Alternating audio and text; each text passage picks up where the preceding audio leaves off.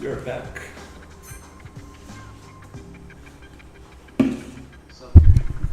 Hey, what's up?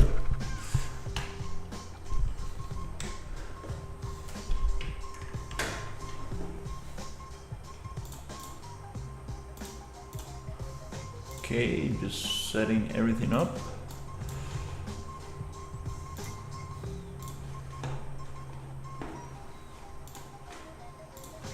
Nice. Okay, let's continue with this.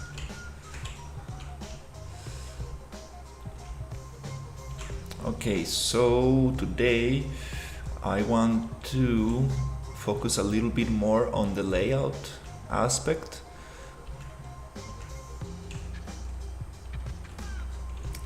I had this idea of making like very narrow alleys around this village. Wanna see if I can do something like that. I'm just gonna hide all these little boxes that I made.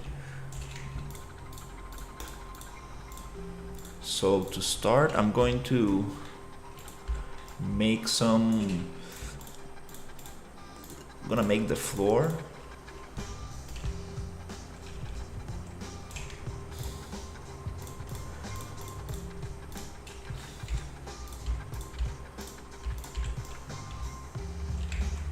using the same blocks here,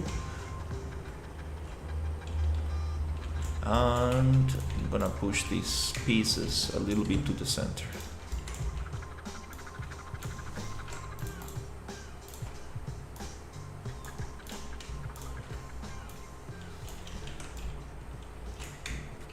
So yeah, I've been researching about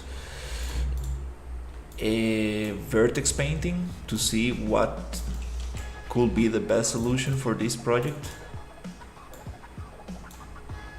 and there are multiple different ways of doing it. Some of them are a little bit more complex than others, so hopefully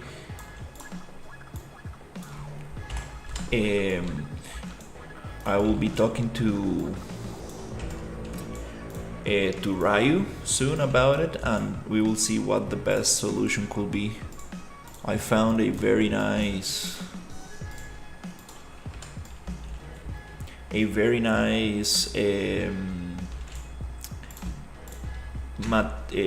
material shader that I would like to use, but I need to see if Ryu has something else in mind for that. That will be very cool to get some vertex painting. And we will need to make some tests. I think that as long as we use triplanar textures, I think that we might be able to just have different pieces of geometry and the texture will just align properly without any issues. So yeah, I really wanna test to see what we're going to do with that.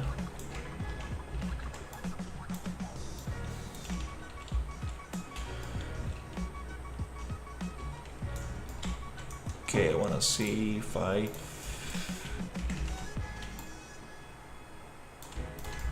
can build some kind of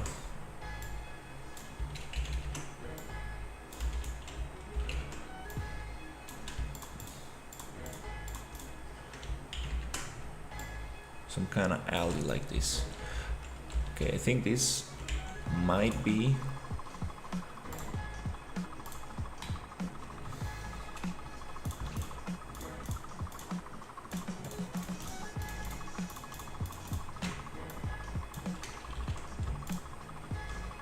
the thickness, like a good thickness for the character to walk around.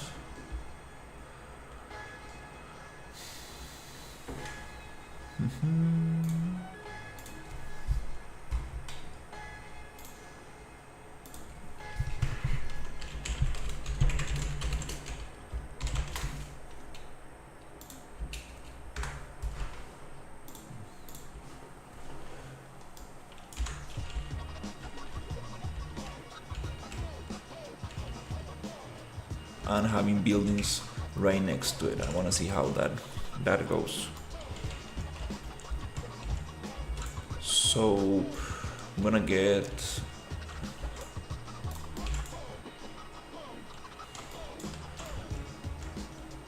the tilted walls, something like this.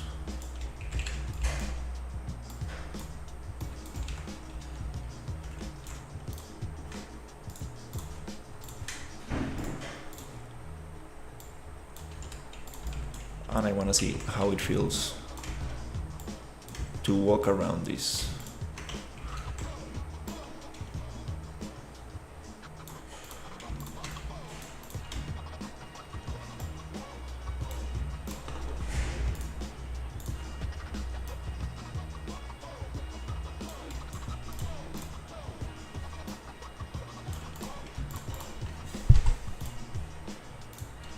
Is it snapping properly? Huh. Oh, okay, I think this is a little bit wider than it needs to be. Okay, nice. Because I want to have like this super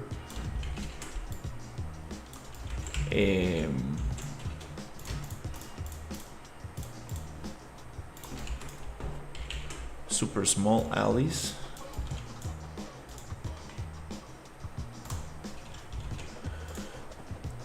And I want to have like stairs that go in between.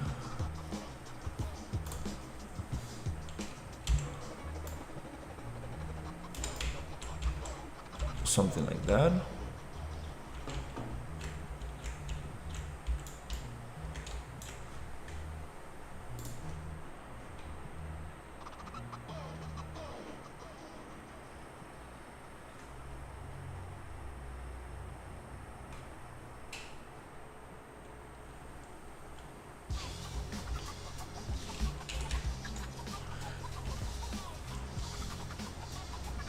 Okay, yeah, I think it's enough space. I imagine like maybe having like boxes or pottery or stuff in here on the sides. And here we can have entrances.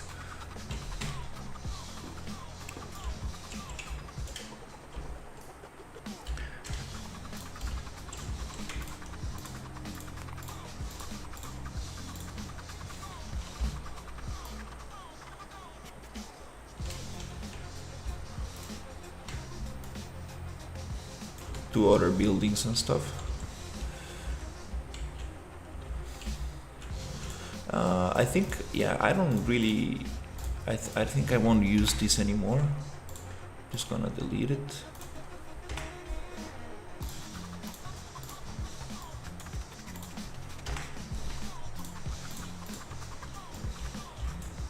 We already have like a couple variations of these kind of buildings.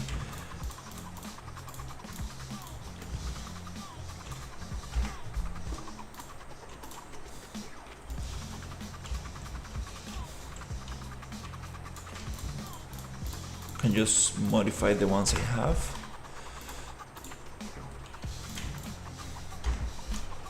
So here,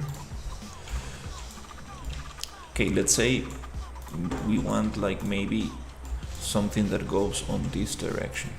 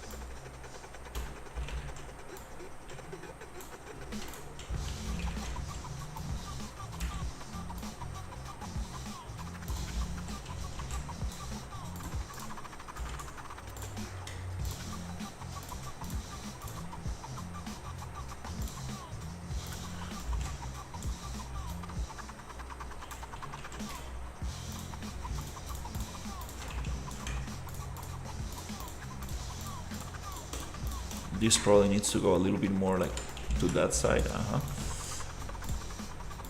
And I'm thinking like here we can make one block goes like that.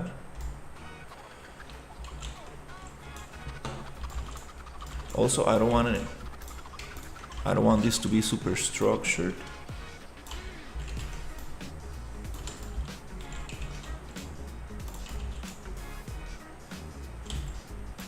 Maybe this could go here.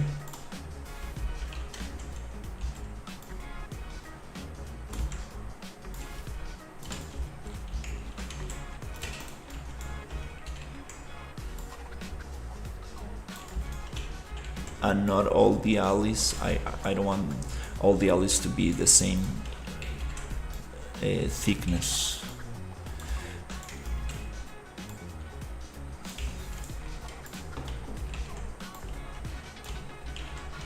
We could have like smaller ones like this.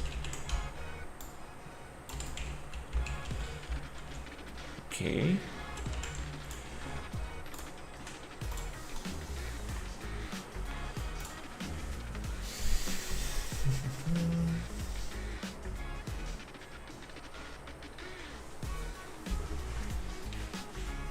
Just playing around to see if this works out, because we can have like wooden bridges on top. That'll be super cool.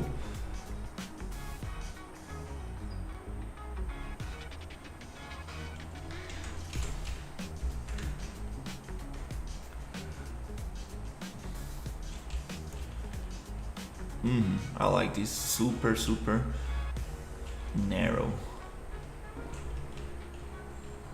And now I'm like, I want to have like stairs going in. Maybe not all the town needs to be like this, but I think having some areas, very narrow areas, could be nice. Okay.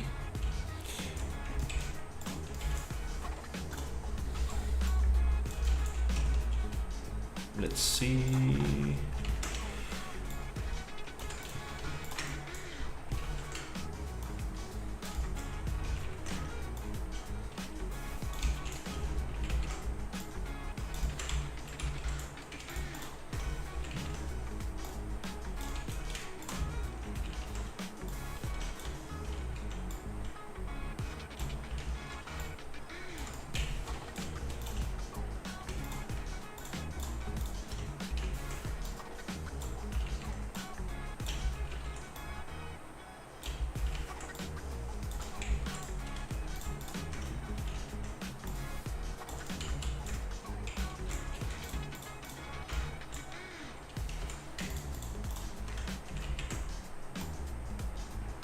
Okay, cool.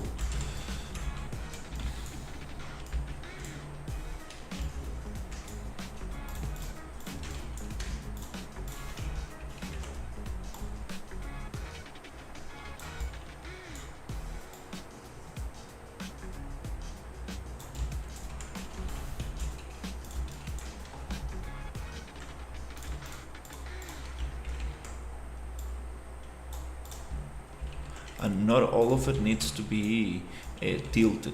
So maybe here we can have like something that goes in like this.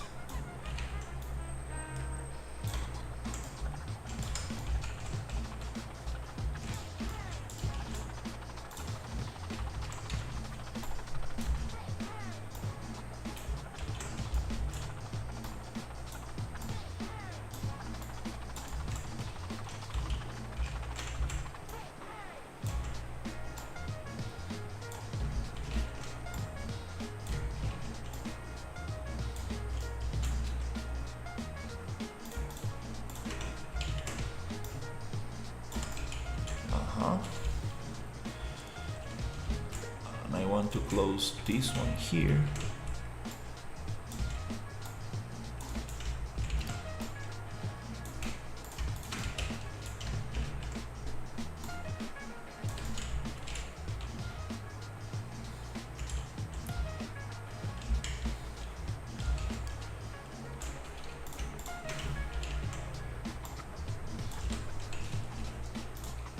close this one here.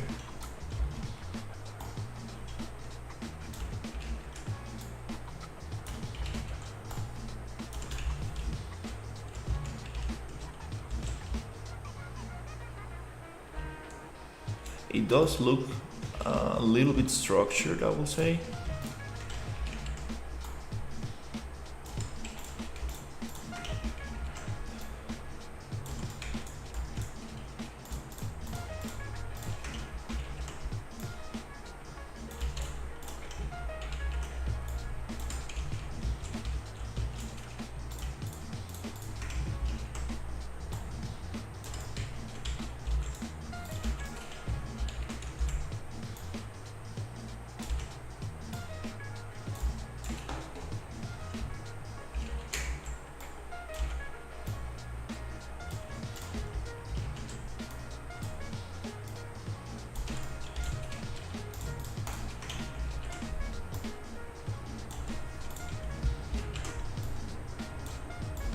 Yep, something like that. That gives more variation. We could probably make it like this. I'm using too much the tilted walls. Here we can have this different kind of entrance. That's a different shape. And here I'll just hide this piece of landscape. We got the old town underneath. I should probably delete that. Okay, 1, 2.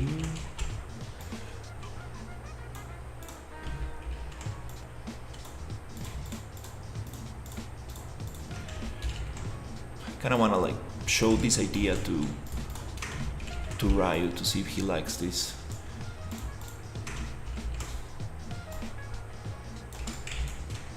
Here I might like to have let's we can probably just close it here.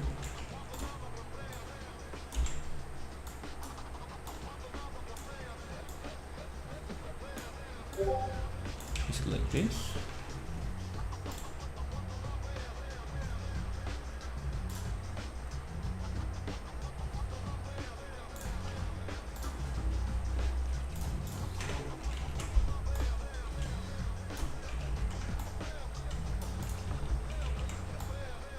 Okay, cool.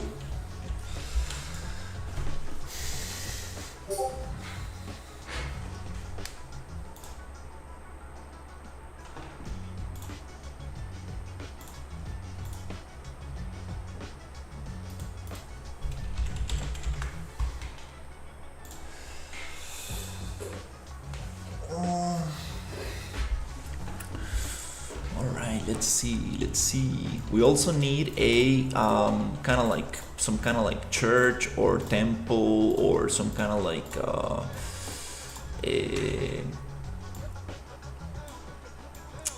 I'm not sure what the word is in English, but some kind of like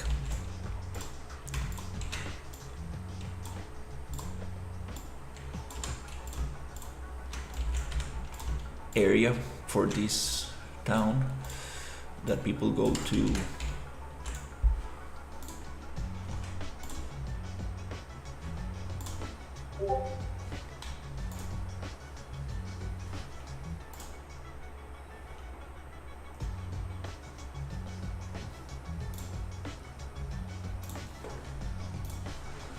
Okay, let's see.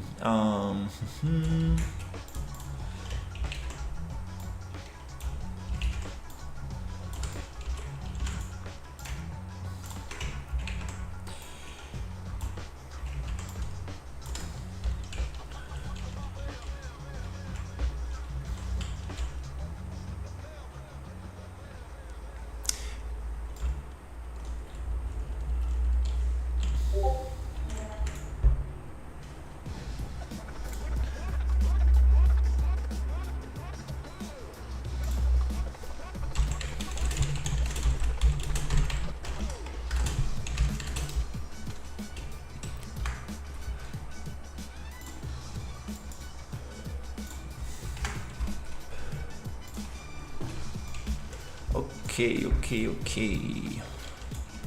So probably we could take this here. Bloop.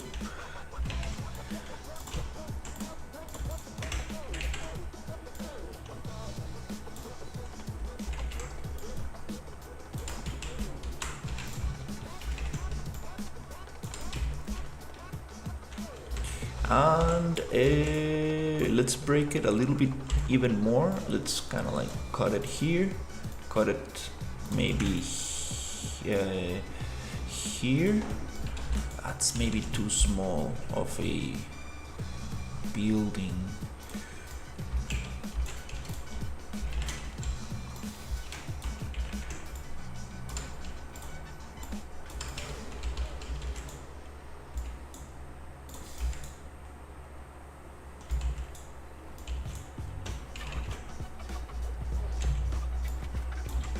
Something like this. Yeah, that's probably too small.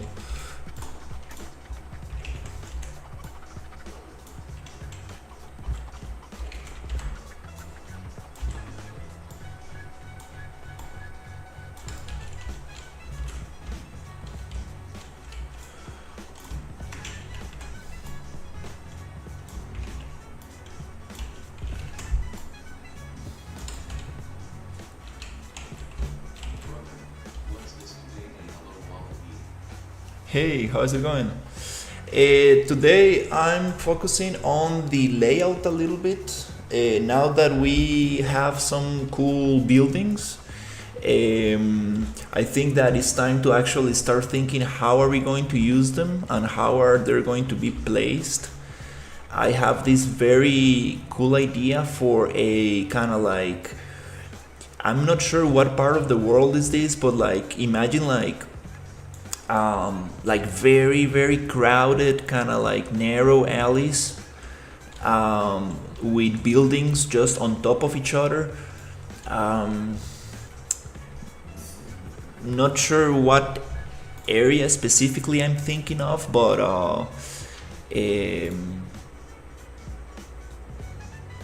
that's kind of like the village I'm trying to create here. I'm not sure if Ryu will like that idea, but I kind of want to like have an area which is like very narrow.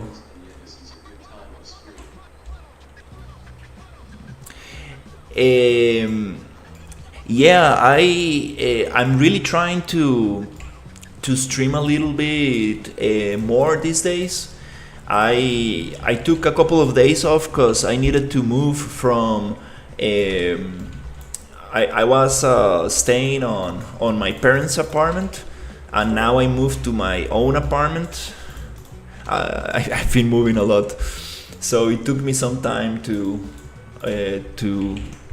get my stuff and move and clean the other apartment so I can like give it to my brother because he now is visiting. He lives in Germany, but he's now visiting us here in Costa Rica, so I needed to clean my parents' apartment for him. So I left everything super nice, and then I came to my apartment here, the one I'm renting, and also needed to clean the whole thing. And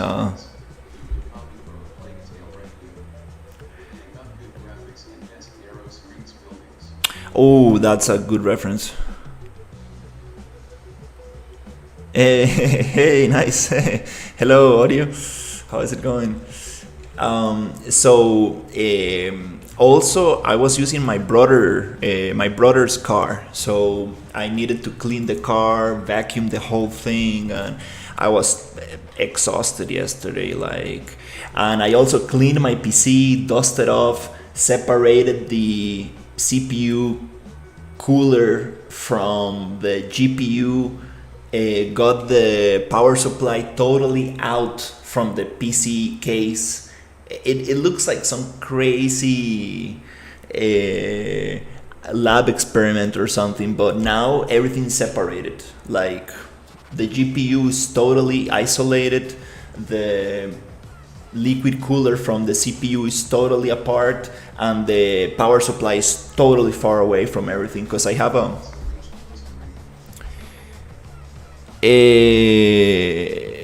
What do you mean? um, the thing with me is that my family is originally from Ukraine, but thankfully to my aunt, she met a Costa Rican in the 90s who went to study architecture in Russia, and then he went to Ukraine to visit some museums and churches and stuff. And then he met my aunt and they got married. She came to Costa Rica. She had my cousin, and thanks to her, after the fall of the Soviet Union in the 90s, basically my parents came here. No, we have an apartment in Lviv. That's where my parents are from. We still have an apartment in there. I really waiting for this crazy war to end, because Ukraine is a super cool place, and I would like to go and visit. I've been there only 3 times in my life, before the war started. So thankfully, all my family is here in Costa Rica. I do have some family in Canada. Some not so, how do you say it, not close family, but relatives.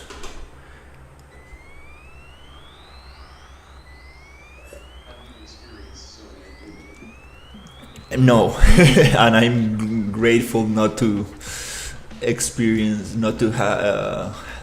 I'm happy I didn't have that experience. Yeah, it was very rough times, very rough times. No work, no food, no, not much. Yeah. My grandmother, she's here in Costa Rica. She's 94, 95. Well, she's 90 something years old, and she told me how things were not easy. Not easy stuff.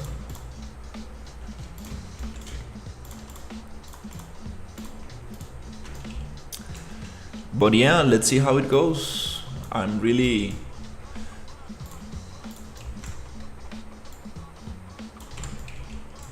hope things end up nice.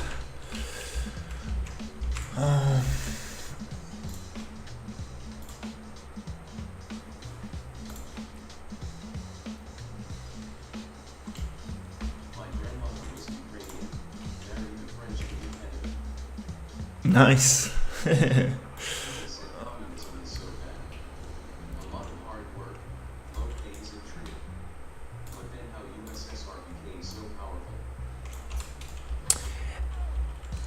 Yeah, definitely. Uh, yeah, not good times for sure.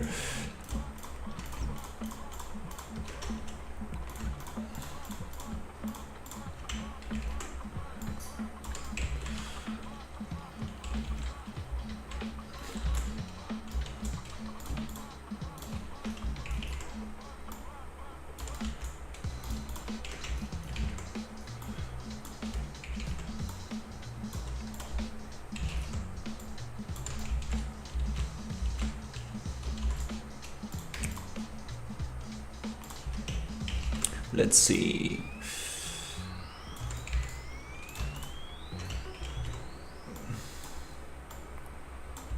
It's funny. I'm just laying down the floor here. Yeah, I'm just very sorry for the whole situation.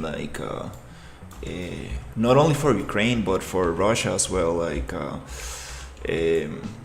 just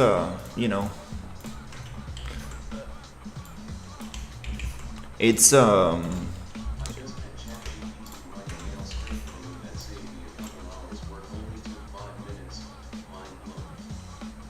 nice. What kind of script?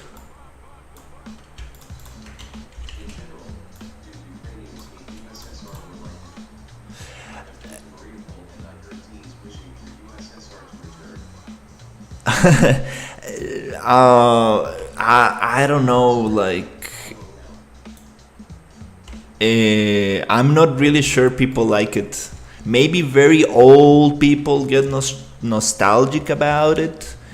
Maybe when like bread and butter was cheap and like the quality of products were nice, but I don't believe most people like it.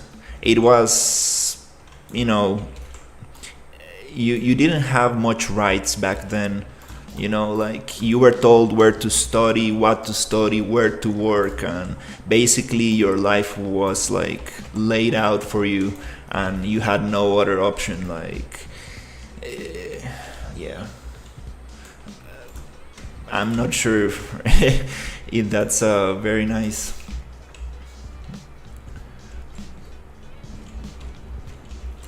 I mean, you couldn't have like there was no free speech. There was like it was tough times for sure.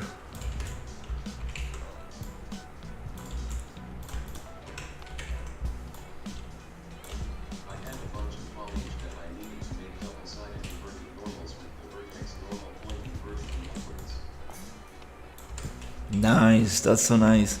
And you made it for Unreal or for another program? Because I didn't know Unreal uses Mel. I think it uses just Python and C++, or can you do Mel in Unreal as well? Yeah, my grandmother was told to study finance, and she worked in a finance firm, and that was her life basically. She was an accountant, just making numbers. Oh, nice, nice. So you take a test. That's how my grandmother told me. You take a test, and they see what you're good at, and then you go and do that. That's it. You cannot do anything else. My grandparent, he was an electrician, like a very good electrician. He used to uh, he used to work in nuclear plants, not in Chernobyl, but in other nuclear plants, doing the cooling system of the plants and stuff. Very smart guy.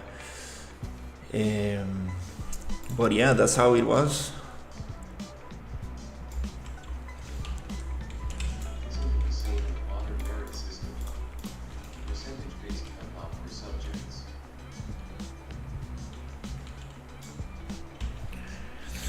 Yeah, I yeah, it's a difficult topic. I'm not really sure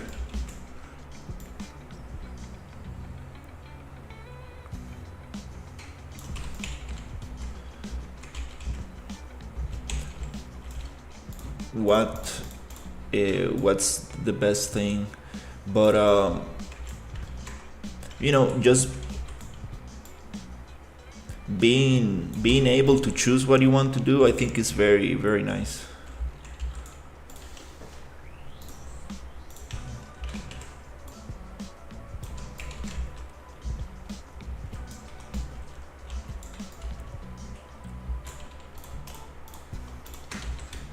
But yeah, talking about 3D, there's this scriptable tools uh, thing in Unreal that does kind of like, it's like a script that you can like make to do um, automation. Like you can like program it to do certain things in certain order. Like I really wanna.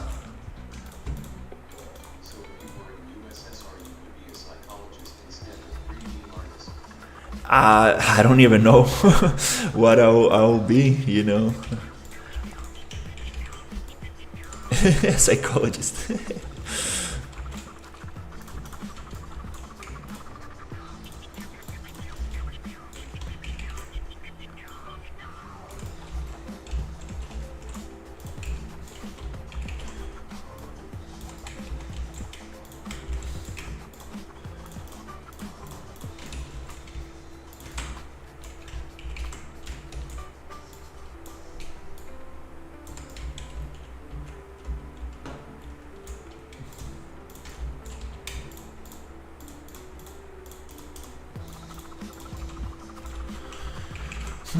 Yeah, it's a. I cannot tell if it's true, but I know they did a lot of very bad stuff, like crazy bad stuff. So that makes it more probable that it might happen because they. I mean, I read some very crazy stuff and.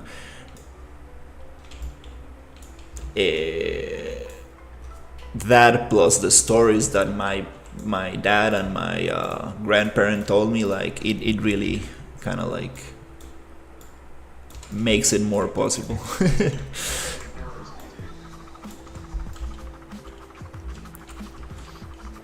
um, this stream it definitely is not for that. uh,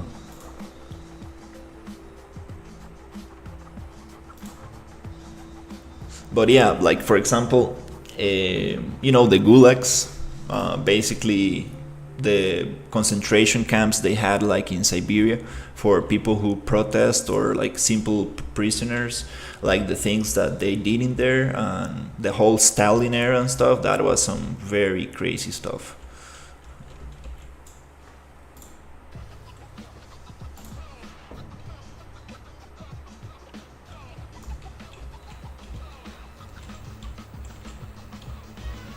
Okay, so now we have some kind of layout.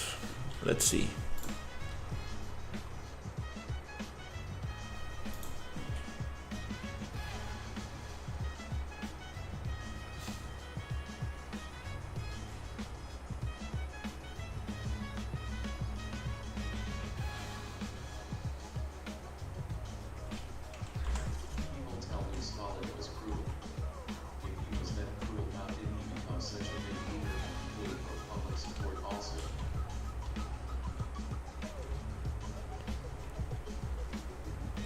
Um, maybe, well,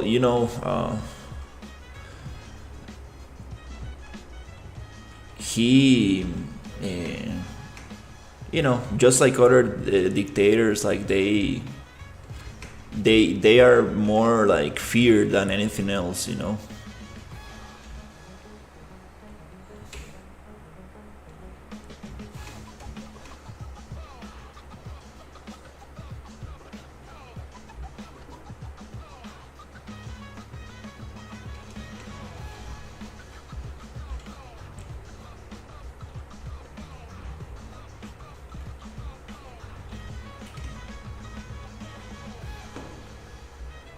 And also, well, it still happens today. Like Russian propaganda is just very strong.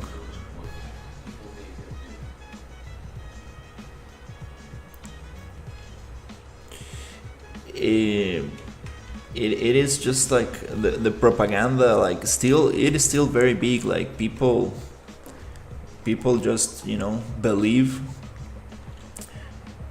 in that stuff, and that makes those leaders go, grow bigger and have a bigger influence. Yeah, it's a combination between like fear and propaganda. So it is still happens today. Like that's like a probably one of the most powerful Russian weapons, like their propaganda. They really twist their whole narrative.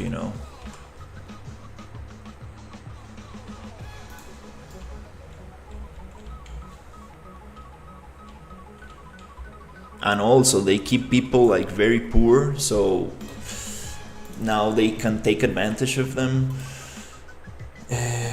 because they have no other option.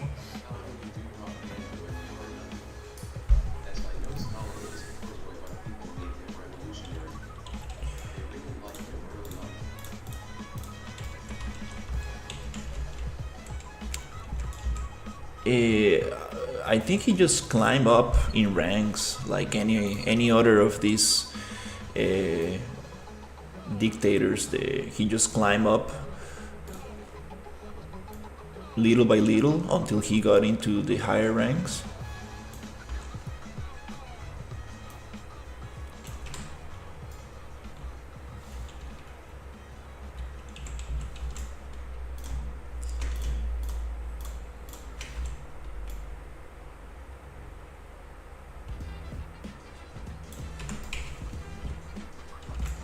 Alright, we got this here.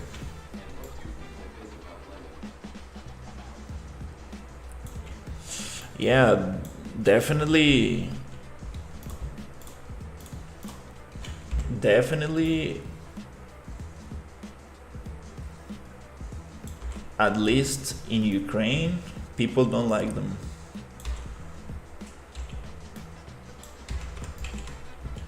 These were like very radical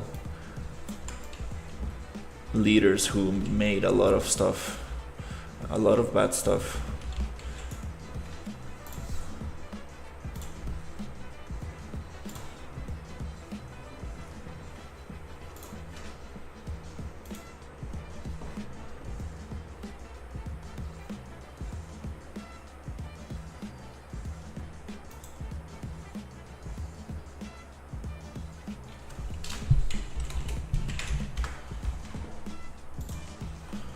Okay, let's see.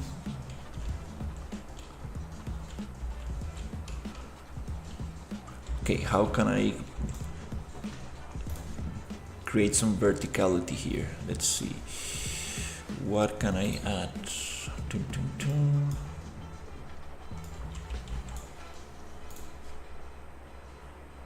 It means even Russians speak Lenin and Stalin, I guess. It really depends, because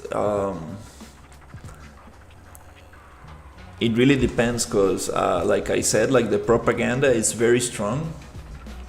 So most Russian TV and news and channels, like TV channels, are basically state owned.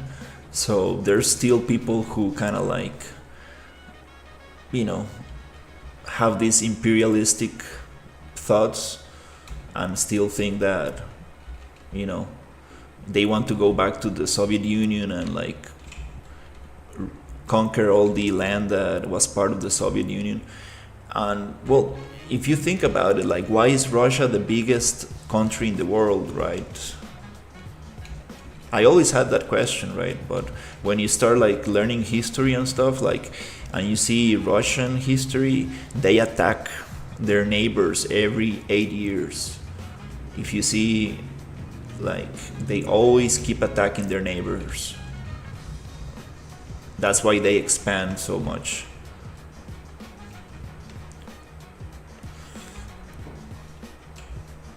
Yeah, it is pretty bad, you know, like all the cultures and ethnicities and all the people that have been kind of like um, disappeared because of like Russian expansion. That's that's an issue. And they always twist their narrative, right? Like they say like, oh, we are afraid of NATO expansion, but that's not a cause for the war. That's an outcome of the war. You know, like all they want is minerals and the rare earths that Ukraine has.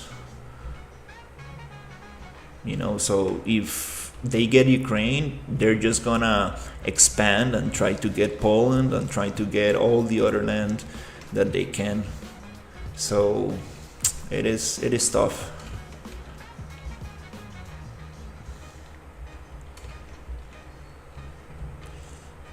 Okay, let's see, where can we place?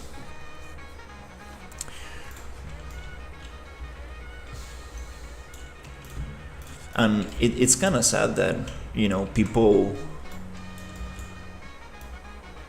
became so like apolitical. Like they don't really care much about what's going on with. Russia is mainly silver.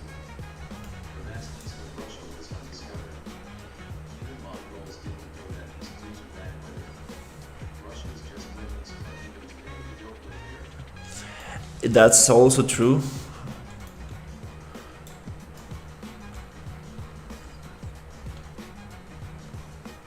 The orange man. Yeah, I don't know what's going on. I don't like I don't like what he's saying. It's just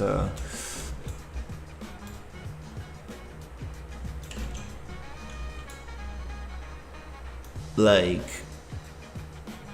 the whole idea of putting tariffs on Canada and like all this nonsense that he's talking about Greenland and stuff. It's like, I don't know, man. It's not the right time to be talking like that.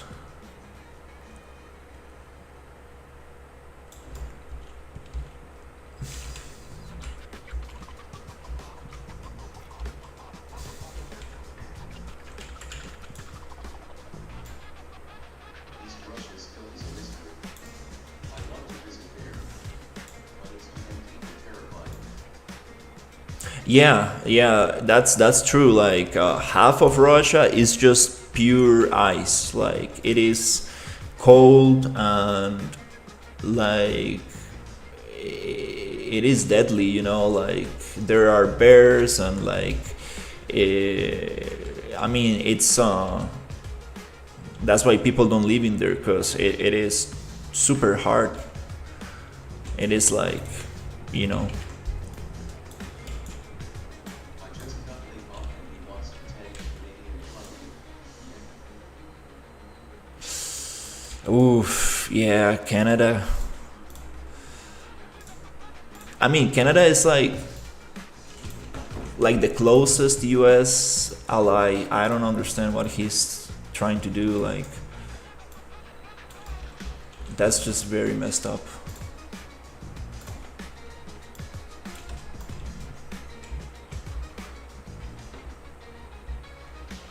Yeah, and I heard Canada is getting super expensive. Like, Jesus, I have some friends from Costa Rica living in there, and oof, yeah, they say that is crazy expensive.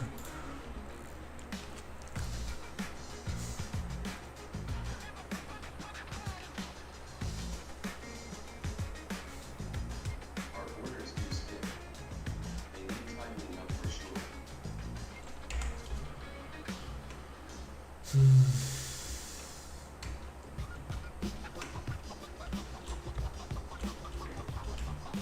I heard from my great-grandfather who was an Allied pilot during WW2. He told prosecuted Jews in Germany hiding those forests of East Russia. And he has some terrifying stories about that area.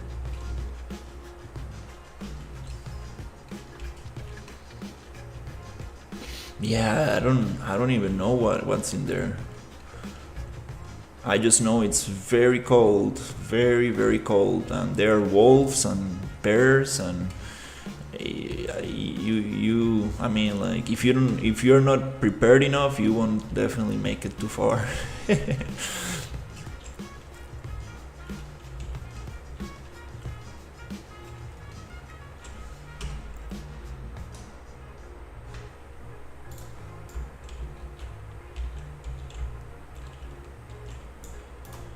I wanna try using some of this wood. Let's see. It will be cool too.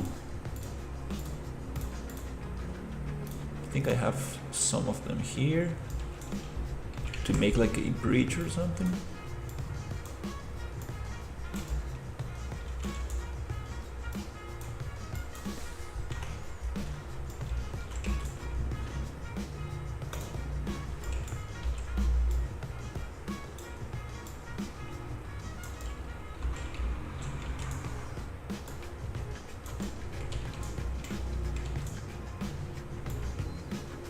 I'm not sure about this, but There's enough minerals there. Why don't they drill to get those rare earth elements from here? I believe because the weather, it's kind of hard to get there. Just the distance and the weather complicates the whole thing.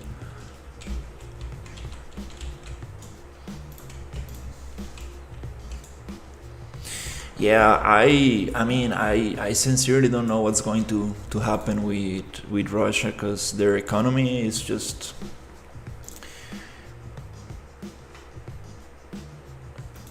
collapsing. It is such a big country. Like, they have so much potential. Like, instead of like focusing on, you know,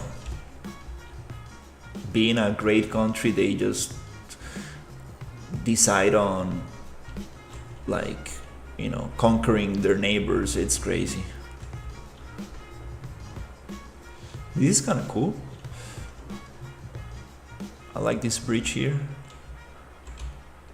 Like, this is kind of like the feeling I want to get, like having stuff on top and around.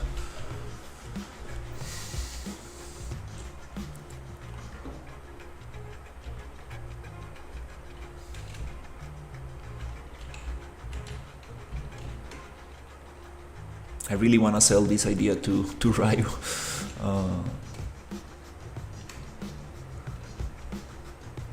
And not all the town needs to be like super narrow. We can have like wider spots, but I would like to have like one very, very kind of narrow stuff like this.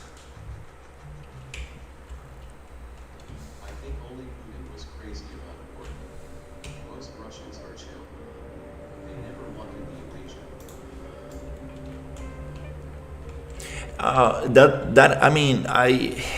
It sounds kind of strange to say this, but like I don't really,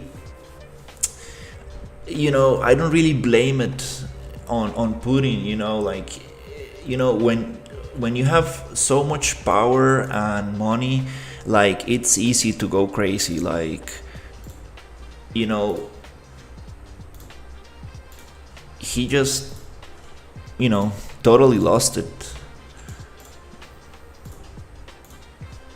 That's the thing.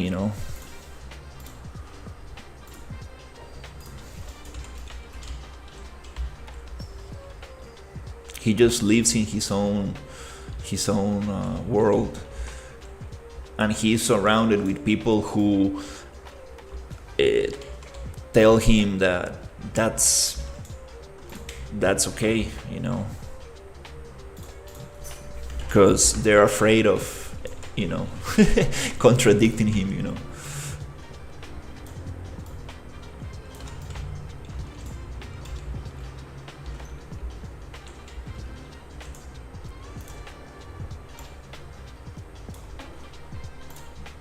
That's why presidents, they need to get reelected, because you just go crazy. Yeah, definitely. Like, it's just human psychology, like, you cannot stay in power for 25 years. Like, anybody can go crazy, like.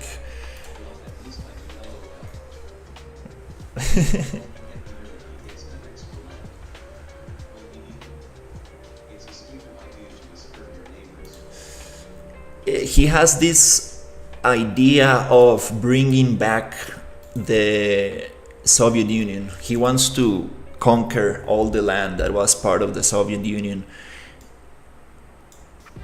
That's what he speaks about, and even if he manages to do that, he will keep going. He will try to keep making the whole thing, like, if he gets back to the Soviet Union borders, he will continue and take the whole Europe. Like, he's always going to be hungry for more and more. That's the issue.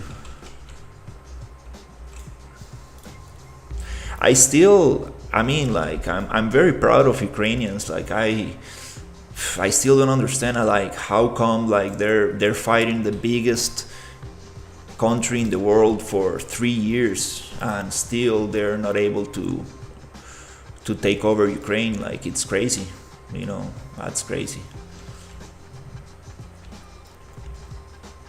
And you know, I was reading about the Soviet Union and stuff, and there are stories about the Ukrainian military. Are safe to say. Ukraine's situation was Pakistan in 1970s, but we built a nuclear bomb and India never dared again. Yeah, Ukraine. I mean, we had, I don't know, we did so many mistakes, and that's where corruption comes in. Like we had the biggest nuclear arsenal in the Soviet Union. We never should have gave it away. And also, when Ukraine was attacked in 2014 and Russia took Crimea from Ukraine, we should have built like a super huge defense line. We should have built like super big defense lines, because it was coming like, and we couldn't predict it, you know. Nobody thought that they wanted to take more, you know. Like when they started moving in 2022, like all their military and tanks and stuff to the borders of Belarus and stuff, we should have started building defense lines. Like that's an issue. Like that's something I really believe that that's there is a lot of corruption, and there is a lot of Russian influence inside Ukraine that prevented these things from happening, because we should have taken action way before, you know. I think like it was like England or the US that told Ukraine like, hey, get ready, Russia is coming, Russia is moving their military, something's gonna happen. And like we didn't take it seriously, you know. Let me tell you, US always gives fake promises. They gave the same promises to us, but only the bomb truly saved us.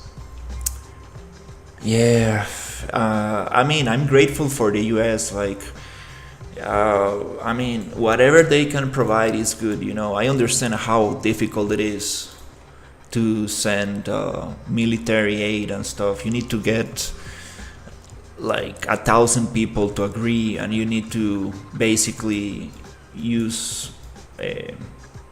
you know, you need to move a lot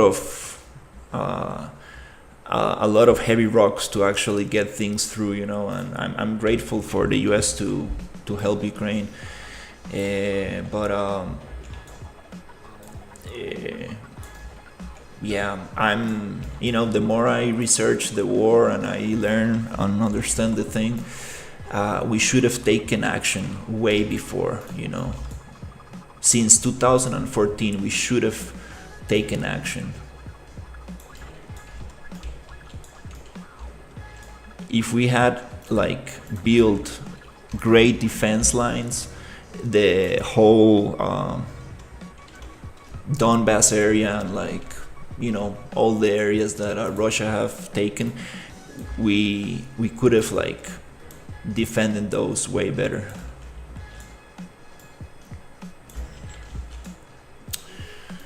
Yeah, and I hope you guys had that really big beautiful plane. We landed here in Pakistan in 2020. Sad that that plane got burned in the war. yeah, I mean, it's kind of sad. Like you know, when the war ends, I won't be able to go see Ukraine for what it was, you know. It'll be crazy, you know, like just to go there and like see like the like 1/3, maybe 25%, like probably like 30% of Ukraine just demolished, like crazy. Yeah. And it's just sad, like not only for Ukrainians, for Russians as well. Like uh, we're getting closer to 1 million casualties, between wounded and deceased and stuff. Like it's crazy. It's crazy. And I grew up with Russian people here in Costa Rica. The Russian community is very big, and like they're super smart and capable people. Like they're super nice people. The people that I grew up with. Like it's just very sad.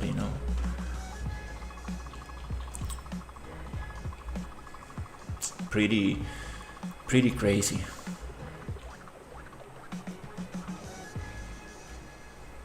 Like all the potential that they have. Imagine, like, instead of making this war, like, if you like Donbass and Luhansk. I saw videos they were welcoming Russian military army propaganda were true.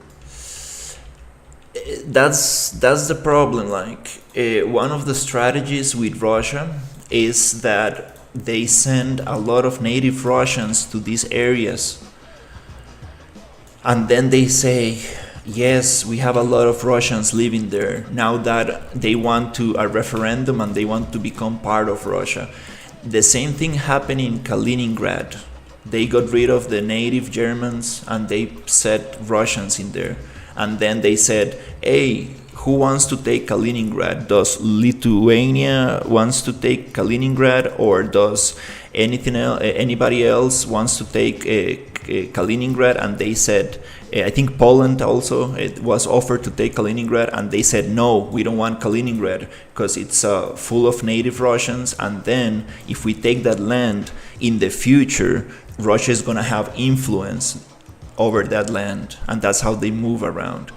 And also the Russian influence in Ukraine is very strong, like almost like half of the country speaks Russian, and there's a lot of propaganda, like very heavy propaganda. And that's why you get those videos, which I cannot say if they're true or not, but I know that there's people who inside Ukraine who do support Russia because they are closer to their sphere of influence.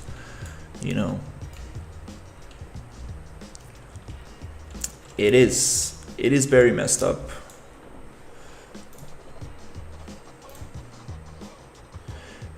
For example, what Russia initially wanted in Ukraine in 2022 is to put a puppet government like they did in Belarus, and just peacefully put somebody in power and take over the country. They really never wanted to go crazy like this. They really never wanted to, they never expected Ukraine to defend itself. They thought that we're just gonna send a couple of tanks to Kiev and we're gonna take the capital. That's it. Like we did in Crimea. We don't want any resistance. We just wanna take over the government, make the land ours, extract all the minerals, and get more people for us.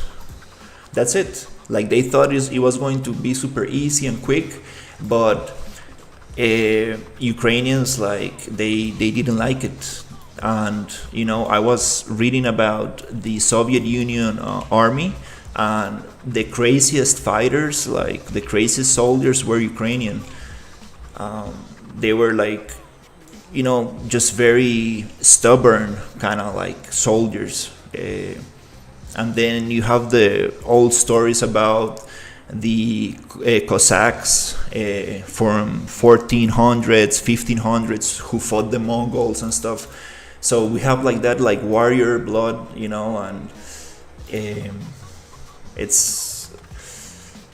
that's part of the thing that made the war so intense, like, because Ukraine is not gonna let it happen that easily. They're gonna just really try to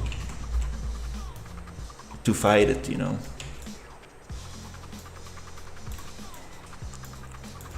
And it is, you know, the motivation, like it's totally different. Like imagine, like, you know, having family or having kids or having, you know, it's your land, right? Like you want to protect that.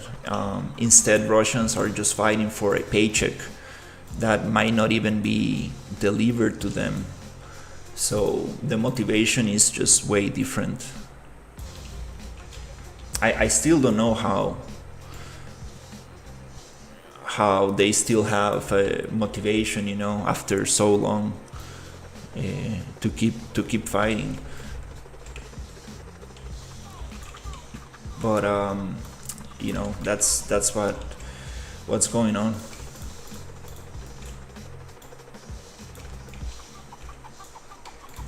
For example, like I was thinking one day, like what will happen if, you know, uh, imagine Russia. Savior wants to bring Christianity to Ukraine. He thinks Ukraine is too much Western. He thinks he's a savior of Orthodox Church. I don't really want to get into religion because I don't want to offend anybody. But unfortunately, they use the Orthodox Church as a political tool of influence. You know, I don't want to go too deep into it, but yeah. I don't want to mix it up because, you know, there's people, because it does have some very very good values, and you know it kind of like, you know, as any other religion, like Never fall asleep when your self-made scholar is running pretty face when I look up on my 200 sleeping pennies on my screen. hey Sherry.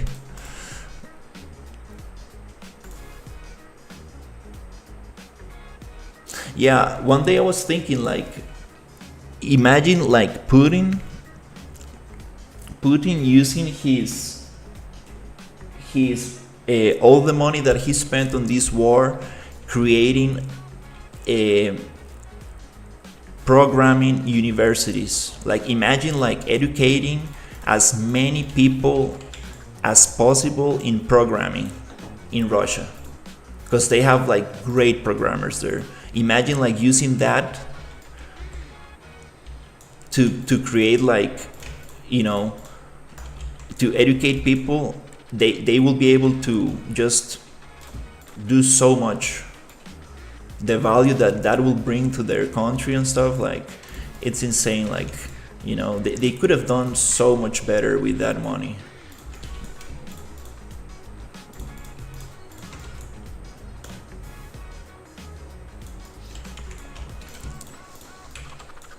Yeah, it is crazy, you know. Don't teach too many. The more they report, the less bosses will pay. Flat with face. That's also true. I was reading about unemployment, and it's actually healthy for a country to have unemployment. There needs to be a balance between unemployment and and people being employed. So there it is a fine balance between how much an employer can pay to keep its business healthy, and the what's the word, you know, the motivation for people to go get that job.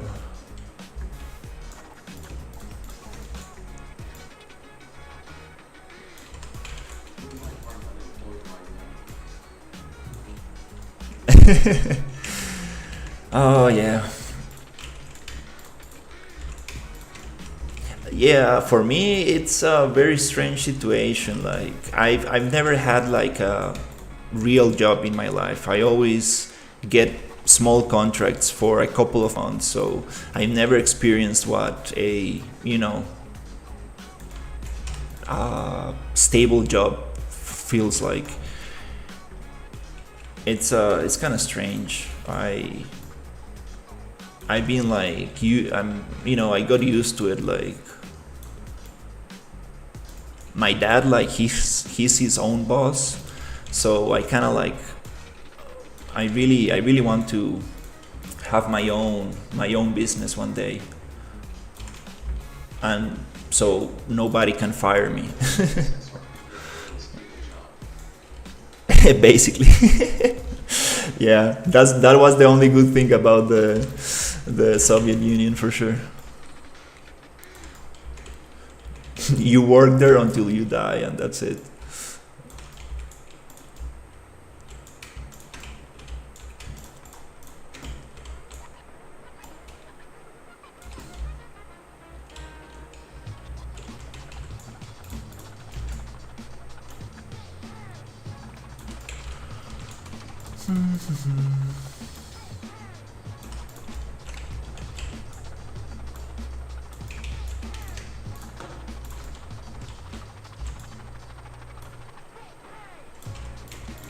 Your own boss.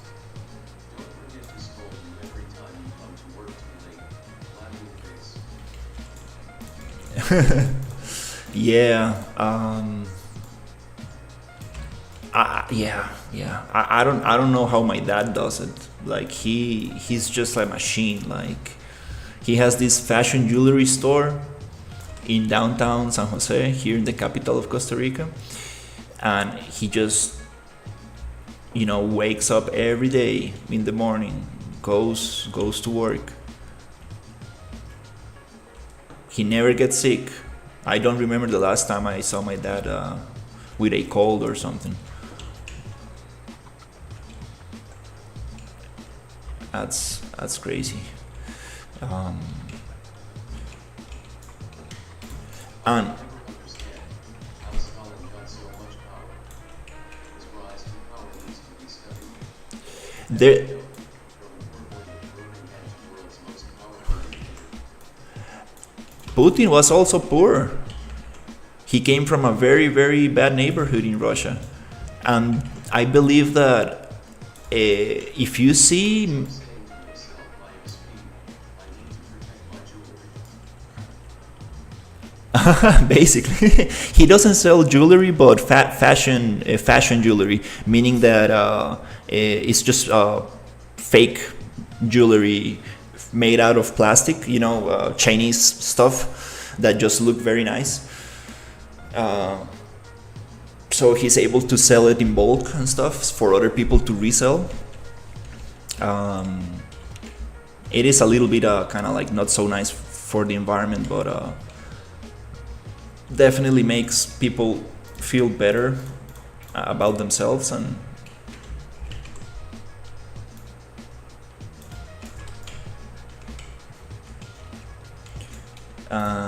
well, it works. It provides a stable job for other people as well.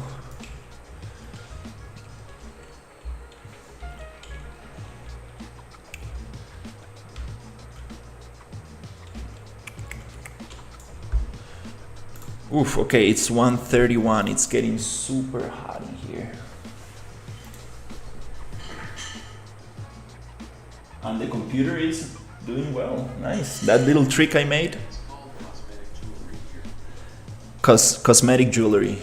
Cosmetic jewelry. And it has different qualities. There's like the cheap. Basically, yeah. It's not like he's trying to, it's not like he's trying to pretend that it's like gold or an imitation. It just looks like it. It looks like gold or silver, but people know that it's not. It just looks very nice, and he has like different, what's the word, like qualities. So there's one that is more expensive, of higher quality, and there are like ones that are very cheap. So that is what he does. And it's kind of funny because he studied fashion design. He's a shoe designer. That's how he met my mother in Ukraine. My mama also studied fashion, and she specialized in one piece dresses. I'm not sure if that's how you call it. But it's funny that he ended up working with, like something related to fashion.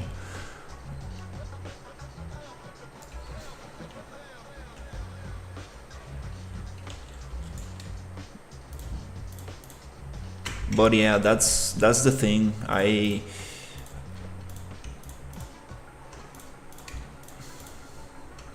wanna see.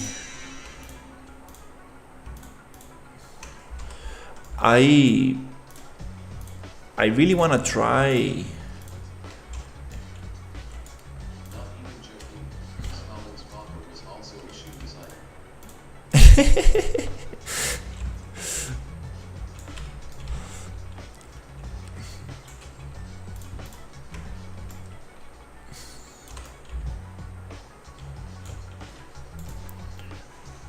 Yeah. I don't know, like I don't really wanna. I was thinking one day, like, with AI and everything, the situation is not gonna get better. Like, I have like two choices. Like, I can drop all my artistic career and I can just go study programming and stuff, but it's something that I don't really like. And then I don't know what's going to happen with AI. So if I do spend like 4 or 5 years learning programming and I do get a job on it, I think I won't actually, uh, enjoy it. That's the thing, like, and it's a little bit selfish to say this, right? Like, because when you are working, you are not supposed to enjoy it. You're supposed to be providing a service for other people. So being an artist by itself, I think it's kind of like selfish. No. I mean that I think that AI. Seem more afraid than the artists. Maybe they're smarter. Yeah, I'm not saying that AI will help me. I say that AI will replace programmers, AI will replace animators, and AI will replace 3D modelers very soon, if not now. It will replace illustrators. Already crazy in programming and Imperium. It will be very hard to enter this industry saying that most software guys retire at 45. That's what I'm saying. And I've spent like 10 years already in 3D. I started in 2014. It's been, let's say, about 10 years. I don't really want to drop it. It's like, it feels wrong, like I spent like my whole life doing, pursuing like this thing. So letting this basic will never work alone. Laughing face. No. I'm saying that instead of having 10 programmers, now you can just have one senior programmer that will fix the AI code. Instead of having 10 animators, you will have only one senior animator who will fix this AI animation. That's what I thinking of the future. Like, there's gonna be somebody who checks the thing that AI makes.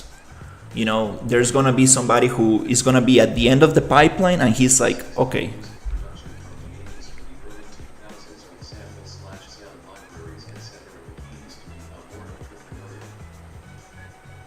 the 80s was the golden age for music. I was talking about this with a friend. He said that, It all happened in the span of 3 years for graphics though. I heard this with music, like, Is fixing the animations than doing them himself. Laughing face. yeah, he will be just fixing like motion capture animators. They just fix animation. They don't do it from scratch. And to fix motion capture animation, you need to be a very good animator. You need to understand the whole logic behind it to be able to fix it and make it look nice. It is super hard work. So I think that's what's going to happen.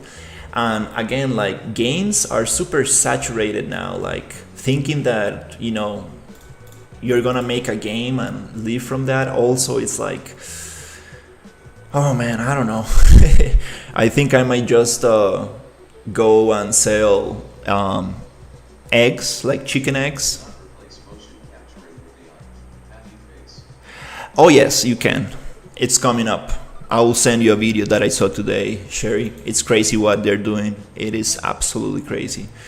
It is going to get replaced very soon. I will say in less than a year. So yeah, I'm thinking, like, if nothing works out, I might just start selling chicken eggs, because they're getting very expensive here in Costa Rica. And I like... That's why I guess you should have been a psychologist. That job can't be done by AI. It will be done by AI. I'm totally sure it will be done by AI.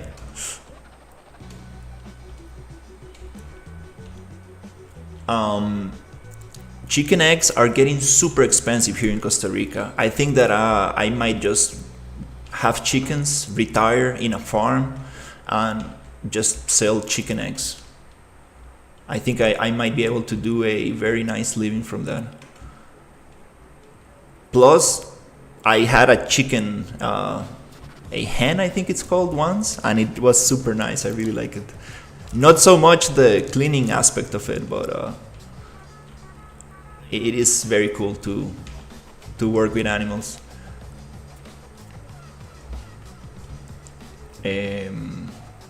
Definitely hard work for sure, but it will be cool.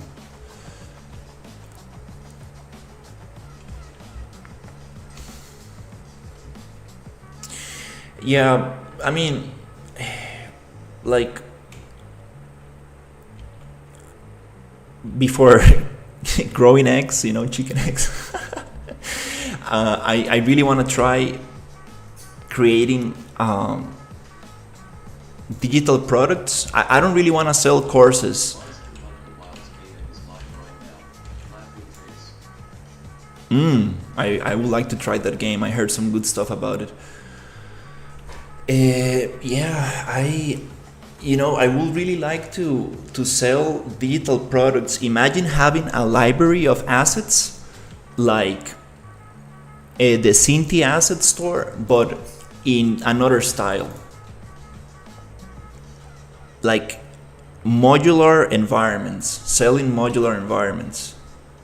But again, like, you get to a point where it's like there's a lot of Seal Bridge make a scans game. Happy face.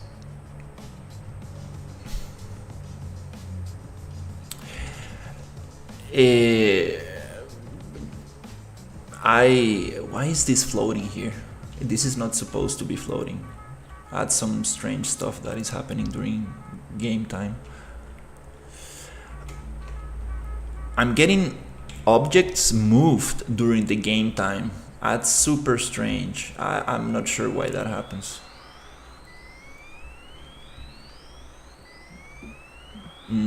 Still I don't really understand why that happens. In some buildings, some things kind of like move a little. That's a Euro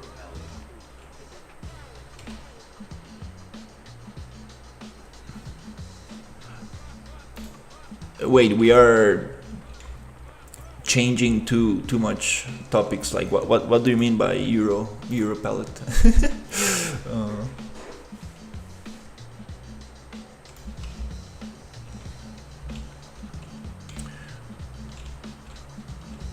Okay, kind of like what is going on here.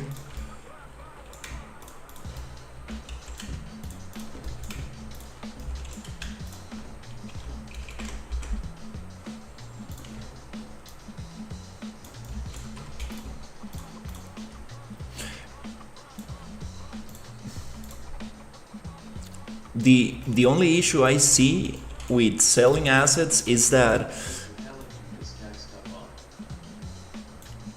just a pallet you can stack stuff on.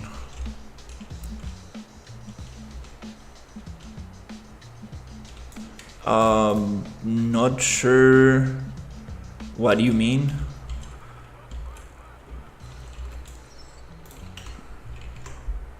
You're talking about like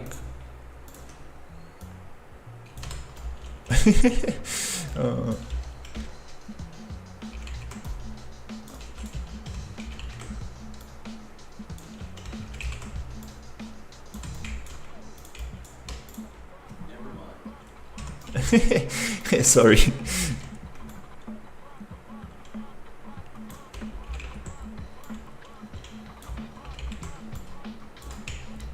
Yeah, the only issue with selling assets is that there's a lot of piracy going on. Also, people sharing assets and everything. I don't know if that's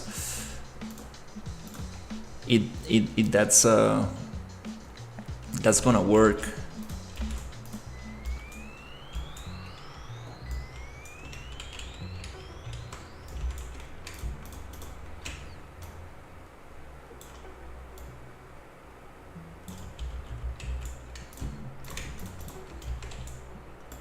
Because like selling courses also like I don't know, I kind of like there's like a this kind of like bad kind of like Piracy on it. You check my very legal websites, I guess. no, I haven't checked it.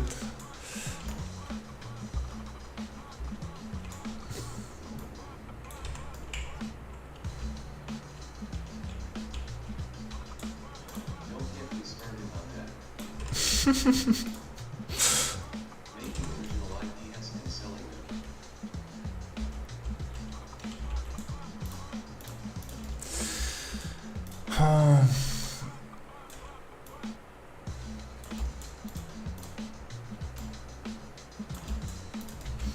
Yeah,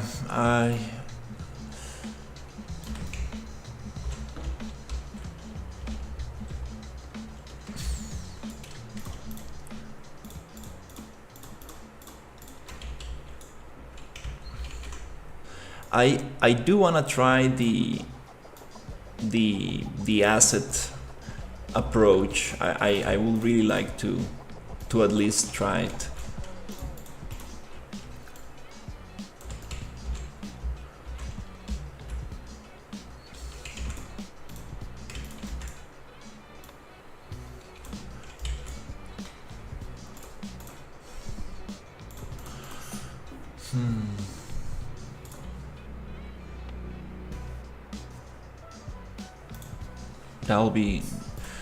That'll be interesting to see.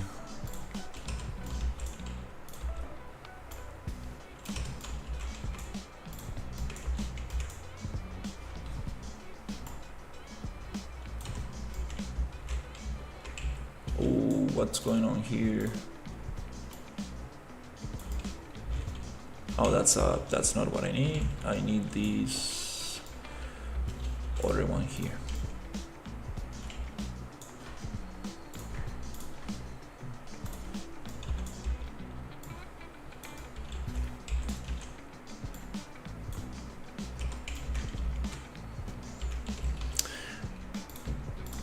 Like, it would be nice to create like a level design. These assets for these build buildings I'll probably buy it for my CS geomapping. Nice. Yeah, I was really thinking of like it will be super nice to create a super nice modular asset pack and get it working with a PCG graph, so you can really populate and create like environments super quickly. Also get super nice vertex painting materials and shaders so people can like really customize it. You know, like that's something that I'm really thinking of.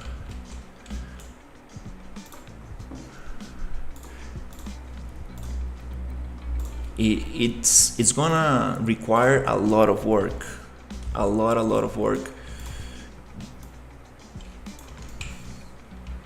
but it could be very, very cool.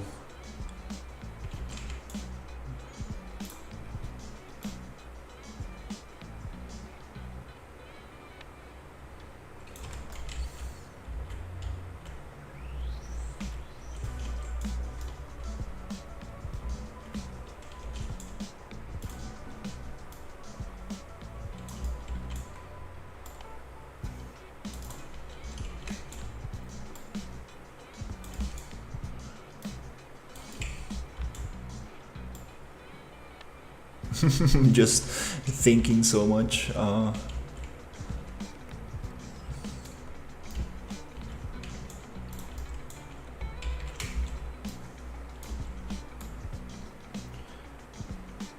Because the whole idea of buying an asset pack is to save time.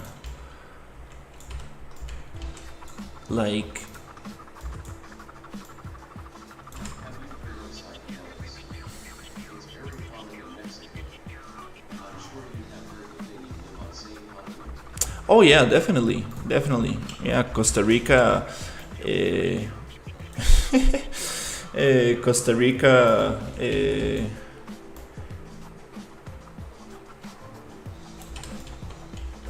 Let's say there's a. Salvia Victoria. Salvia for sure. Tried it ever? No, I haven't. But definitely I heard about things like that for sure. Here, Costa Rica, we have um,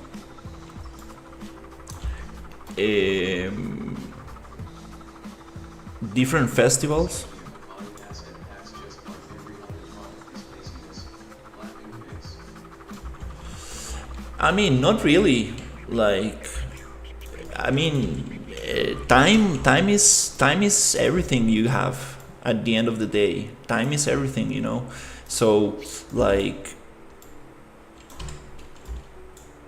if you want to create a game concept, you want to create something quick, a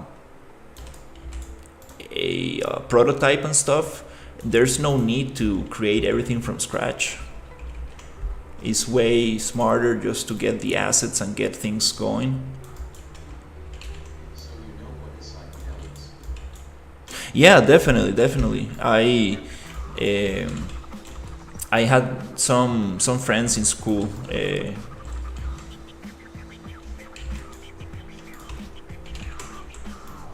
Some friends in school who, you know, uh, did stuff like that.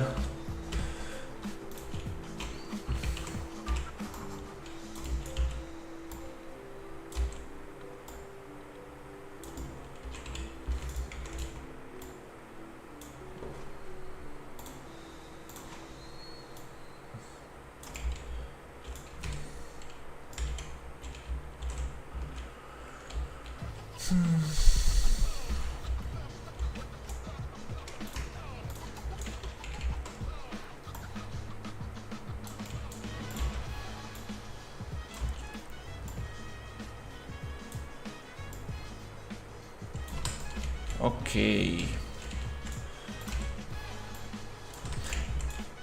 Because also I was thinking of like creating like They say it opens your creative side. True or false? Asset packs prototypes can throw off executives who think more progress was made when it was actual problems that were made. A lot of projects go over because of evidence. you mean do you mean like blueprints and gameplay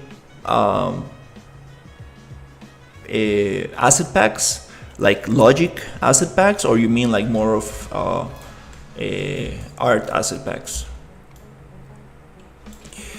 And responding to Harris, I mean, I don't wanna I don't wanna lie. Like I I had some close friends, having having some issues cause of doing those things. It's something that I will say that you need to be careful with, because you never know how you're going to react to it, right?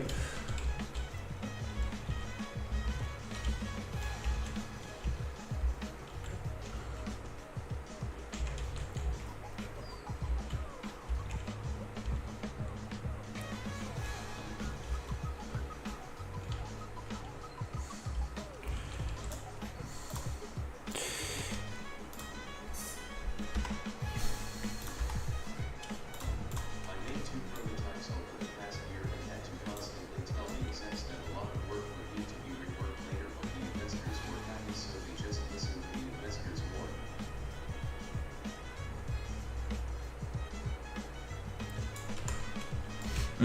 I see what you mean. Yeah. Mm, It can be echoing problems for later.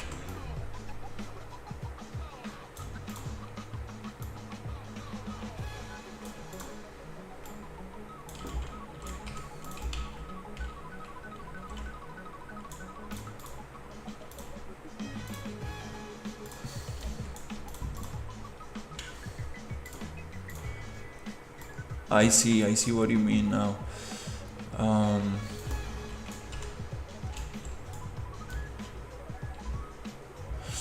yeah, that's something, that's something to think about.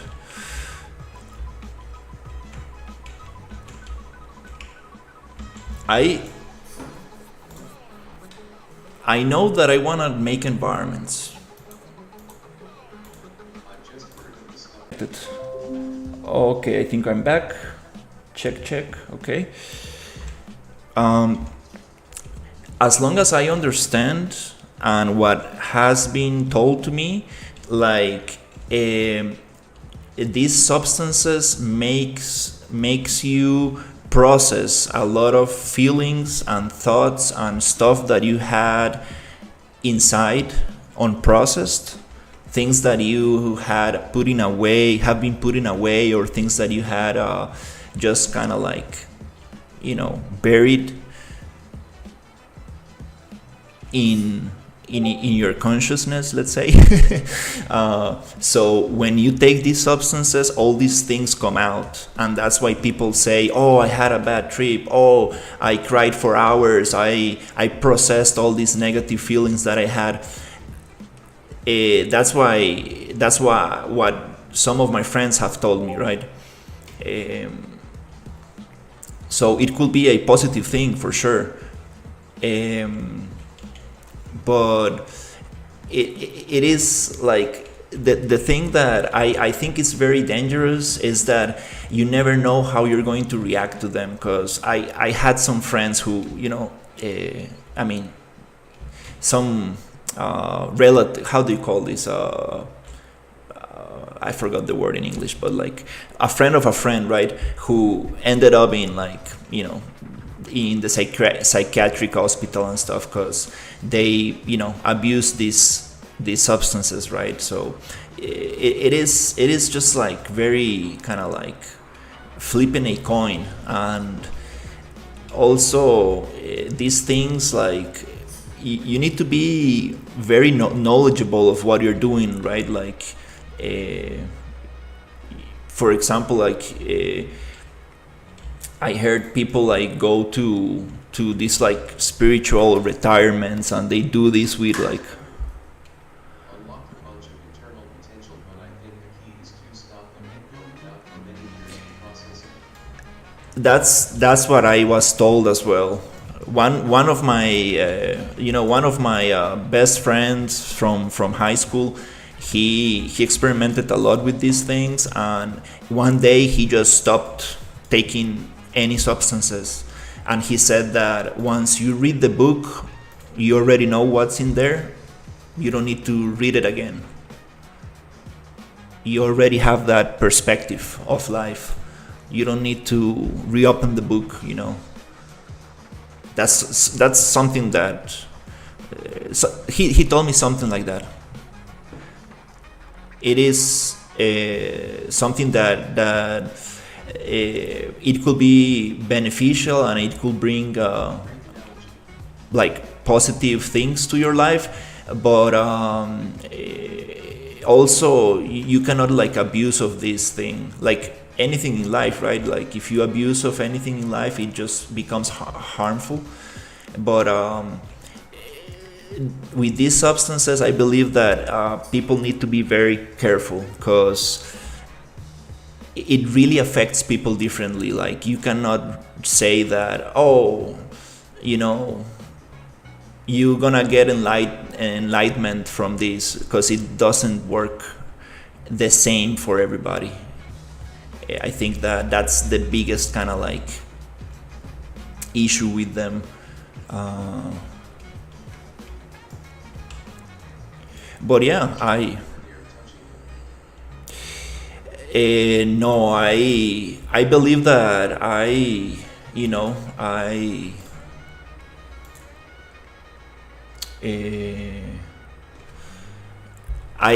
don't think I'm like, I don't have the, what's the word, I don't know how to say it, like I don't think I have the right like personality to deal with that. It's like, maybe not personality might not be the word, but I kind of like,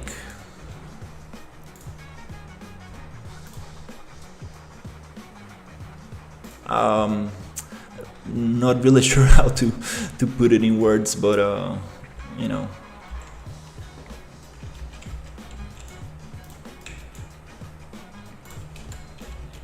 You actually sound really sane.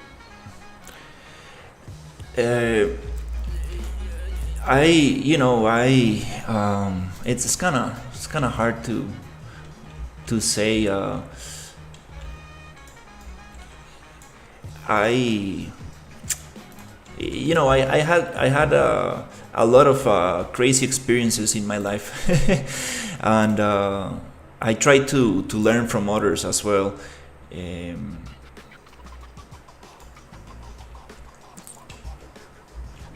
and finally, well, I believe that I'm growing up a little bit, because I used to be very immature, like very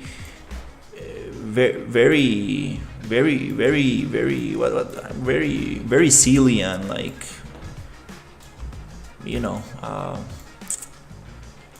what's I'm not sure how to say this.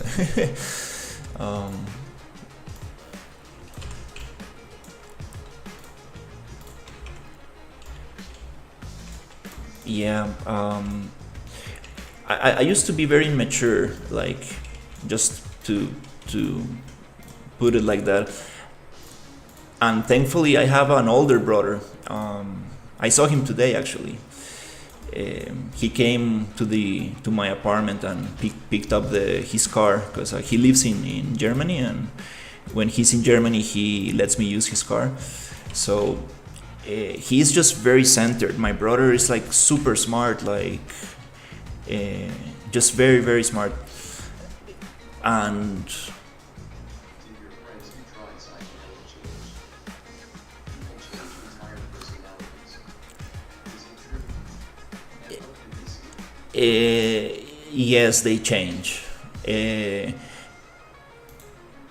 It's like, I've been to festivals like Envision Festival, Bamboo Festival, festivals where people, take these substances, and it's kind of funny because when they leave the festival, they think that everything is possible and the world is a beautiful place and everybody's a good person and everything is golden and stuff. But in a matter of weeks, maybe a month or two, they kind of like land back and they kind of like start realizing that it was just the side effects of these substances. That's like the short term effect, I will say, but in the long term, it really depends on how you use these substances, because it's very different. Like, for example, the like some of my friends, like, they did it just for partying and like doing, like, just messing around, and they don't get the same kind of like, what's the word, damn it, I had it in my tongue, like writing the they don't get the same kind of like, I don't know what's the word I'm looking for, but like,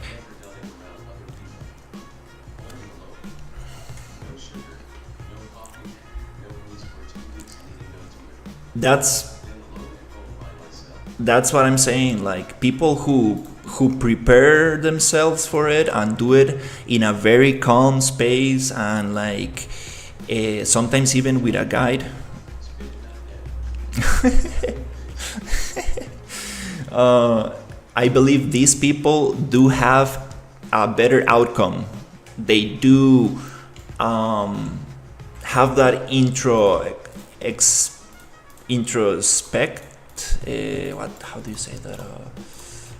Damn it! Oh my god! I need to take I need to go to an English speaking country to see if I can get more fluid in English. Introspection, that's the word. I think people who like take it seriously do have that experience, and they kind of like reflect on themselves, and then they kind of like really take advantage of this experience. But I had other friends who just did it for fun, and like you said, they mix it with booze, and they who knows what else they did, right? And they it's not very common, but there's a big community for sure. There's a very big community of let's say like techno music, ravers, and just in general, like yeah, it is common for sure.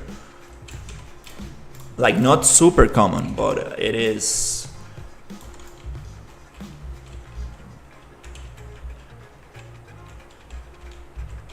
Definitely used among I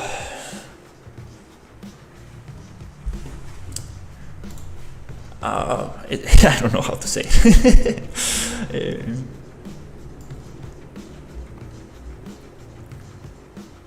it. Among party people, let's say.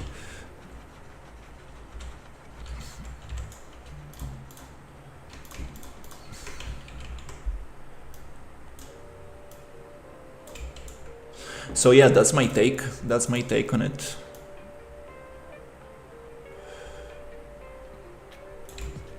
I am 59. Did it in my 30s for around 5 years and no need to go back. Did its job. Yeah, I believe that's probably the best way to go about it. I've heard people had bad trips. They got terrified for life. That happened to that guy that I was talking about. Like, you can really go to a dark place for sure.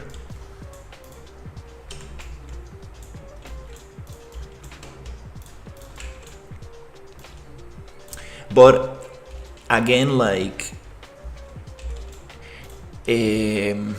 it's hard to say that it was 100% the substance itself. We believe that, me and my friends believe that he had other issues that he was dealing with, that were amplified by the thing. It's not like you see things. It doesn't really work like that. Like, the people that I've talked to, Just one that I timed wrong.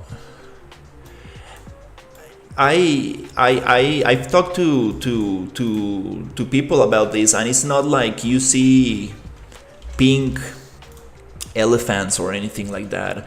You don't get many visuals. Like, maybe colors are saturated and maybe things move a little, but it is very kind of like, it's just introspection. Like, you go through different feelings during the process. Now look, switch asset do we use for Blockout?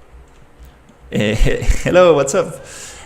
These assets were created in Unreal Engine, and some of them were taken to Maya. /EFT.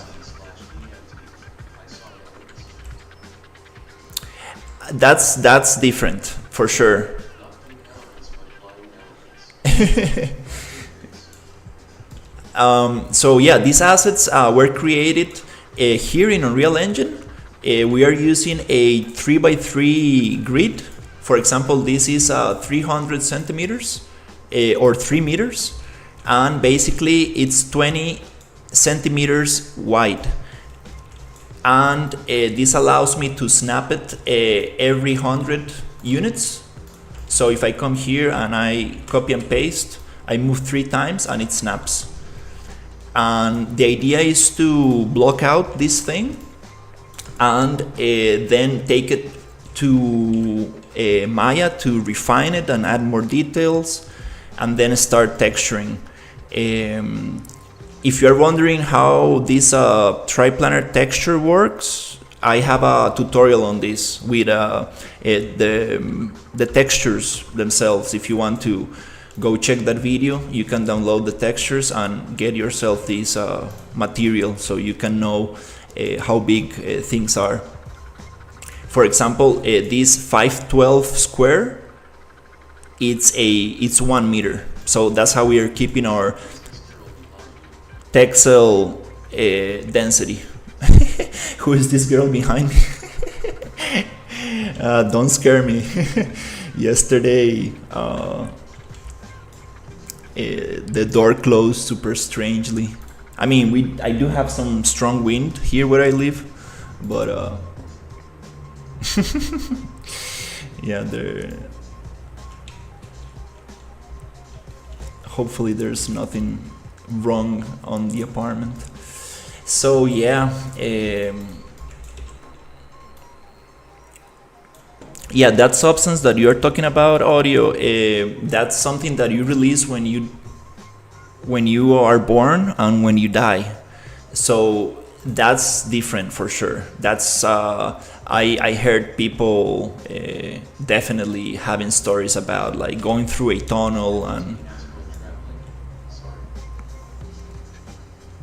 yeah, I heard people going. Jesus Christ.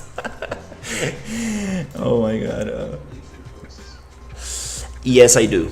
I do believe in ghosts. I have a friend who recorded one ghost. The story goes like this: like his dad, he used to work for the national.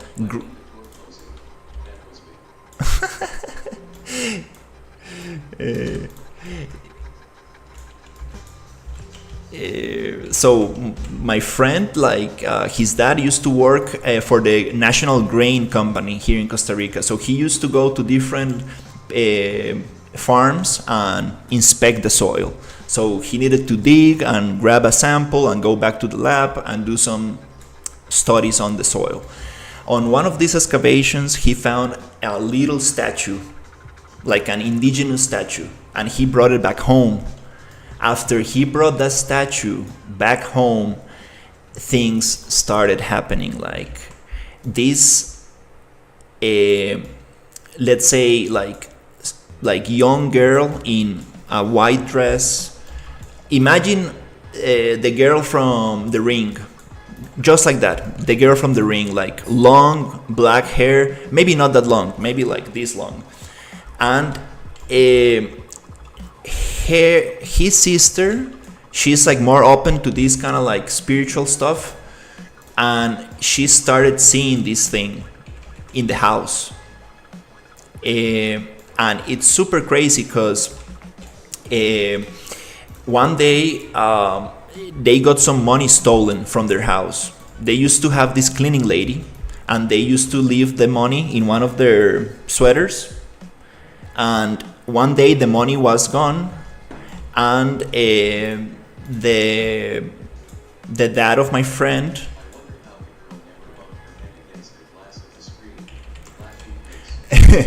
and the thing is that one day the money disappeared, and they decided to put a little camera, one of these cameras that get activated with movement, on the bed, right? It was like an alarm clock with a little hidden camera. So the thing is that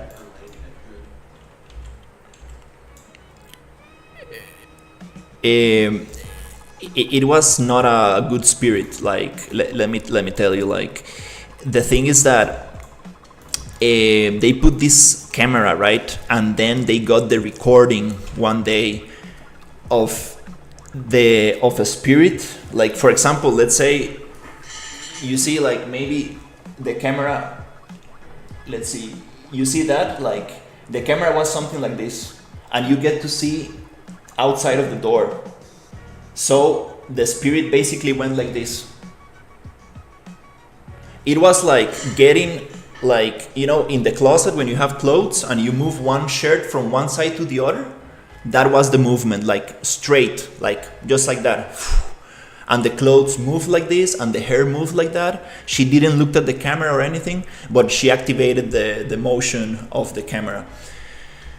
And when I saw the video, and I was like, dude, come on, like you probably made that on After Effects or something. Like don't be foolish, dude. Like you know, that's not that hard to make.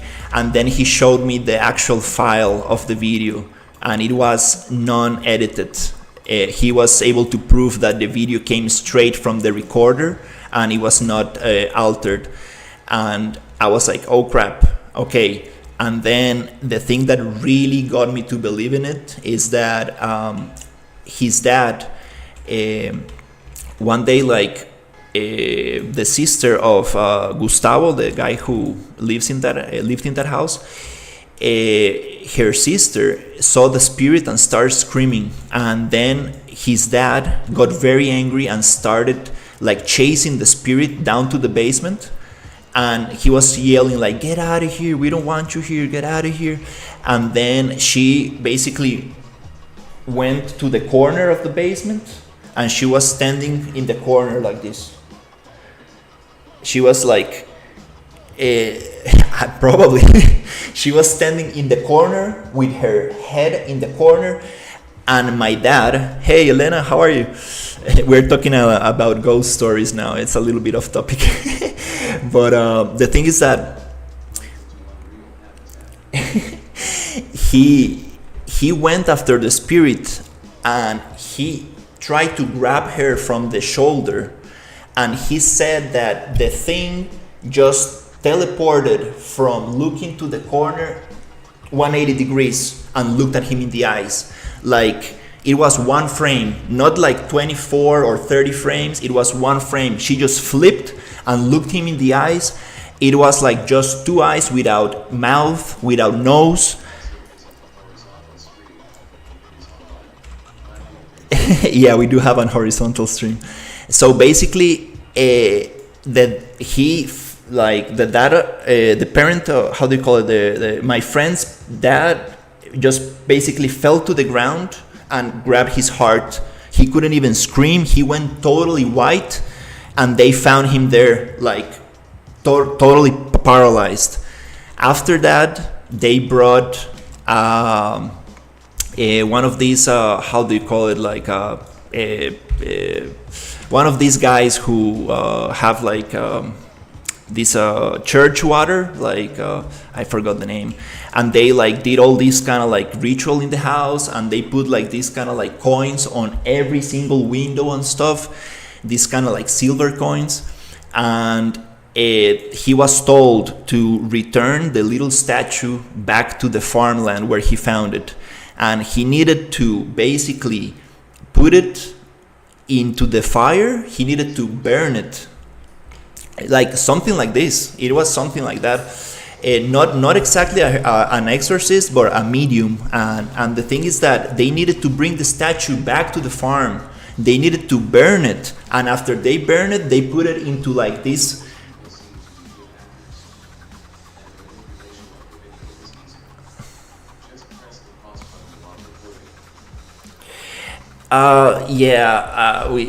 Like I said, like he proved that the video was not manipulated, and his dad wouldn't spend money on a medium or do any of this shit, like if it was not real. Like that makes the whole thing believable to me, because I know his dad and he doesn't like to spend money on dumb stuff. That just makes the whole thing kind of like very interesting to me, because just to finish the story, he brought the statue back to the farmland and he burned it. He placed it on this cloth bag and then destroyed it with a hammer and buried it back. After that, the spirit never came back to the house. That's super, super crazy. And when I went to that house, he showed me all the like silver coins and stuff, and he showed me the place. And he showed me the place where they saw her the last time, on that corner in the basement, and they had like this kind of like cross, and they had like this kind of like thing to just get it away. And it's super crazy because he told me that this spirit can only walk in straight lines. And it's super crazy because I relate this to Thailand. My brother went to Thailand, and in front of restaurants and stuff, they have like this kind of like flat like door, so you cannot access straight. You need to walk around it. That's what I told him. That's what I told my friend. Dude, you should post a video. You will get into the national news and stuff. And he said that he didn't want any attention to it. He said that he didn't want any attention, because the more attention you give to these things, the more they bother with you. And he didn't want any news attention or anything like that. But he still has the video. It's very personal to them. Like when I asked to see the video, like it took me like, it was hard to convince him to show me the video, because they were really like traumatized by the whole thing. And the thing that I really relate to is that in Thailand there's this belief that these spirits can only walk in straight lines. So if you have this thing outside your restaurant, outside your house, they cannot enter through the door because they will need to like go around it. And it's super crazy because that's exactly what they told me. My friend told me that this spirit he only saw her walking in a straight line. He never saw her like actually, taking like 45 angle turns or anything. So basically, yeah, that's the craziest thing I have experienced with ghosts. Well, I didn't experience it myself, but probably that's the closest story like that I can tell. And there's also another haunted place here in Costa Rica that a lot of people like believe it's haunted. And when I was like younger, I went to that place, and this is just superstition, right? Like I cannot prove any of this, but it was a sanatorium, like I don't know how to say it in English, like a hospital for people who were sick from a skin disease. So they needed to keep them like away from everybody. And in this place, I went down to the basement,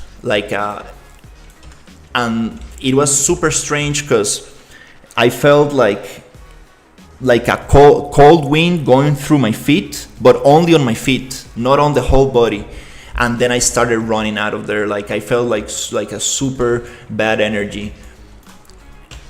And yeah, there's a lot of stories in that place. So I do believe in ghosts for sure. uh, I had let's say enough experiences to say like, yeah, there is some spirits out there.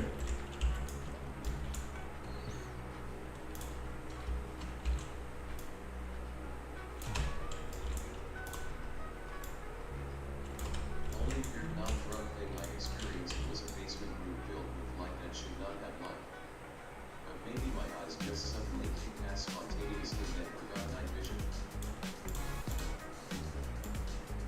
That's interesting. Yeah, the only thing that happened to me, like the only thing I cannot explain, and this is kind of strange. Like, I don't think this is more like a supernatural, maybe not a supernatural thing. It maybe was more something related to some kind of creature or something. Like this happened in Pennsylvania, right next to Arcadia University, where I went for a year. We went partying with Rick, a friend of mine, to this apartment complex. And on our way back, it was snowy, and the snow on the sidewalk was getting compacted, so it was very icy and slippery. And there was a fence right next to us, like maybe 1.5 meters. Like you can easily just go over it. A dog can like easily jump over it, like a big dog can jump over it. And the thing is that we kept on walking, and there was like street lights every 50 meters. So in between the street lights, there's a dark spot. So we were walking, and then I hear this kind of like very heavy quadruped animal, just like tutum, tutum, tutum, running towards us. When I look at the fence, I just see this gray, kind of like blurry image of this animal hitting the fence and like bouncing back to the darkness. I look at the front, and Rick is like, Danilo, get out of here. And he's just running. He's already like 15 meters away from it. And to this day, we don't know what it was. We went back and we asked the guards and we asked everybody, dude, do you guys get bears? Do you guys get deer? Do you guys get like any kind of animal here? And they were like, no, dude.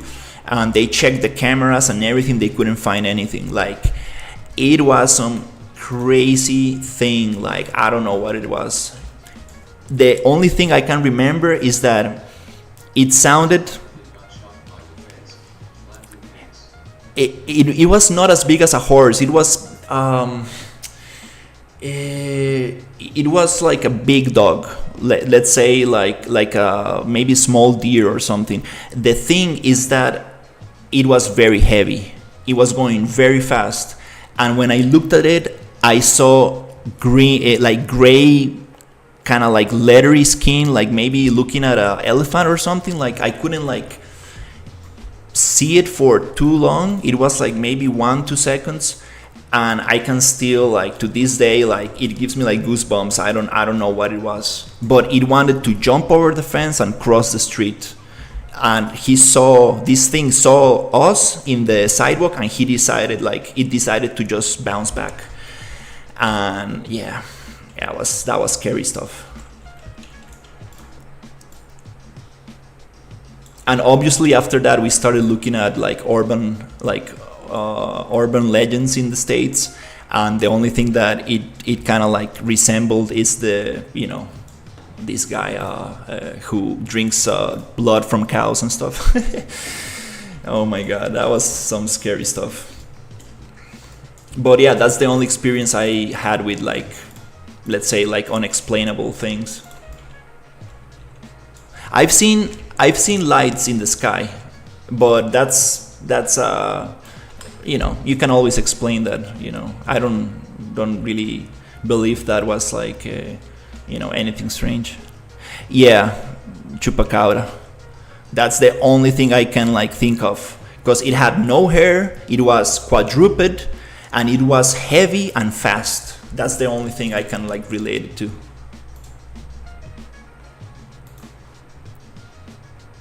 Yeah, it got us very scared. Like we ran for like 200 meters, something like that. We couldn't even like find out what it was. Yeah, we went into Google Maps and everything, and we tried to figure out what kind of animal, what could have been, and no, that happened in Pennsylvania, United States. It's a state that is next to New Jersey and New York. And if you want to be very exact, it happened right next to Arcadia University. Right next to Arcadia University, when I went there for a year. There's a big cemetery, and it was trying to cross from a big apartment complex. I forgot the apartment complex. I can go into Google Map and look it up. It was crossing from the apartment complex to the cemetery, and it was a 4-lane street. Very few cars go through there at that time, but wow, that was scary stuff.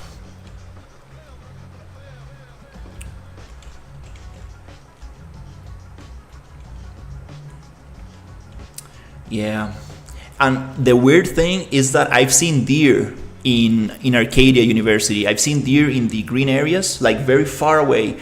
But the deer, Pennsylvania. This is a coast of Philippines, I guess. It flies with its half body right. no, it's not that. I heard about that one. No. This thing was a quadruped, and it was very heavy. The thing that very like got us very scared is that we've seen deer in the university, but deer, like, it's super smart. Like, you can get like maybe 30 meters away from it, close to it, and dude, you just step on a little leaf and it will hear you and get away from you. It doesn't want you close. Like deer, like, you cannot get close to deer, it will just run away. Like, it really hears every single step you make. But this other animal or whatever went close to us, it was running like and just bounced against the metal fence. It was something heavy, and I looked at it, and it looked gray, and it had no skin, no hair. So that makes it like very strange, like very strange.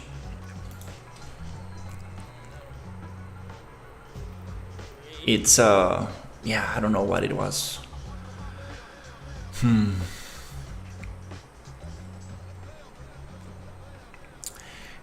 It really sounded like Probably a cow. Shot by the fence. the fence had no electricity, and there was no cows in there. The only animals that you get in there are small foxes. I was riding my bike once, was out for about a half hour, and had a sudden feeling to stop and look walking AI out into a field and look directly into the eyes of a deer. Nice. Yeah, the only animals that you get in that area are deer, which doesn't like to get close to you. Just stop and look right there. Nice. You get little foxes, and you get you don't really get bears in that area. You don't really get bears. Like, then we thought it must be a street dog, and it must have that that sickness that dogs have when they kind of like get their hair, kind of like their hair falls down and it becomes kind of like gray skin. That's the first thing I thought of. It's important it was fast. It was fast. Like that's the thing that scared us the most. It was fast and heavy. Like it sounded like a small horse. Like that's the thing that got us very scared. And then I asked the guards in the apartment complex. I was like, "Hey, do you know if there's like dogs in the street? Do you know like if you have like those kind of like street dogs around?" And he's like, "No, we don't have street dogs here. The thing that you saw most likely was a deer," he said. And I was like, "Impossible, brother, impossible. A deer won't bounce against a fence like that. They don't do that." And it had no horns. It was like very low on the ground, like some kind of like big cat, maybe like a puma or something. It was very low on the ground. I was like, damn. Yeah. But that's about it.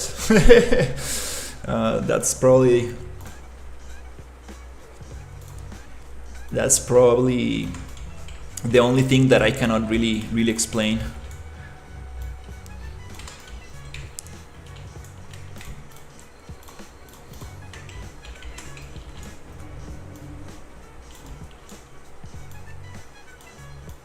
I kind of want to change this.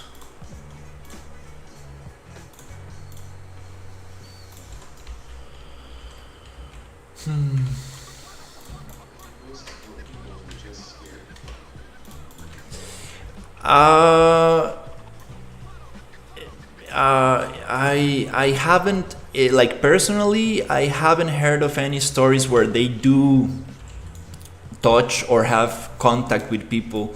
Like I heard that they can like break stuff and move stuff, but I never had anybody like that had an experience with ghosts that like actually like did like damage to somebody.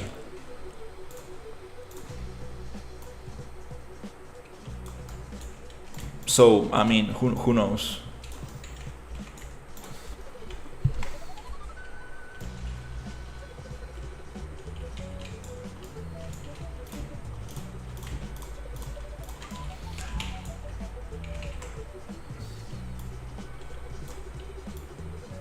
Yeah, I hope I don't see any ghosts. um,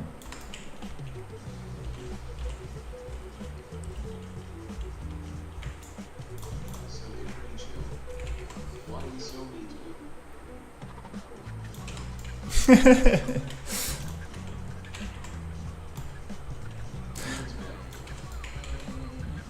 yeah, as long as I understand, some people can see them and some others can't. Like for example, with my friend, he was not able to see this girl in his house, not until he's Told me about a vivid dream she had that really disturbed her of someone she knows hanging themselves. A few days later, walking home from work, I stopped someone trying to hang themselves. Uneasy face. that's crazy. Yeah, having dreams of things that might happen in the future.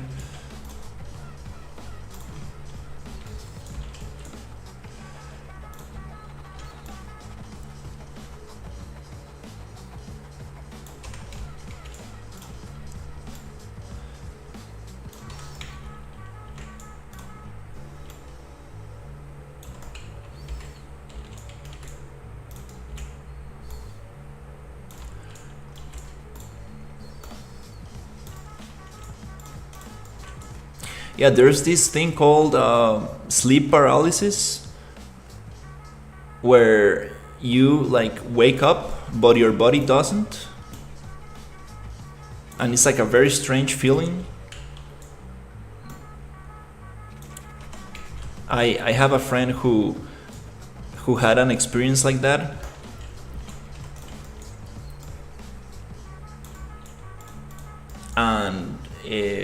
he said that he saw some shadows on the ceiling while he was in that state.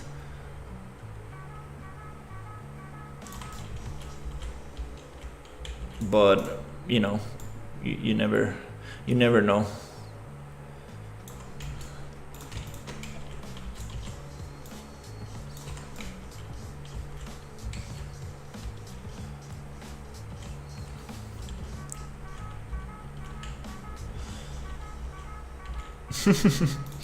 Yeah, today the stream went supernatural. Used to practice lucid dreaming and all kinds of weird things like that. One thing that used to happen to me when I was younger, which is nothing related to this, like it was like I used to ride my bike a lot when I was a kid, like a lot. I used to just ride it for hours in the outside with my friends, and when I used to come back home, Lucid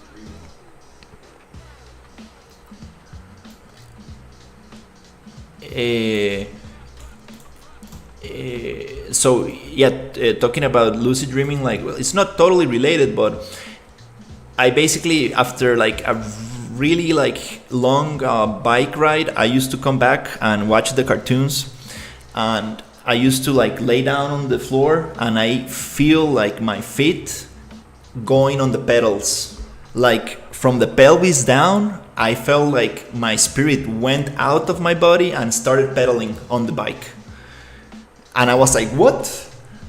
And then I touched my legs and I feel like I came back to it. It was the weirdest feeling, like it almost like my legs came out of my body, and I was like, what? Like I guess that happened because just the amount of pedaling I did that day. But it felt very strange, and it happened maybe like 3 or 4 times to me, and I was like, it was a very strange feeling.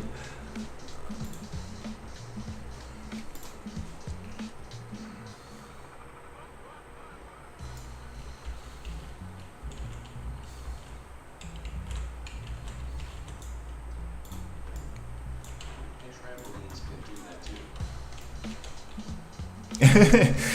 Yeah, I used to jump a lot on trampolines.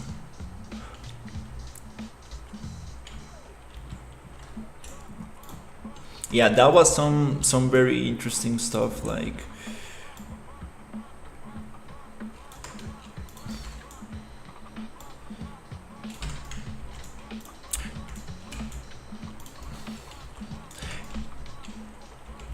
it's kind of cool. Like, some people are asking for this like blockout meshes. So what kind of stuff can you do in lucid dreaming?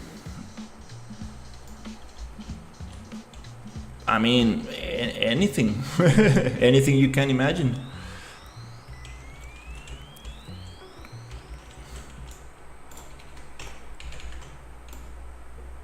I love when that happens. Like, not always, but sometimes I do have dreams that I feel I can control for the most part.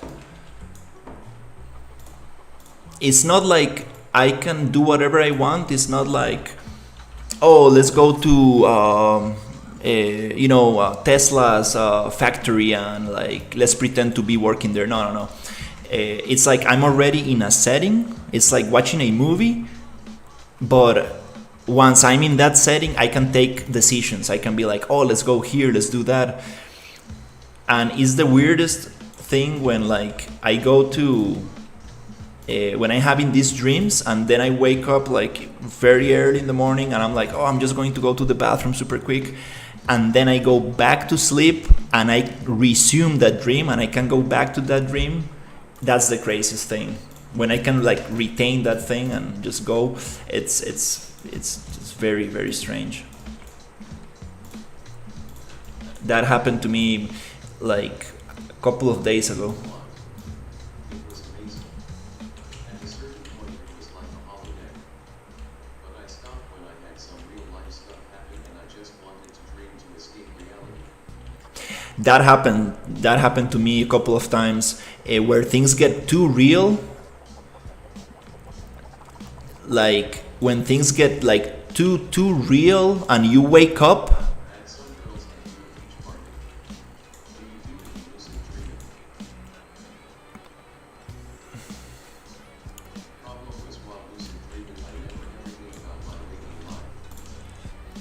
That happened to me multiple times. Um, that happened to me multiple times. Like, for example, one day I was dreaming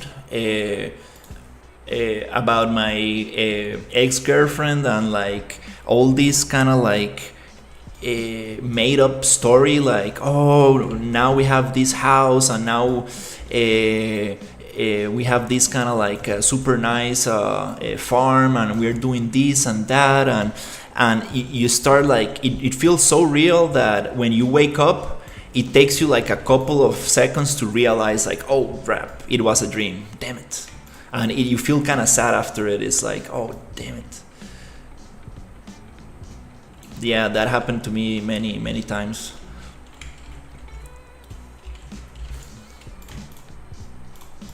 Things sometimes get like too real.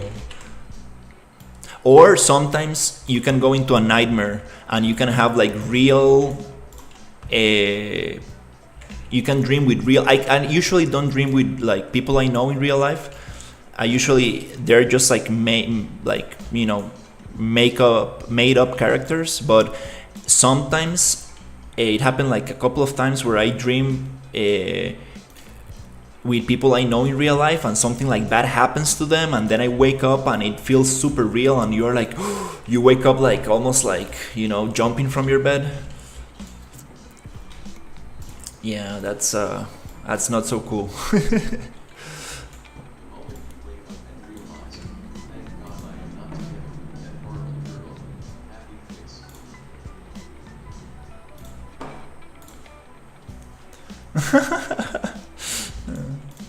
Yeah, that happened. That happened to me when I was very young. I really liked this girl in school, and I had a dream like um, it felt super real, like super real.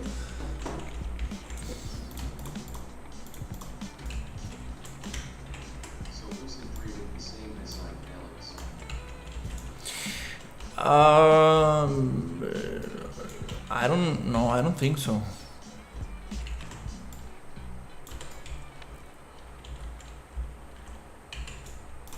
I think that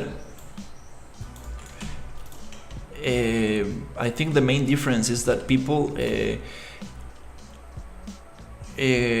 who take those substances, they um, what's the word, process things. Yeah, I think the main difference is that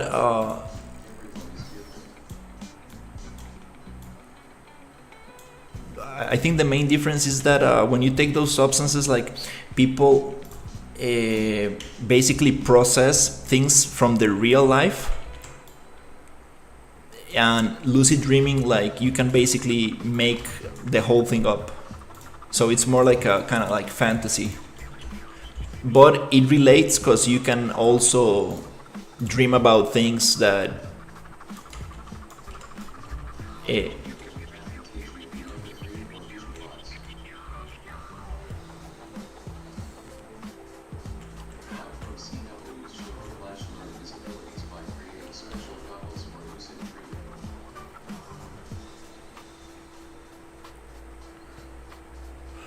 wow.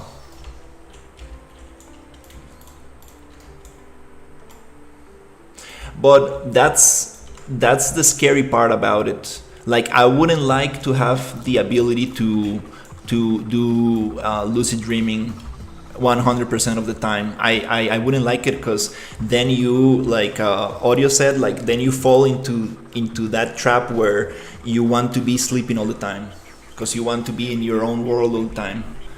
You know, it's that's probably the danger behind it.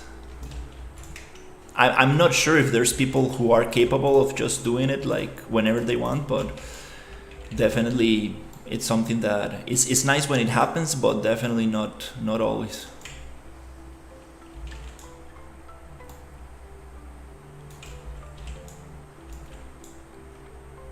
It's nice to remember your dreams.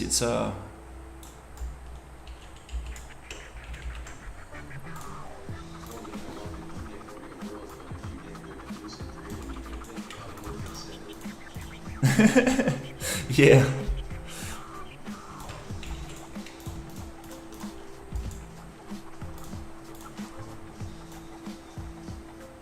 Yeah, basically it's like living in a video game that you can control. Is I like sleepwalk whenever I lucid dream. I sleepwalk whenever I lucid dream. Oh wow, sleepwalking. Hey Ron, I As a kid, I slept walked. It creeped the hell out of my bed. I I thought that was not possible. I thought that like sleepwalking was. Never been as much in real life.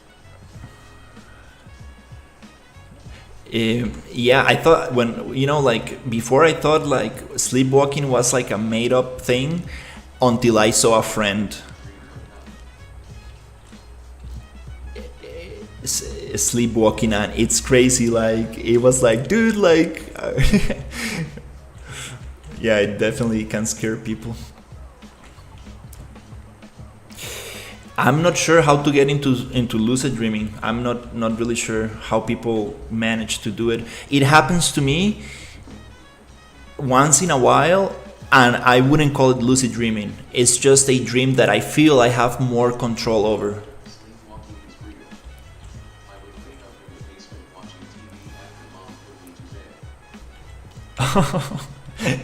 Yeah, I had one friend like sleepwalking in my house once, and I first thought he was joking. I first thought he was messing with us, and then he like opened his eyes, and they were like very red when you just wake up and stuff, and like he didn't know where he was, what he was doing. It was crazy. I was like, oh crap, that's for real.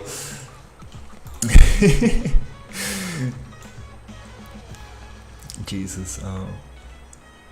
When I was a kid, I sleepwalked the washroom and my mom told me I was cleaning the washroom until she woke me up. Oh my god. In the case of my friend, he I don't like waking up in my kitchen, it's creepy. yeah, in the case of my friend, he was just Brain think about it all the time. Obsess over it. You may start to dream about obsessing about it, and in time you may do it. yeah, in the case of my friend, he basically was bumping around the room. Like we were sleeping in one room. He was sleeping on a inflatable mattress, and there was like two one of those beds that are like for two people, one on the bottom and one on the I forgot the name of those kind of beds, one on the top. So he was like bumping around the room, and he woke us up, and I was like, dude, what are you doing? And then we turned the light on, and like, wow, yeah, he like didn't know what was going on, and it was hard to wake him up. He was like, dude, what are you doing, dude? Yeah, that was a, a new experience.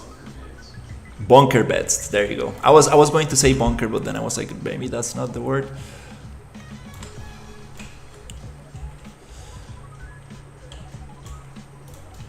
Yeah, that was that was crazy.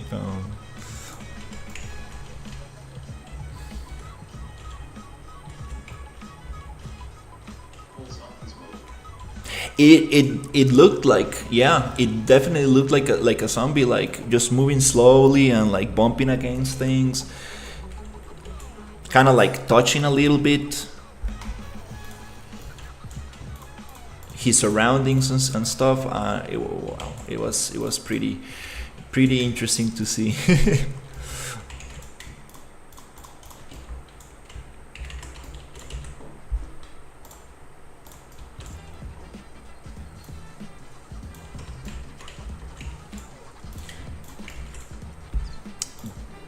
This whole thing changes when I make the walls tilted.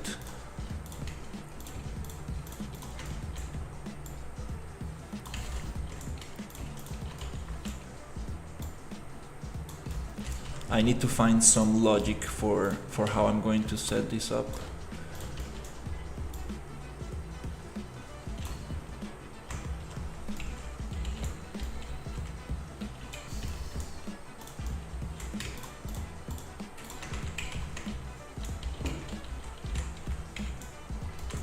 But like imagine like going camping or something and then like sleepwalking into a river, or I don't know, like that could be dangerous.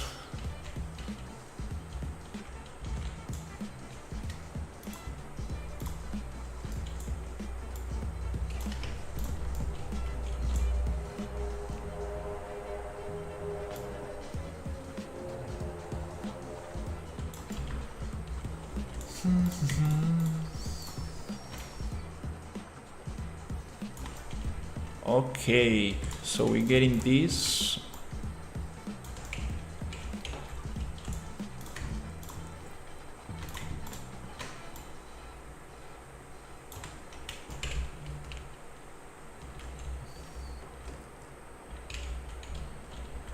Okay, I'm getting that feeling of. Staying awake for 24 or 35 hours no sleep also make me sleepwalk. Oh my god, how do you manage to stay up that long?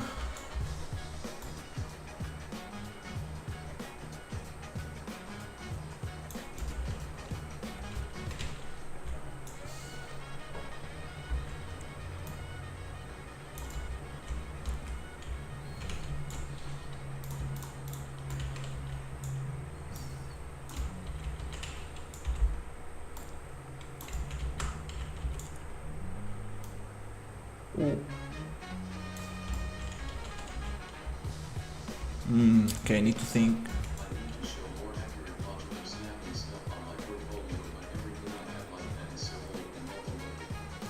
My PBR stuff is more like pouches and cabinets, etc. Very slim. Yeah, modular stuff is great. I'm happy. I'm happy. I'm getting more into this. I really wanted to get more into modular stuff. Thankfully, this project has got me working on more modular. Mostly work and wanting to make my UV5 project.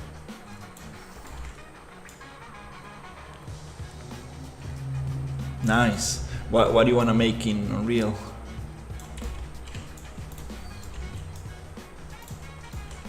Yeah, we will need to make probably a mesh for the ceiling. This is just very specific.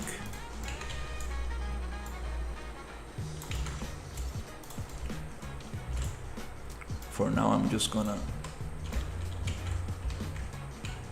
push it like this.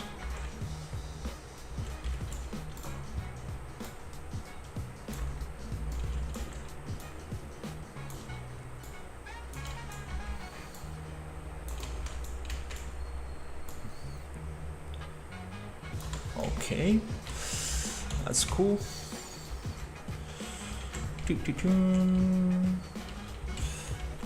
All right, getting something going on.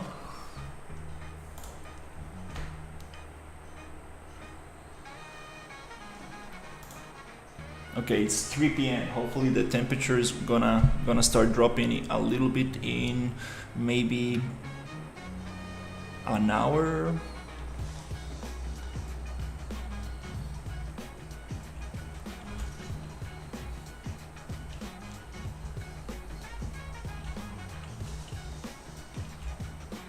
It will be cool to have stairs. Horror games have truly lost their aura. Back in 2008, there used to be some terrible horror games, but they got started regulating and they paid off. Making a horror game is super hard. Like you can do jump scares and everything, but like it's like I don't know how to put it, but like you play a horror game to get scared, right? So you already know that you're gonna get scared. It's kind of like a horror movies, right? Like you're already expecting it. The kind of like surprise factor is not there. Make the game all locked. That's a horror game. There's one game I saw a couple of days ago about one of those kid party places. with playgrounds and stuff like. Um, and it has like this like VHS kind of like look. That looked very spooky.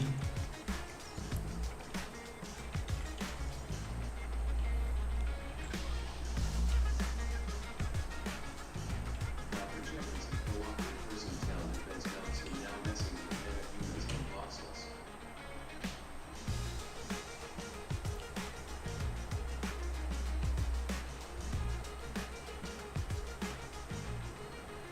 Nice. Yeah, tower defense is super cool stuff. I really like tower defense. Meta-human and voxels. Voxels are something that I really want to get into. That sounds very interesting. Yeah, I have another project.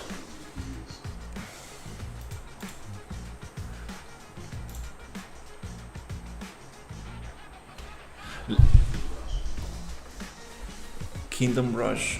I think I heard about that one. I'll be right back.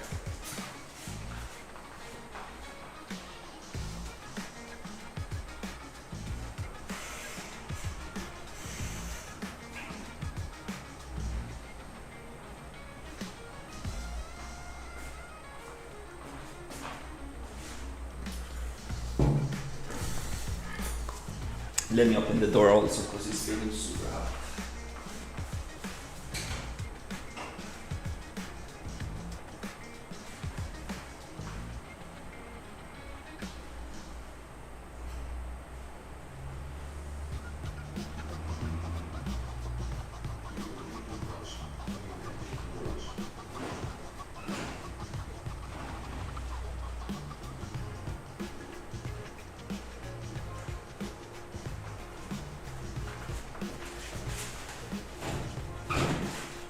Okay. Now every single. Hey, Justice. Yeah, now every single window in my apartment is open, even the main door. Now we should probably have some better airflow. So yeah, I'm making this kind of like town here, and I want to make very narrow alleys. So I'm coming up with this. I want this to have also another floor, like a third floor here. I want to see how this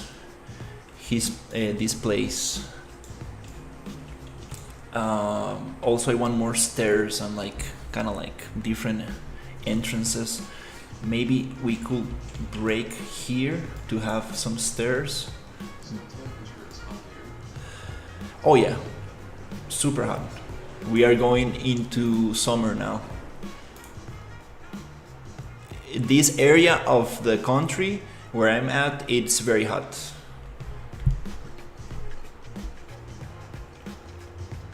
It's probably like 28 right now Celsius.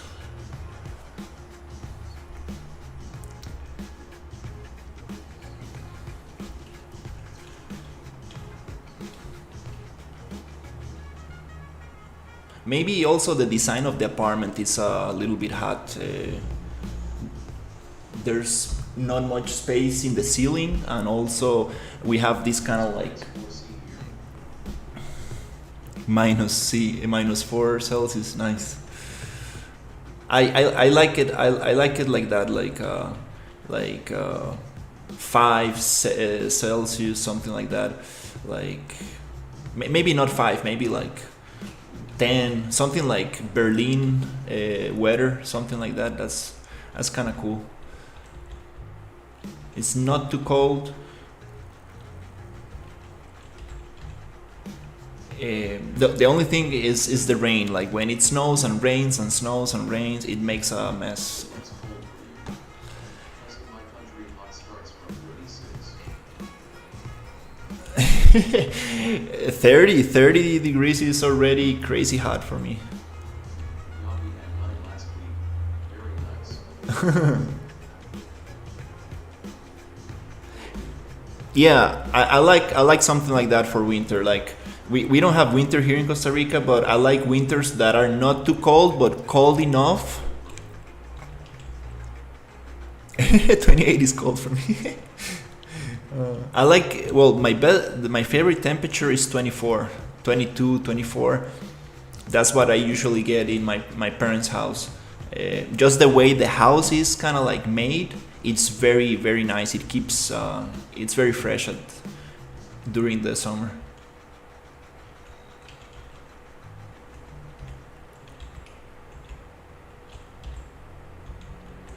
Oh, this is a little strange. This building here. Yeah, 24. Yeah, 24 is perfect. It's perfect.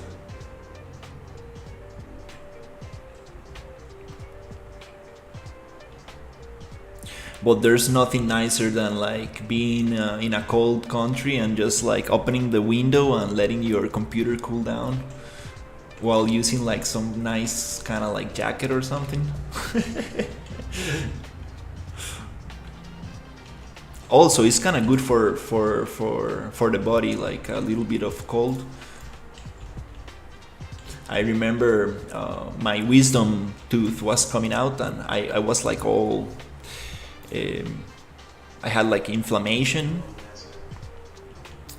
Yes, these are basic blockout assets that I made here in Unreal Engine, and then we take them to Maya to polish.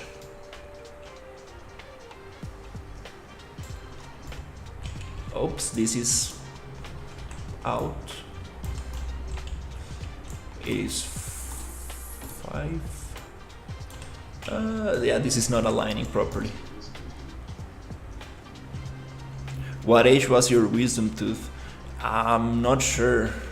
They came out very late, so I was like having so much pain, right? Like I was in Berlin visiting my brother, and it was winter. I went outside for 15 minutes, 20 minutes, and it just took the pain away. The cold weather just took the pain away.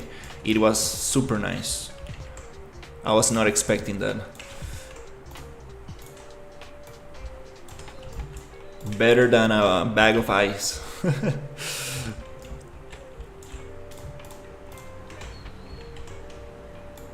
Yeah, not talking about the project. Not all the assets that I have here align. They're not all modular, but that's what I'm trying to come up with. I'm trying to make these pieces modular.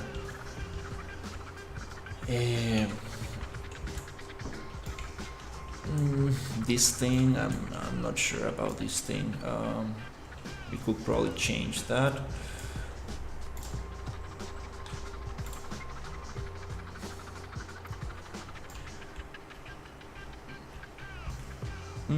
Okay, let's start breaking this a little bit. I kind of want to have some stairs here that go up. Road casually travels to Berlin, Canada, US. I guess you travel a lot. I haven't been to Canada. I've been only to Text-to-speech on comments built in YouTube feature. no, I'm using SpeakerBot, which is a free program that I use just because I don't like to read the chat. I rather have it have the bot reading the chat for me.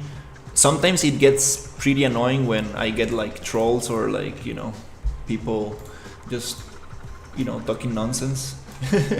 But it's nice because I can just work and I don't need to stop to read the chat. If the stream gets bigger in the future, I will need to find another solution for this.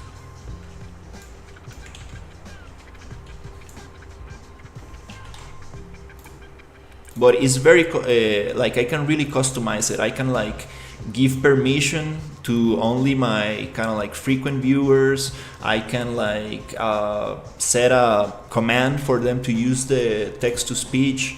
I can like do a lot of stuff with it. I just haven't set it up.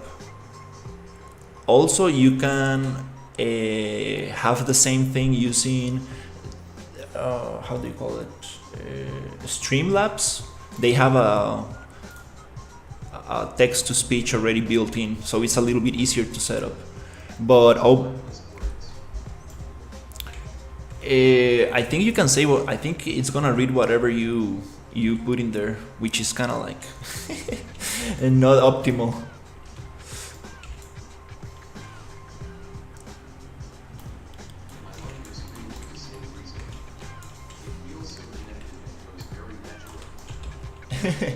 I appreciate it. Yeah, I enjoy it. Most of the days, it's very nice. You know, it's very nice when I get to chat and work a little bit. It's cool. Some days it gets you know. Yeah, definitely. OBS and SpeakerBot, it's super nice. Like you can customize it like a lot. I want to spend some time to customize it, make it like super cool. Because we can have like commands where you type, I don't know, something and an animation appears on screen, and we can make a lot of stuff. Like I can give us a specific voice for each viewer and stuff, which I need to probably start doing that. Like, so if I get like regular viewers, I can give them a specific text to speech voice, and I will know who is talking without even looking. So it's kind of cool.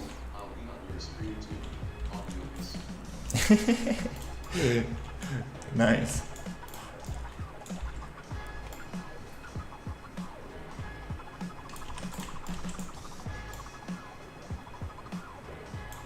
Yeah, it's pretty cool. Like I never thought that I started streaming for the main purpose was to document the work. I didn't want it to keep the files. I started recording myself doing 3D, right? And I was like, I want to know how long does it take me to do something. And then I started like recording myself, and I ended up with a bunch of videos, and I was like, I don't have time to like really save these videos or document them or organize them.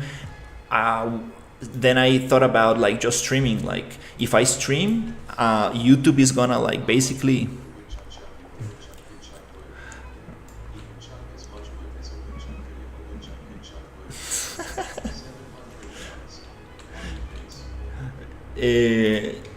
yeah, so I started streaming because now YouTube basically saves all the content. I don't need to save these videos on my hard drive, and it documents the process. I know how long did I stream,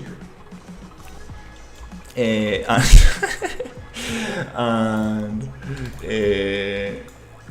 basically it's super nice because I know what day I did what, and I can come back to the stream and see what I did. For example, one day I couldn't remember the process I did for a specific texture on Substance Painter, so I went back to that stream and I basically found it.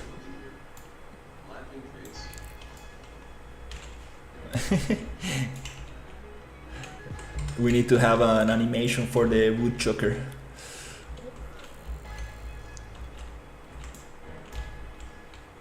Yeah.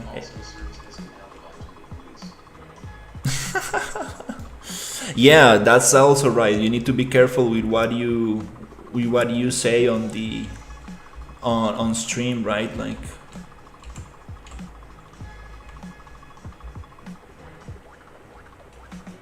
definitely.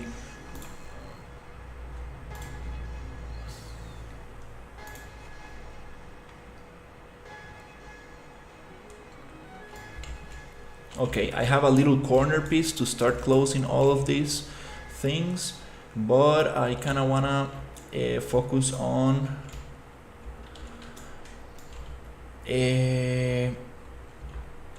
getting maybe another floor. I'm going full tilted on these walls. Maybe we could use the other kind of walls I have here. Yeah, let's use these ones.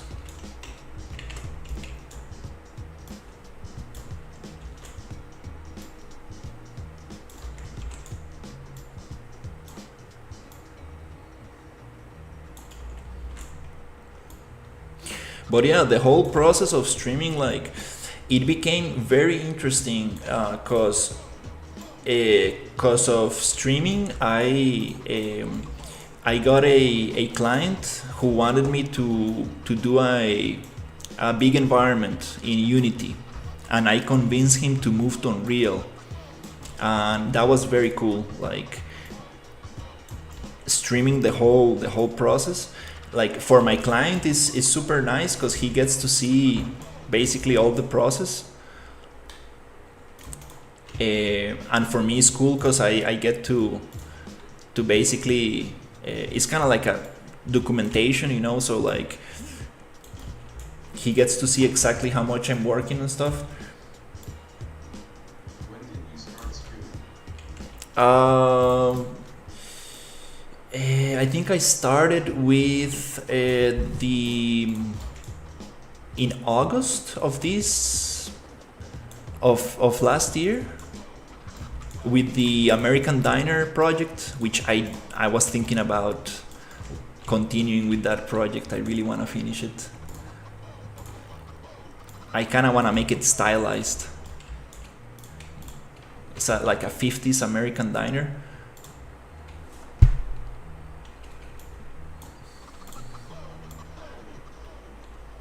Okay, this is... Oh no. This is yeah. Let's just do tilted walls for now. So yeah, that was pretty cool.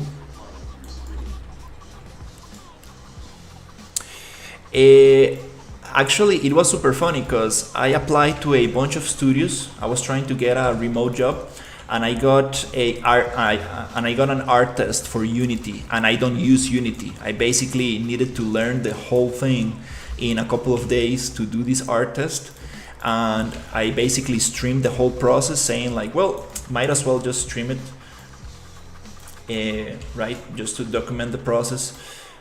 And from that stream, I got this client. That client was I need to check my YouTube. Everything is there. That's the cool thing. Everything is there. But around August, I think I got this client, and I worked for him for a couple of months. What happened here? This is...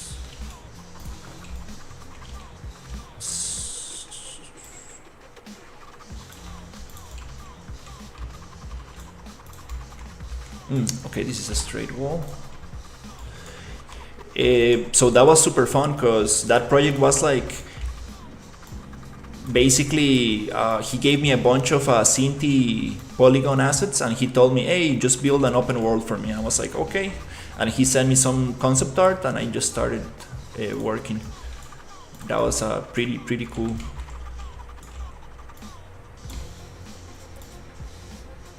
Then I got another opportunity. Yeah, they have this kind of angle, little tilted angle, like a pyramid. Not as much as a pyramid, but that makes it super way more difficult to work with, like super more complex. Because now I need to figure out how to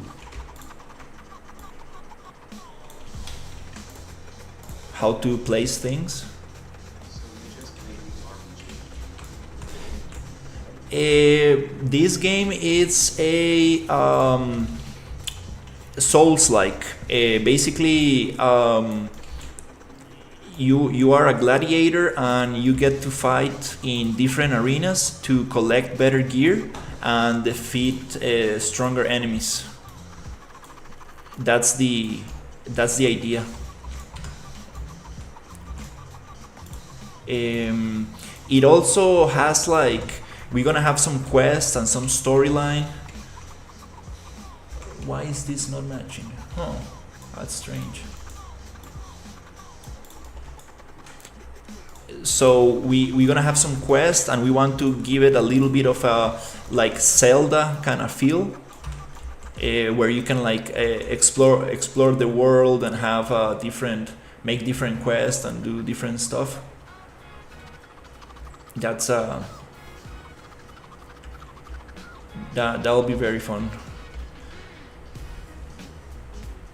And then there's like this final arena, and we are trying to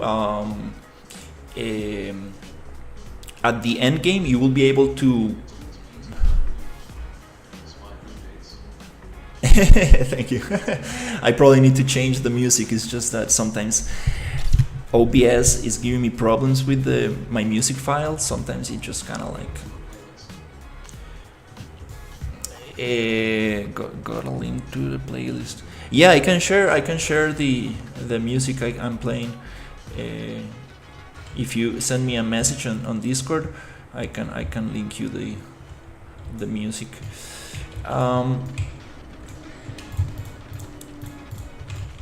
So at the end of the game, you will be able to basically set up the last arena. You can basically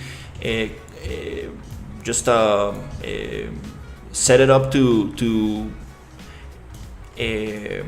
whatever enemies you want and stuff. So it's gonna be like fully customizable. And we have 2 programmers, and if everything goes well, we should be able to have this there. No, we don't. I don't want this here. Yeah. The link is on the video description.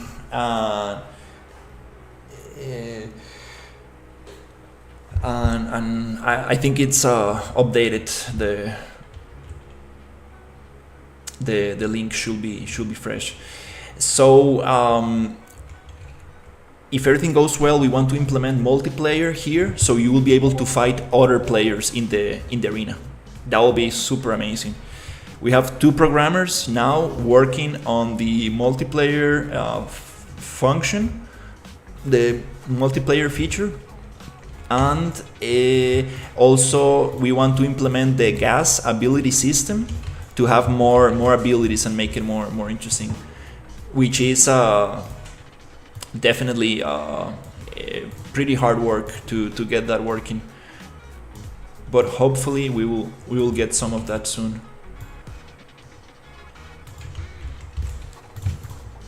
Yeah, it's a pretty ambitious project, I will say.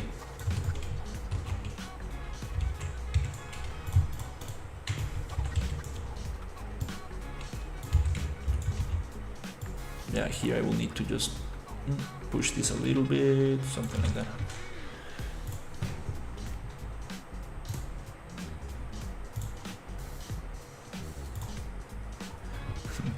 Hey, audio joined, nice.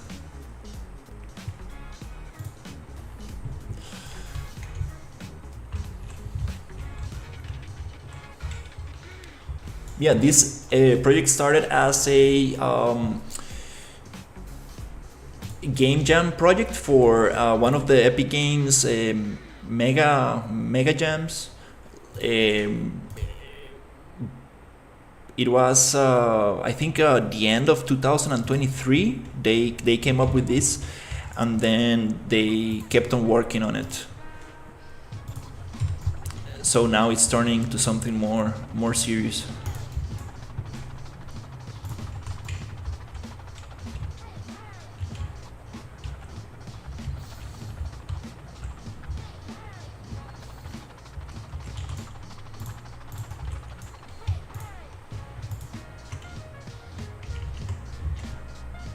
So hopefully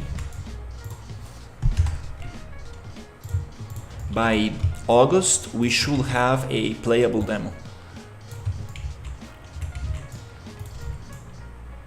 I always say this with like a lot of insecurity and stuff, but yeah, hopefully everything goes well.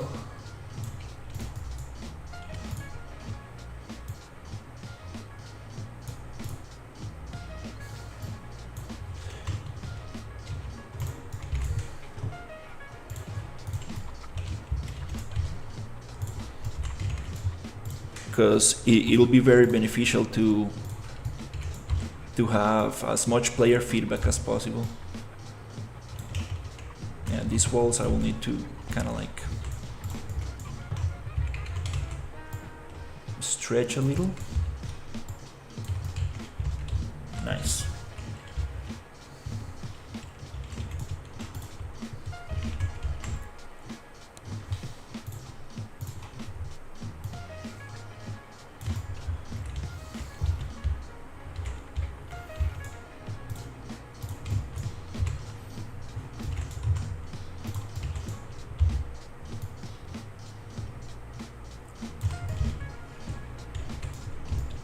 Okay, almost done with the second floor.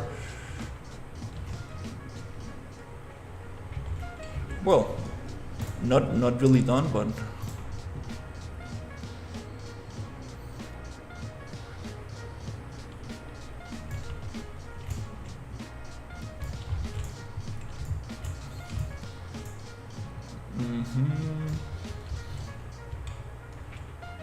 yeah, I do want more stairs. This is really part of the Sounds awesome. You put it on Steam for free to run. I don't think we're gonna put it for free.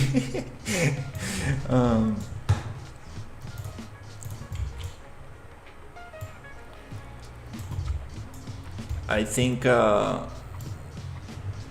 well, this is like, you know, I'm just helping with the environment. Still get it for 14.99. Yeah, actually, well, I asked this a couple of times because I'm obviously interested in how much is it going to be, but Ryu is thinking of putting it for like 15-20 bucks. I think that 15 is a good price. You don't really want to put it too.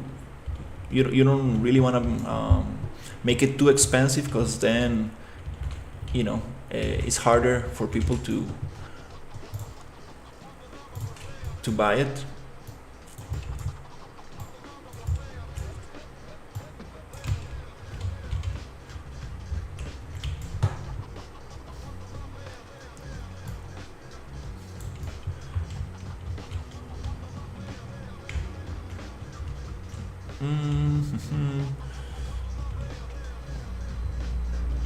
Okay, I think I'm going to make the stairs go around here and probably push this one to this side. Something like this.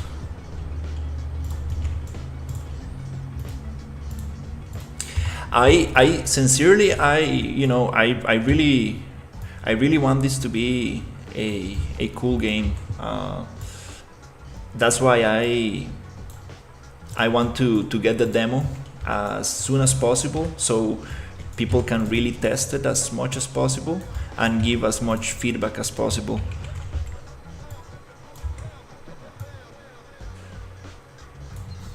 Because, you know, if we are making a commercial product, we really need to hear the people feedback and see what's working, what's not working.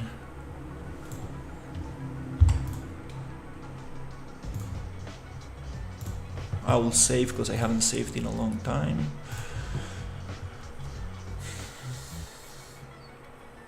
That's the only part that kind of like scares me a little bit. Like, I don't know how much. I mean, we cannot like follow every comment we get, right? It's not like, oh, can you make a unicorn? Can you make the character mount a unicorn in the game? I'm like, well, maybe that's not what we are trying to do, but definitely I want the combat to be very good. Like I really want the combat to feel great and like be very fun, because that's probably the heart of the game and probably the hardest thing to get right. So that's the okay. This is this landscape is just going too much into the thing.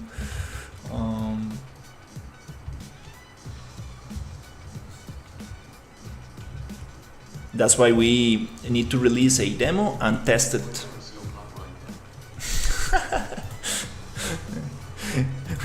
We're gonna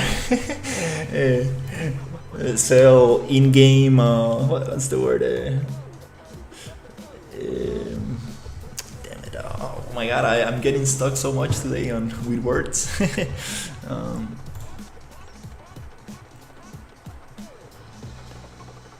We're gonna sell unicorns in the game. No, but talking about that, he doesn't want to have like he wants this game to be like one-time purchase and that's it. He doesn't like the idea of having like skins or stuff like that, which I think is pretty fair.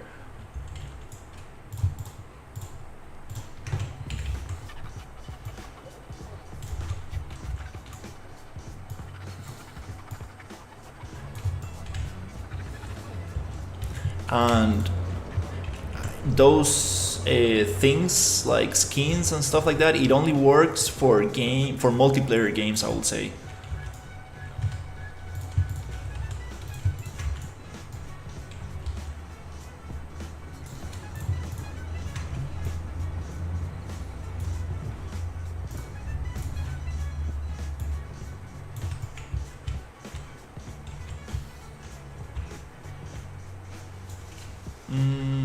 Okay, I guess here.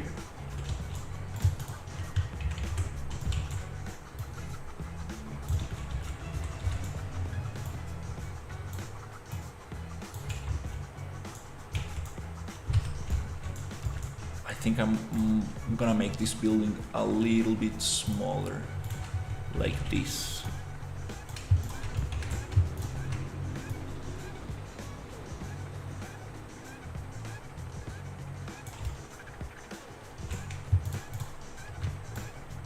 Oops, maybe too small. Let's see.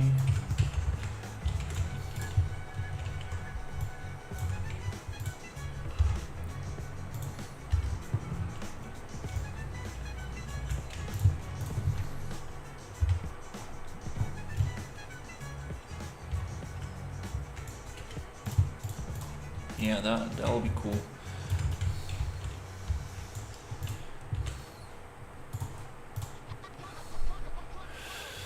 Oof, okay. It's getting very hot in here. Oof. Okay, nice. The PC is doing well. Temperature is good. I'm not burning my fingers with the GPU.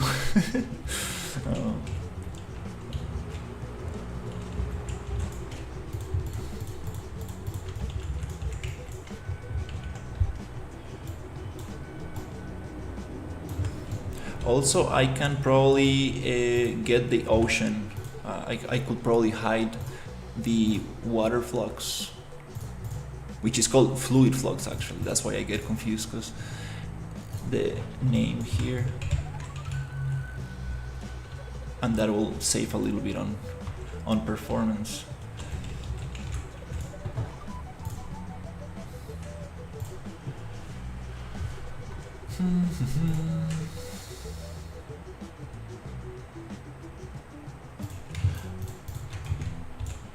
Okay, it's been 3 hours 18 minutes. I think I'm gonna go maybe for 4 hours and see if I can get to the third floor.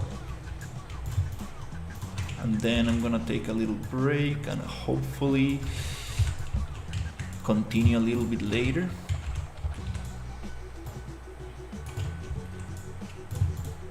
Oh. Uy.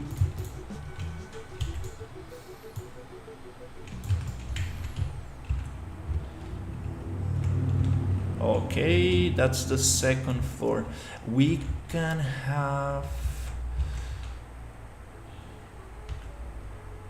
something here maybe. We can have a triangle building. I'm not sure if this is a triangle, but kind of like arrow building. If we come here and push this up 100,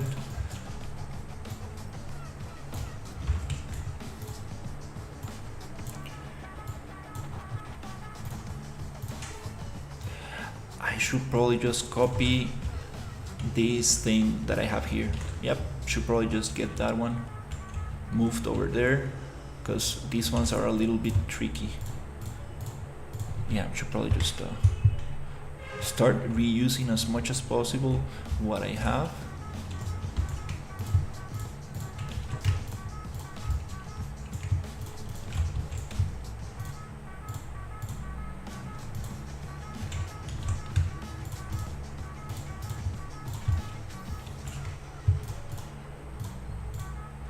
I can't wait to start getting into vertex painting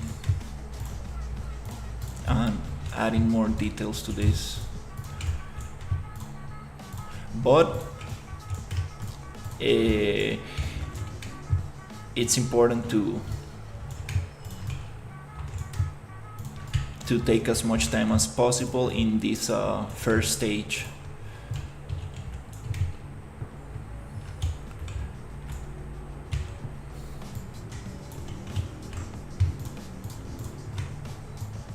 Okay, I think I got almost everything.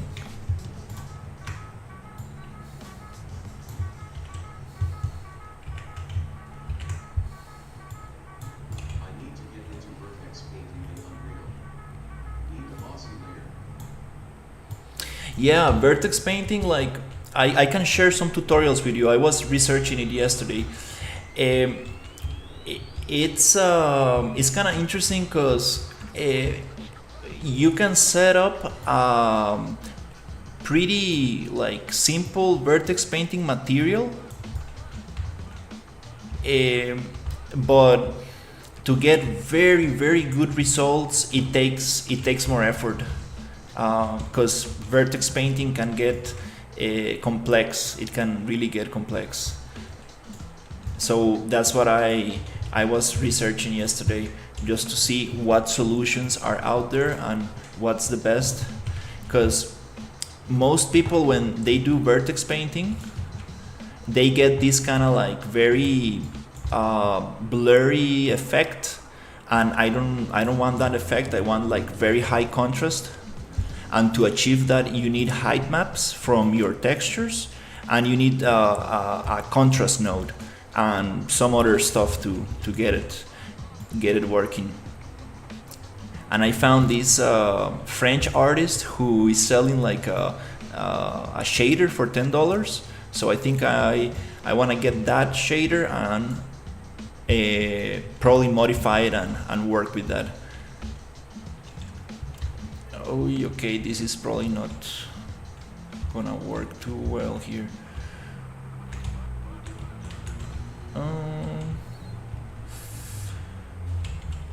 Okay, let's see.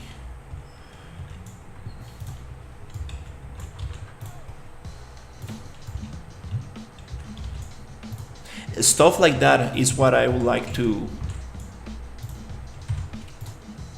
make videos about. Because actually I was researching that yesterday and I couldn't find a tutorial on YouTube that I was satisfied with. Like a tutorial that explains the whole process from beginning to end, like how to create the textures, how to set the material, how to do the thing.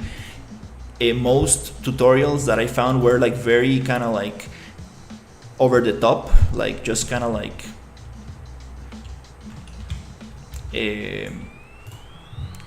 explaining the overall process but not going in like step-by-step process.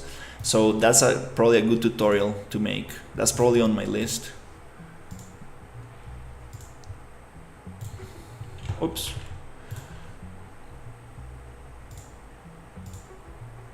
I want to copy all properties and paste them here.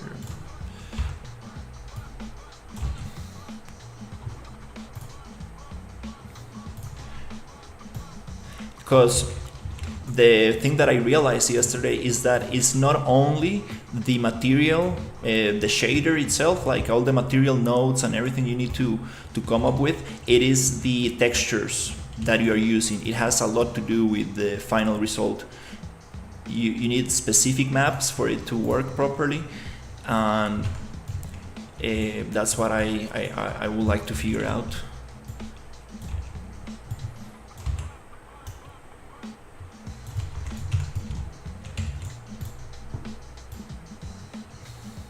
Because it's very cool. Like you can get so much variation and like make things look totally different, even though they're like the same asset.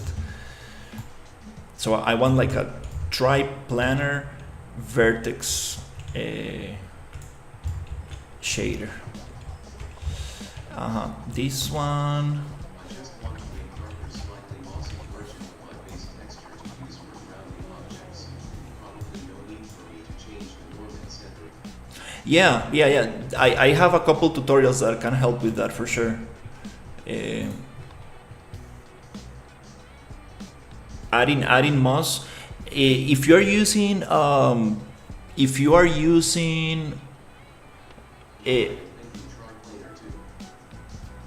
nice. Yeah, if you're using Megascan assets, it's pretty cool what you can do with Megascans, because they come with a displacement.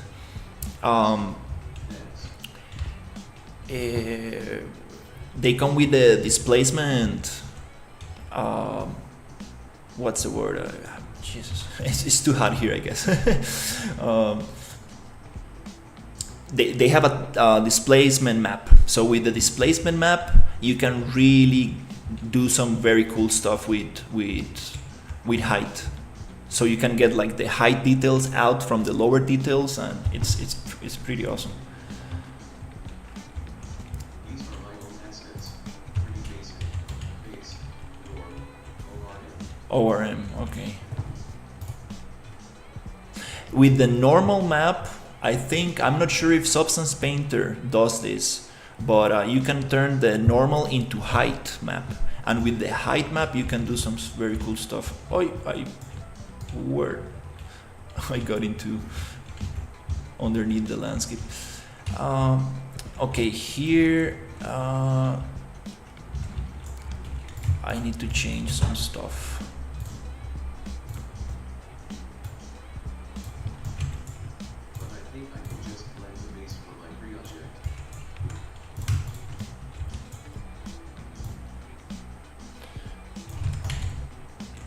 Yeah, definitely. There are a lot of solutions, a lot of different solutions for this.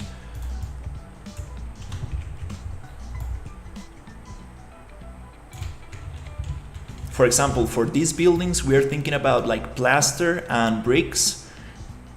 And I saw this shader, this vertex shader that I was like, whoa, that's exactly what we need for this project. But the artist didn't provide any documentation, anything on how to make it. Basically, he just posted a video. So I found another artist that is selling this $10 material, and he's getting like a very similar effect. So I think it will be a good starting point.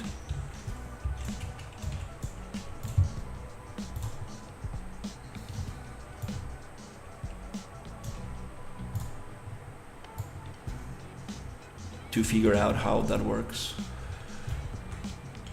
Okay, we don't need this one.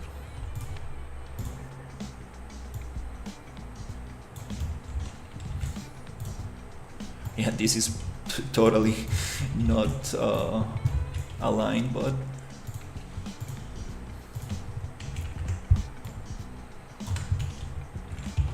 this one feels totally out.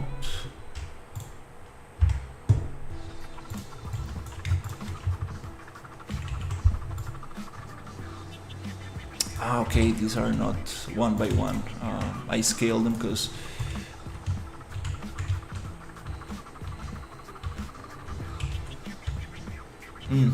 we're using tilted walls. It makes the room a little bigger, so it goes out of the...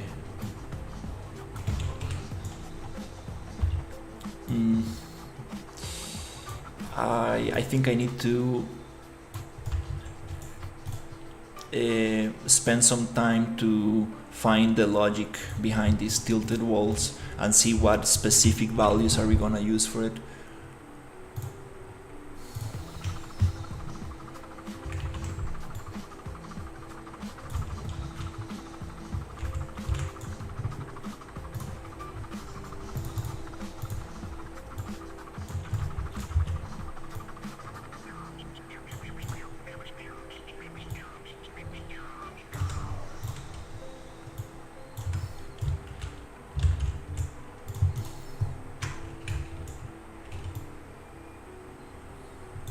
Yeah, for these ceiling pieces, I guess, well,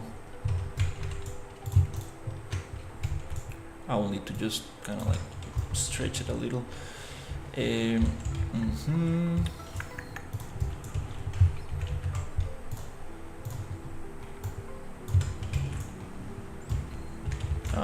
Yeah, let's just get double stairs here.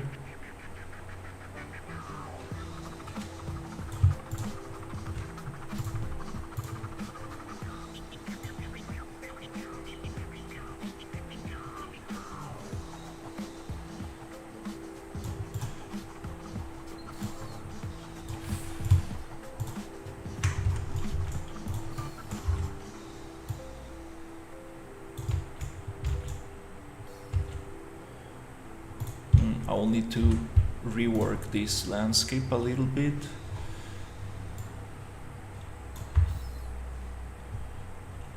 The green value going to multiply by 2.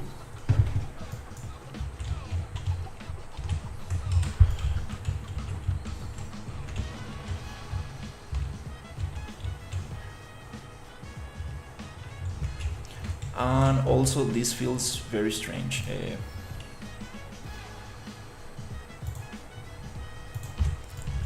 I'm not sure about having a door like right next to the stairs. That's super weird.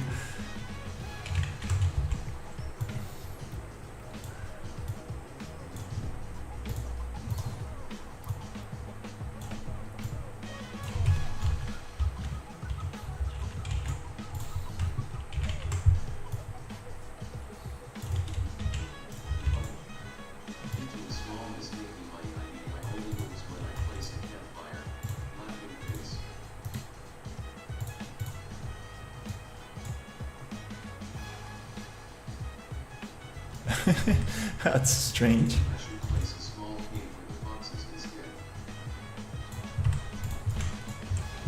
Yeah, definitely.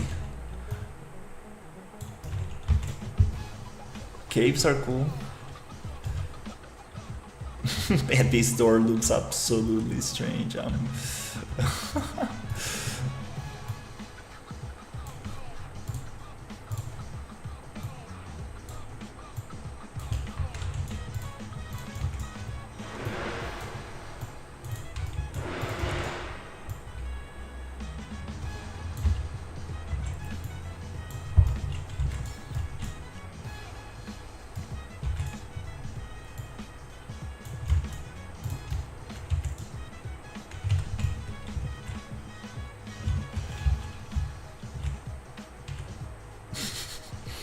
Okay, let's just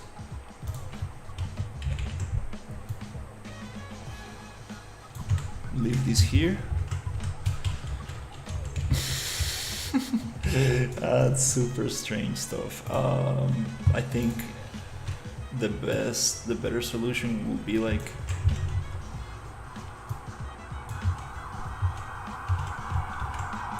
Um,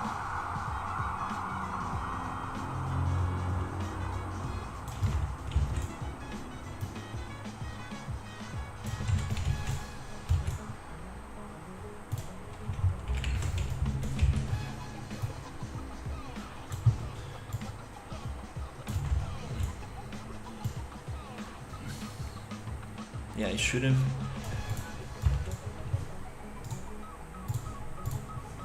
be messing too much with the landscape, but I think I'm gonna just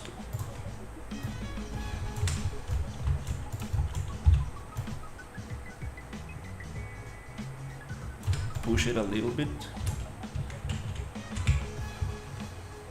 this this is definitely not that's not.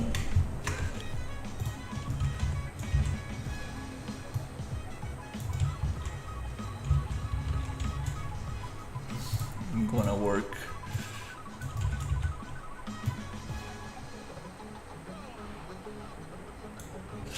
Yeah, tilted walls definitely make things complicated. Okay, I'm going to just push the landscape a little bit with the flatten brush.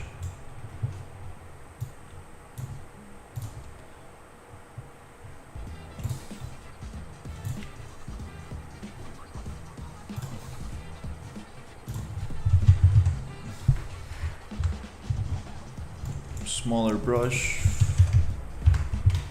Okay, just I want this height a little bit there.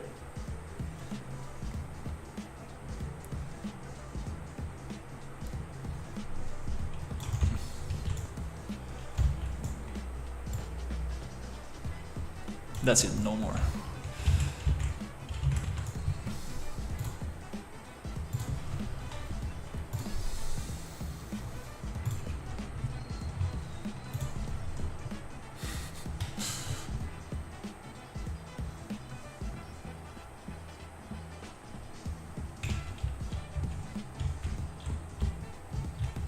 This landscape, nanite landscape, sometimes makes this kind of weird spiky shapes.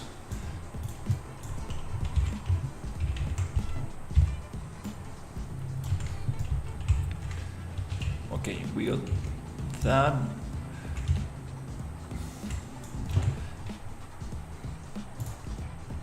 Okay, I want to play to see how it works. Oh, finally, I think it's getting a little bit cooler.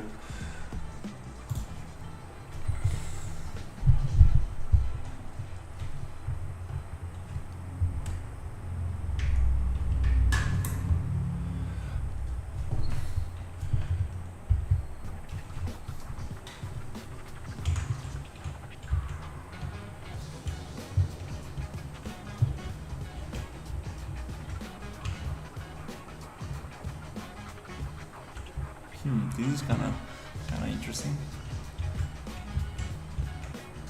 I can connect this to the other side.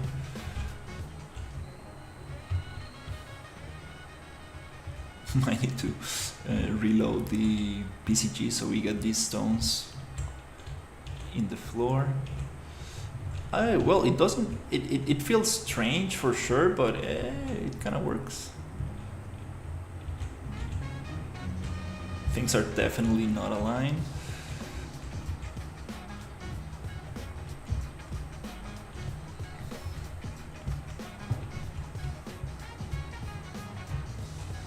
These little bridges are kind of cool.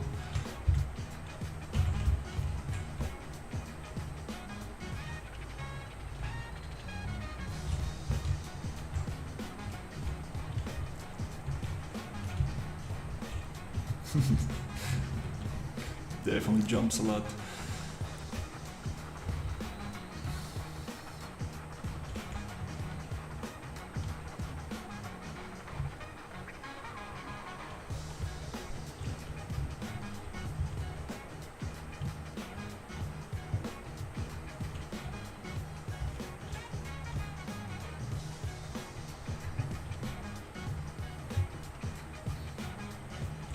Yeah, that's probably too narrow. these kind of like alleys are probably way too narrow, especially because the walls are tilted and stuff. But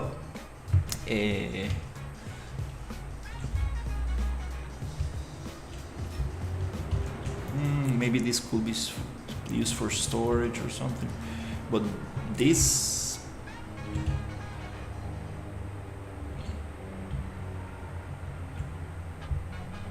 I like the change in camera, the camera angle, the focus length.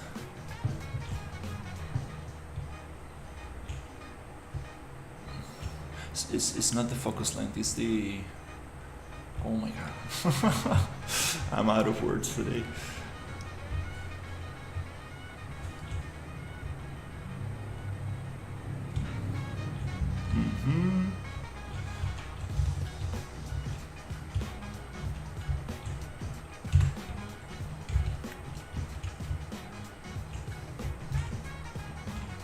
That could be flat as well. I think, yeah, having these walls here doesn't really make sense.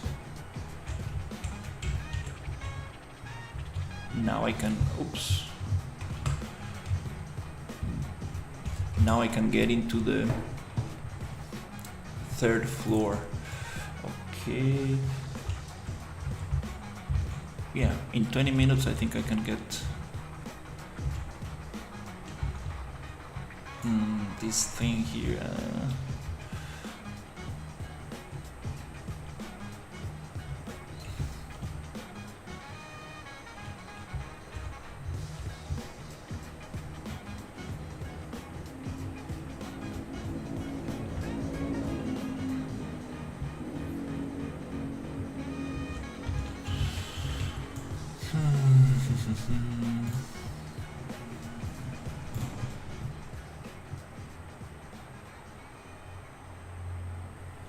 Okay,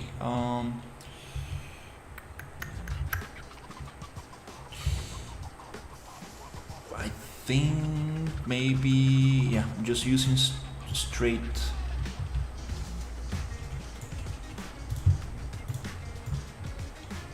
walls for the third floor might be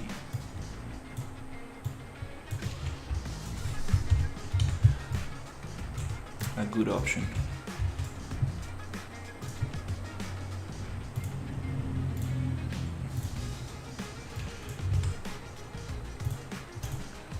Okay, let's see if we can snap to this.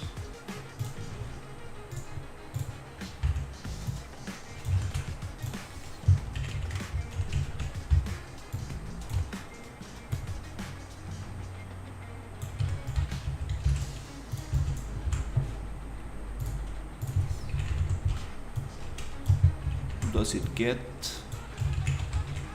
Because it's a tilted. We have a tilted wall underneath. I can actually push them out a little.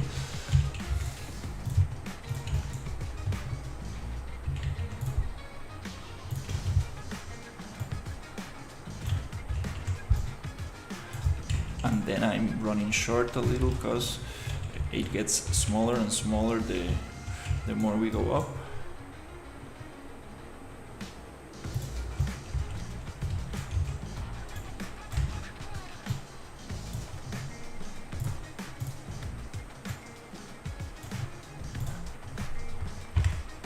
That's something I need to figure out.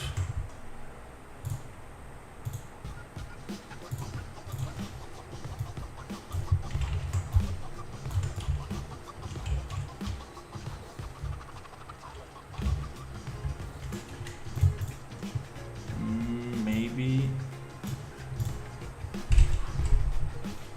yeah, like having like a balcony or something here. So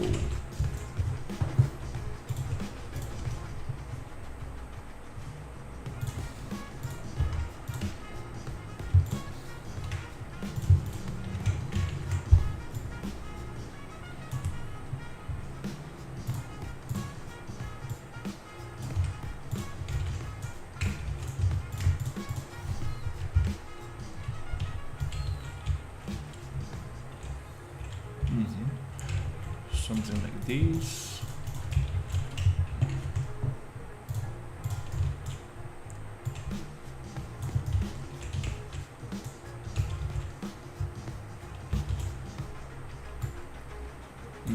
Okay.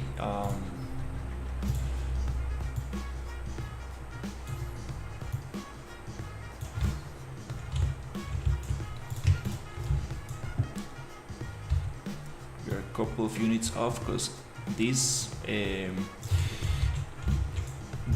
walls are designed to go 20 units into each other in the corners, but I'm not leaving the corners. I'm not intersecting the corners, so that's why the roof is not gonna match.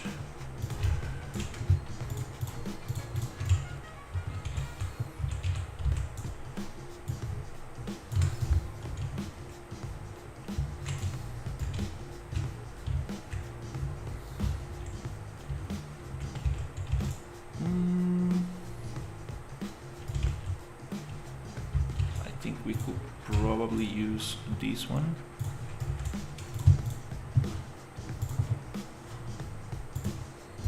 Here.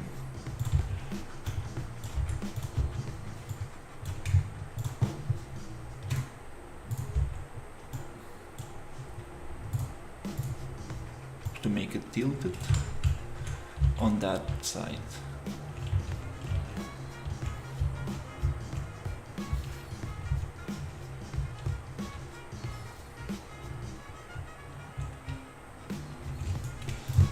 And I'm just gonna be a little lazy and copy this over.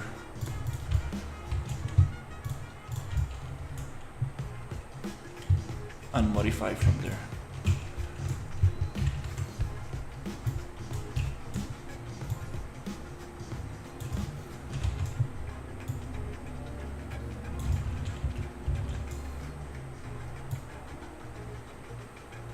No, we don't have enough space.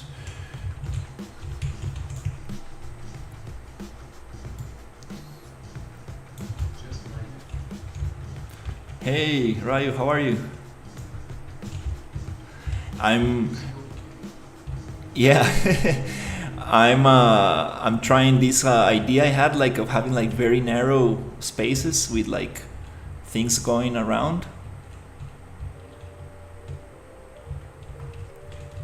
Not for all the village, but it would be kind of cool to have like a more kind of like thing like this in one part. It could also connect to the other buildings, and we still have the one-offs. This one came out very cool. Like this, I really like this one.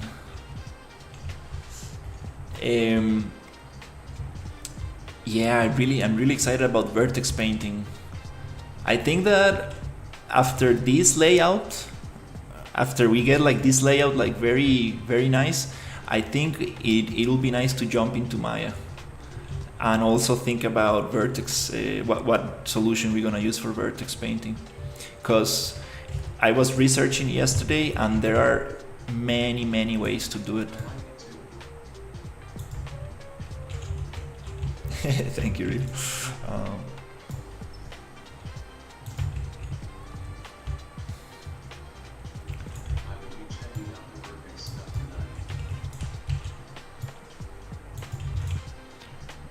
Yeah, I think it really depends on the textures we're using, because I've seen like the best vertex painting, they use height maps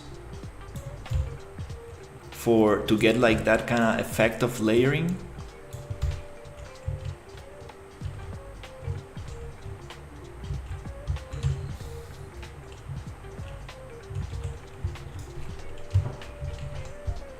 Just trying to give it a third level. Let's aim to get UHD in Maya on 14.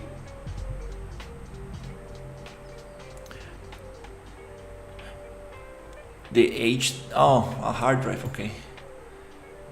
That'll be cool. No normals. Height maps are fun. Yeah, yeah. Actually, we don't need normals. I was making some tests yesterday. I was playing with We are going TF2 style for the buildings. TF2 style for the buildings. I'm so bad with acronyms. Let me check what you mean.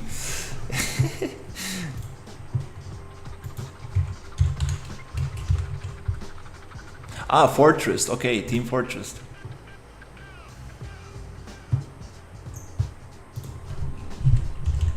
Yeah, I was testing some textures yesterday, stylized textures, and definitely we don't need the. TF2 is a game. Yeah, I found it a Team Fortress. Um, so what I was doing yesterday, that's very cool. I like that style a lot. Hmm. So what I was doing yesterday is experimenting with megascan textures, and then running some filters on them to get them like hand painting into a hand painted style. And definitely the normal maps don't really help. Like you don't like for that style you don't really need normal maps. But yeah, super cool stuff.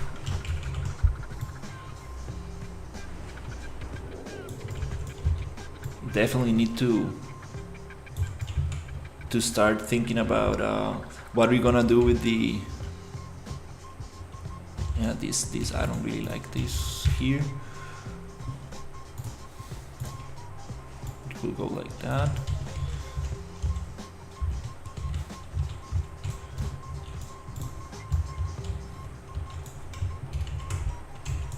With the textures on vertex painting.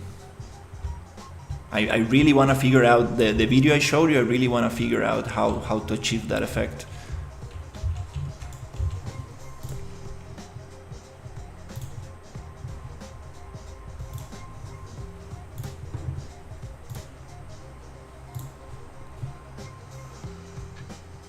Oh, okay.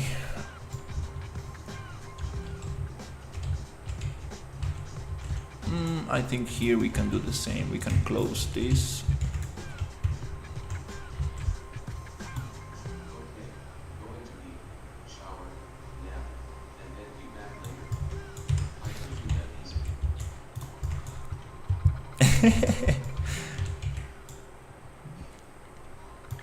A plugin for what? It's also cheap.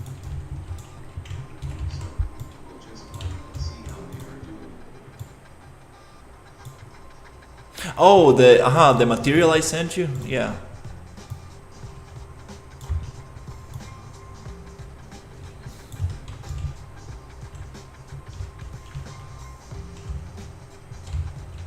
Yeah, I also need to make some tests with the Michael Fosher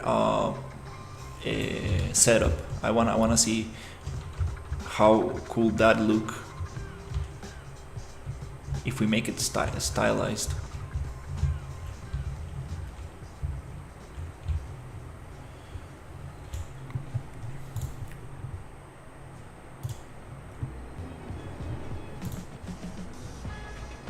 All right, I'm just gonna place a couple buildings, some more bridges.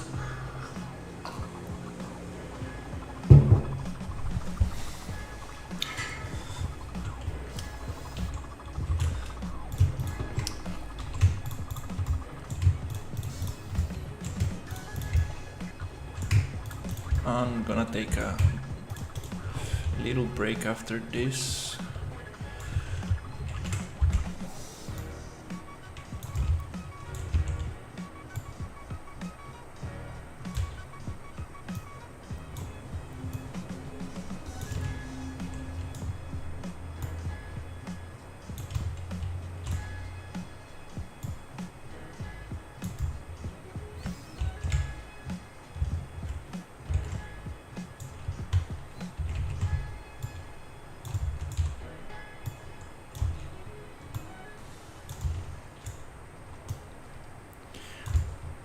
Now the question is, how are we gonna get into the third floor?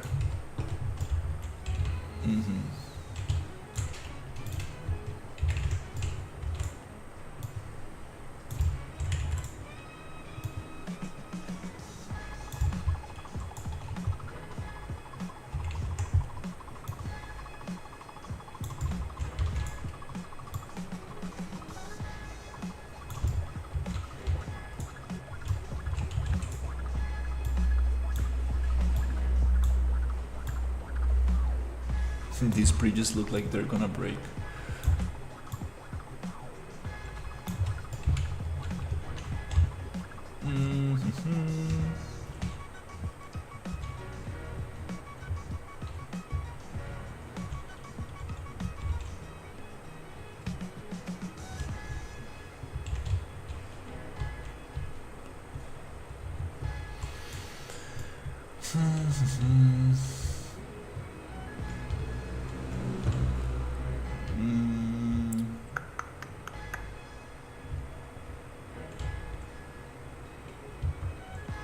We'll probably have stairs going up.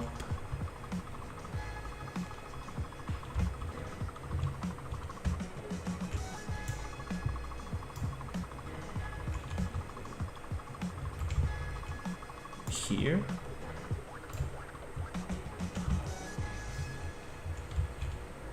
Okay. Yeah, I'll try that.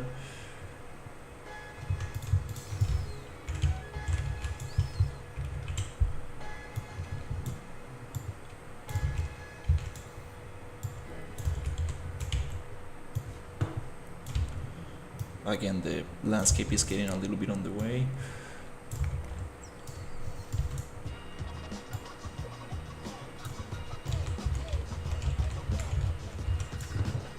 Need to delete a bunch of stuff that I placed underneath the landscape.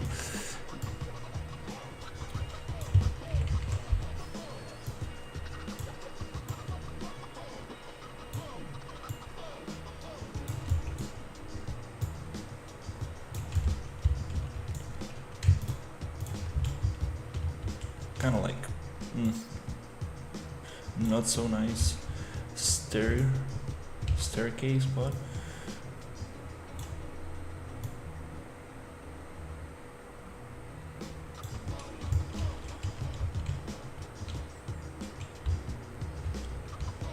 we could just probably make it, just take this one off.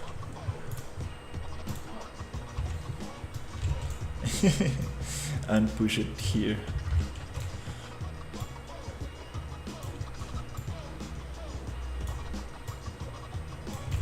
I don't really like doing double stairs like that, but it's okay.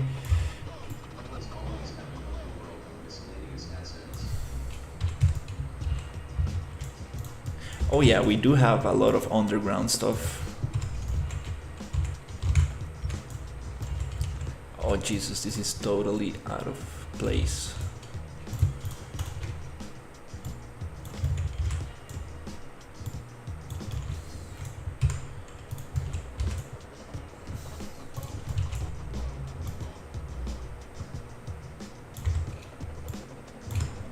It's okay.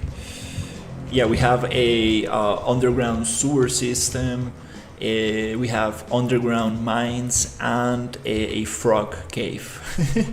So yeah, we're gonna have a bunch of underground stuff. Also an underground dungeon. Where is it? Oops. So we have this thing here.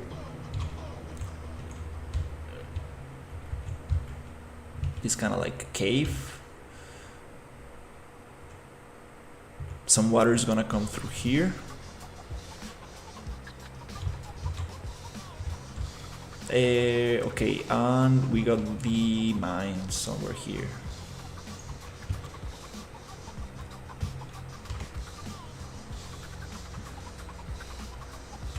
I like this shader. This texture looks pretty cool. Just a bunch of wood and it comes out somewhere around here. Looks very nice with the light.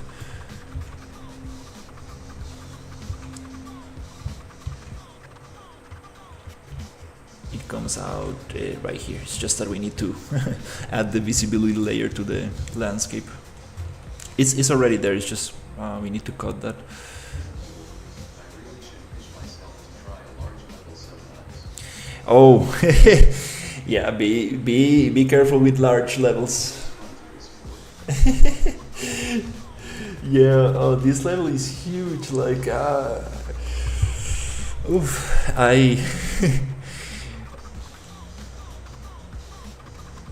I'm a little scared about how big the level is. There's so much to do.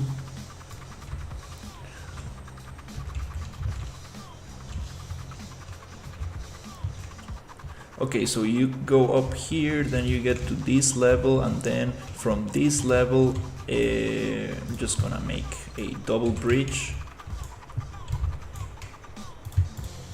Something like this.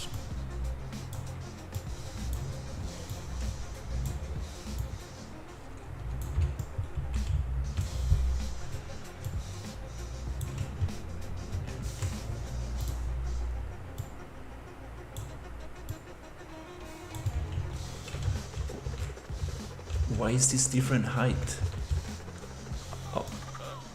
Oh, it has a rotation, I guess. Oh, okay.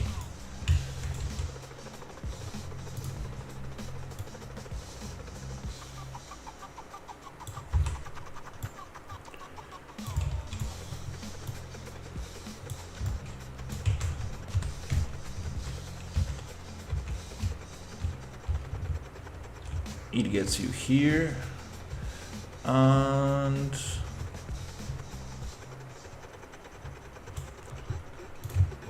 yeah, maybe too much. Maybe I'm going too crazy with these bridges. I need to add more stairs to follow the style that I'm going with. But for now, it's just to be able to walk.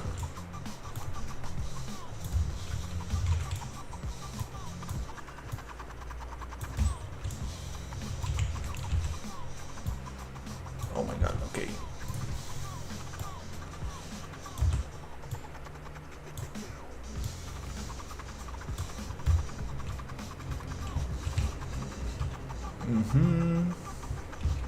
We can get up here, and I was thinking of making this like a extending this thing. Maybe I can get both. I can just extend here so I can connect to the other side, but also make it a little thicker like this.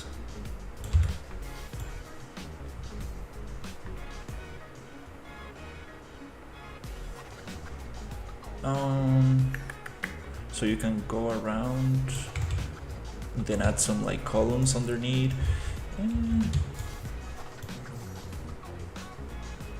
Yeah, it's okay.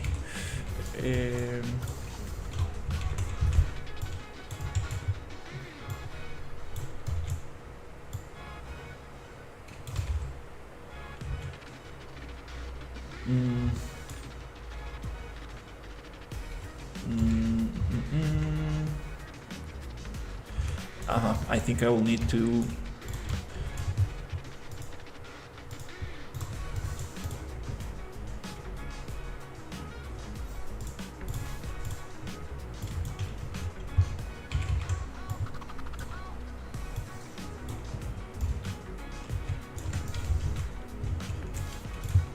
do the corner trick, which is putting this somewhere here.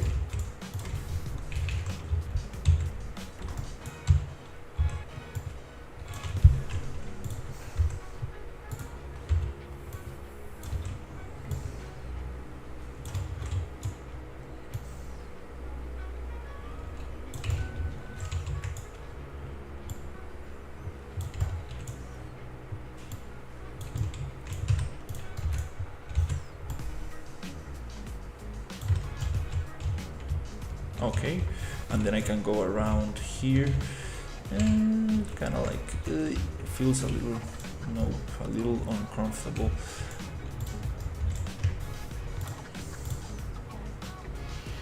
Hmm.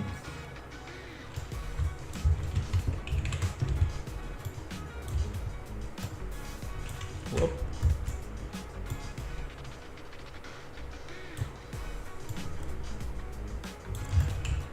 It's kind of nice to have this because I can add like columns underneath and like add pieces of wood like this and like this stuff. It's gonna make it look cooler.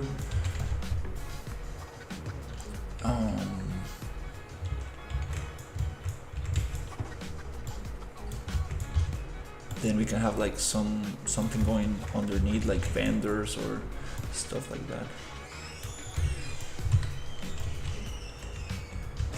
And this door doesn't make sense here, so I'm gonna place it on this side and add this there, this wall here.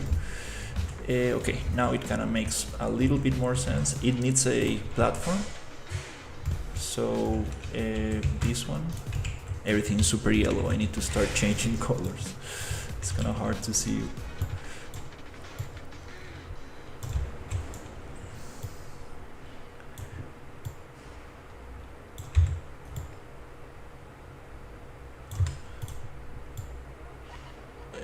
Okay, something like that.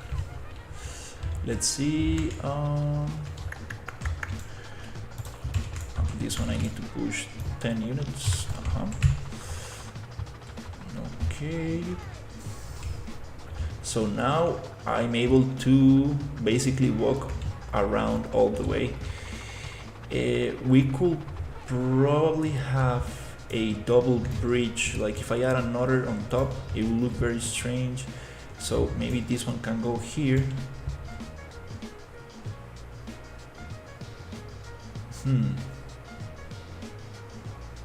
Let's see if that works.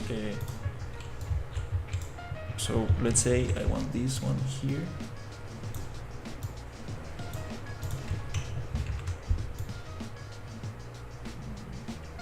Something like that. And this one. Whoop. This could be nice here.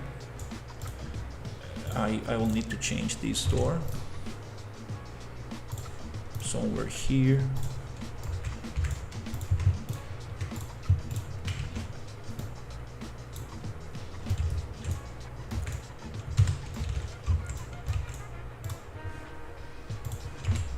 Close this one.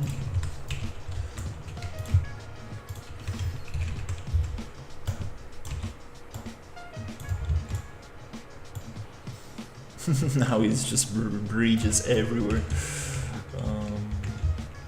which kind of makes it look interesting, but maybe I'm just going to adding too much. Okay, I think now I can reach every single part of the village. Let's just test this.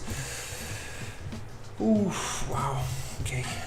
Thankfully now the heat is going down. I actually streamed during the hottest time of the day, like 12 to 4.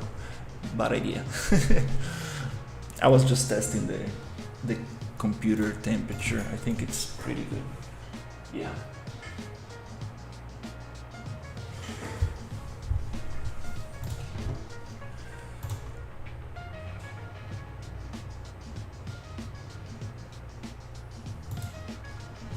All right, let's test this.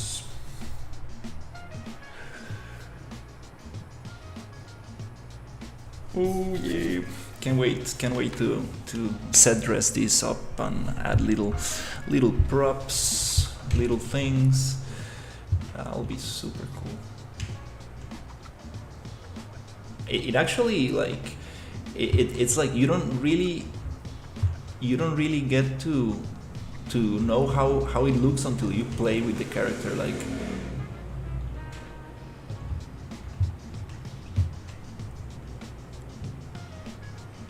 those bridges actually add this, like, you know, like really close the environment. I need to work on the interiors as well. I need to connect a little bit more the rooms and think how that, for example, this is like, what is this? That doesn't really make sense. I can actually push that out and it will make way more sense. Mhm.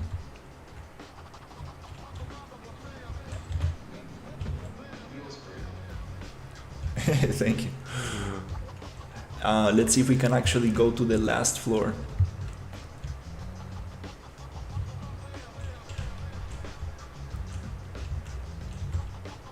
Yeah, these walls here, for example, like it doesn't make sense.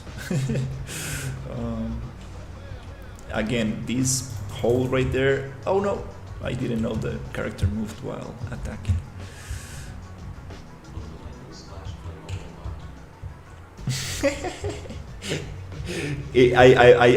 I've gotten that comment before, like, are you doing a mobile game? I'm like, no, dude. It is not for phones. Oh yeah, we have these other stairs. I forgot. We can actually go around here, and we can go down. Oops. I need to like push this landscape a little. Oh, okay, got stuck. Oh, okay.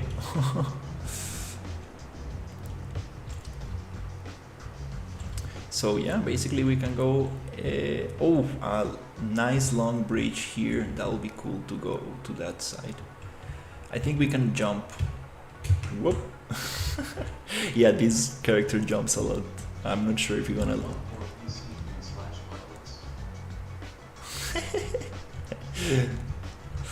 Oh. Yeah, we got dismemberment. Like this game looks like super cute and stylized and everything, but yeah, there's going to be some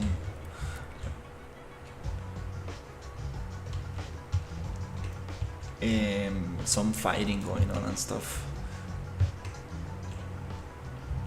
Okay, well that's pretty cool. I think that adding a little couple domes, decoration and stuff like that. I think just fixing this bunch of walls coming out of the buildings. That's also something I need to address.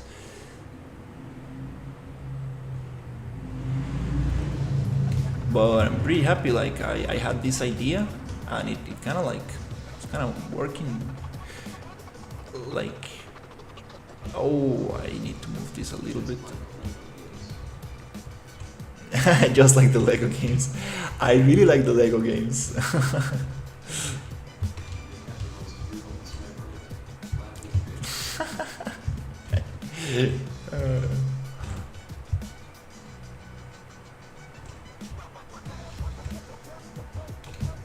Okay, I think this is like a nice first pass. Now I have something to work on. Well, actually the whole thing is just very, very rough. These other buildings also, they're pretty rough. They just have a couple more details. Hey, lighting. No, I think it's gonna be just melee fighting. I think we're gonna add a dagger so you can throw it one time and it falls into the ground and you need to pick it up again. Let me see if I can show you one of the enemies. Yeah, I'm not sure if the armor is working right now because Ryu was working on the armor, but let me see. You're not supposed to be flying in the game. It's just a way for me to travel a little bit faster, because we are using a safe location. No, okay. I should probably not be flying that much because if you fly too much, the game crashes. Okay, for some reason.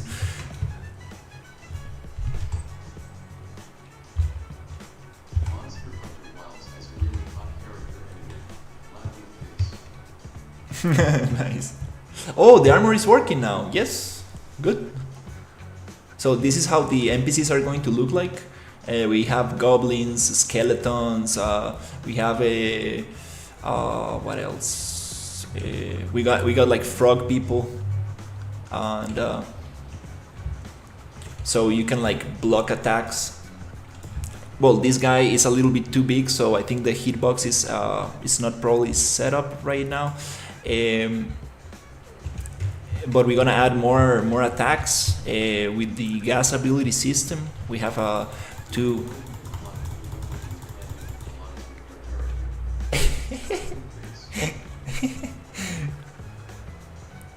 Yeah, that's not going to be in the game. It's just for us. So everything that you see your enemy wearing, you can actually pick it up. So are there gonna be mounts like dragons? I assume there's going to be I'm not sure about mounts. I think there's going to be there's no shield. I want this. Is it F? The lighting looks strange from that angle. I'm not sure about mounts. We do want to have a boat so you can like go to other islands and stuff. That's probably a little bit in the. Oh, I fell into this hole. So we want to have a little boat so you can actually go to other islands and stuff.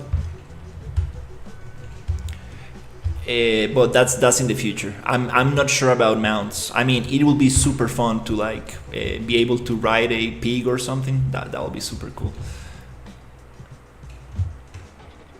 Which I don't think is like that hard to do.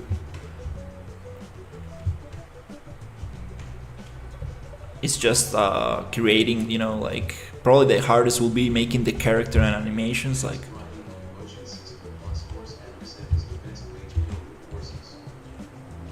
It will be very nice to have horses. Like I really like mounts in video games for sure. Oh, we got some collision issues here. Okay. Oh, some serious collisions right there. I didn't know that. But yeah, the game is about like fighting enemies, defeating arenas, getting better gear, and making your way to the final arena where you get to fight like the strongest gladiator in the island. And after that, you will be able to customize that arena, so you can fight whatever combination of enemies you want. And if everything goes well, we want to integrate. I'm not sure what happened there. That'll be super awesome, like riding a pig, like super cool. Oh, okay. I'm getting some frame drops. Maybe my computer is getting too hot. But yeah, on the final arena, if everything goes well, we should have a multiplayer matchmaking kind of system, so you can fight other players in there. We have 2 programmers working on the game, and they are already testing some multiplayer features to see if we can add that.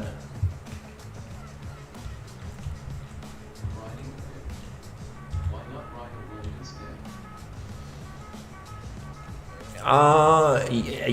Yeah. I mean, right now it's not the priority.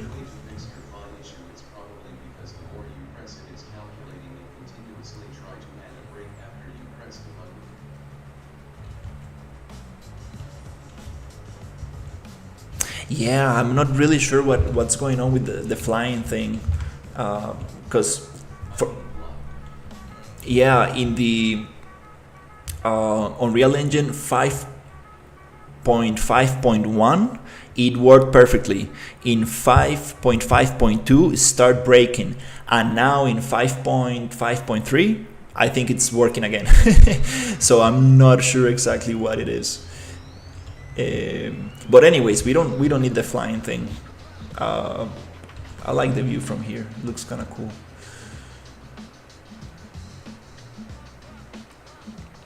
So yeah, I think that's going to. Oh, also I can change the lighting. Let me show you. It is.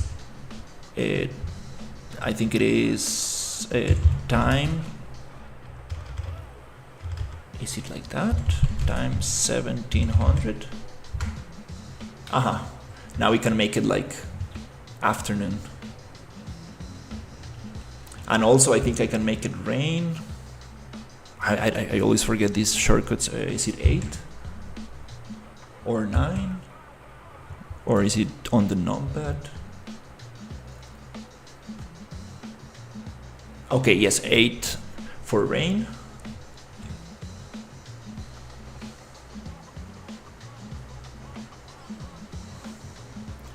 And no.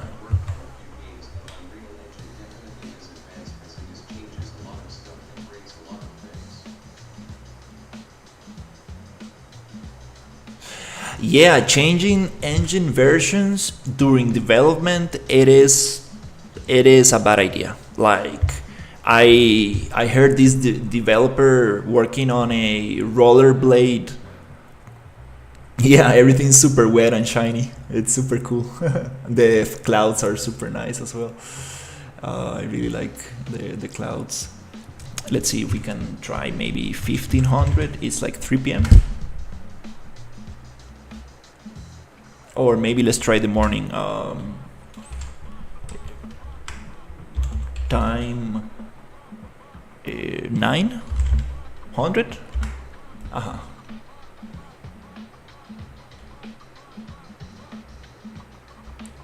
Yeah, everything is super wet. Yeah, I heard about this rollerblade game, and the developer is using Unreal Engine 4, because he doesn't really need to use Unreal Engine 5. Like, he's not doing anything like related to Nanite or Lumen or anything like that. And when he tried changing from 4.26 to 4.27, like, things just stopped working. So he said, no, I'm gonna just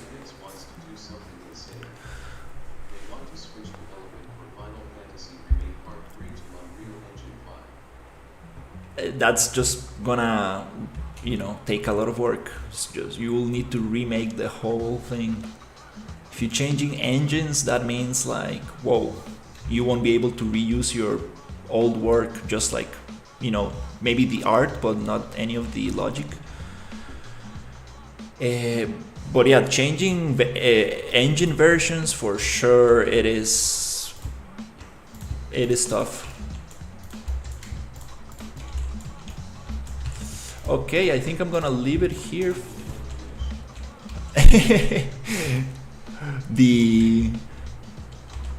It's gonna be named the Never Fantasy.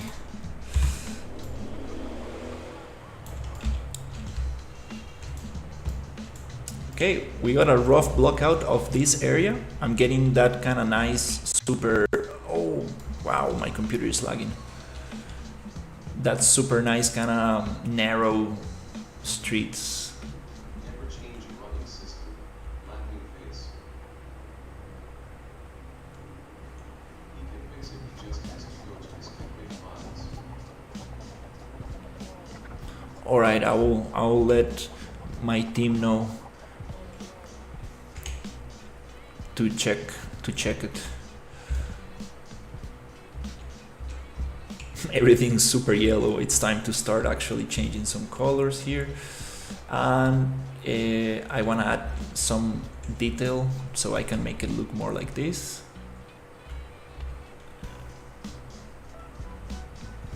Or like this. I really like how this one came out.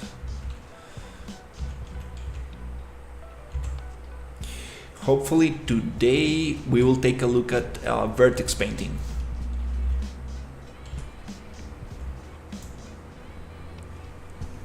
And I should be getting Maya, the indie license for Maya, pretty soon, so I will be able to actually start polishing some of this.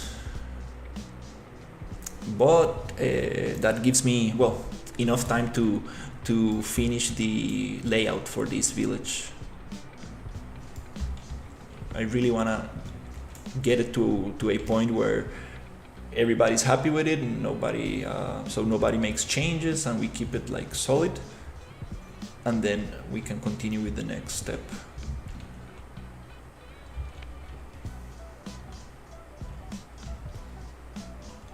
This is this is going to be probably the first area that we are going to try. We will try to polish, so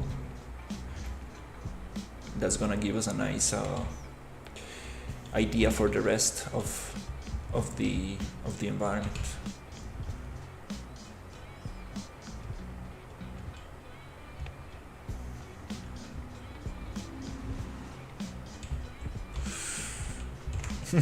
I like this building a lot.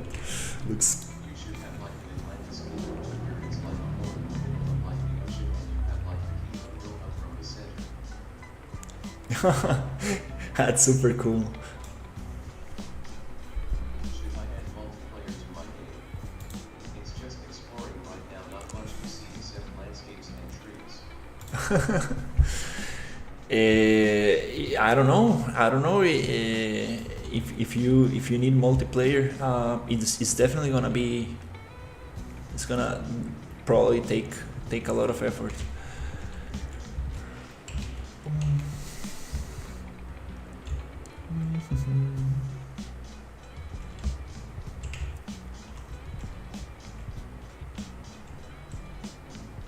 Yeah, we got some cool buildings. We can just And 10 minutes.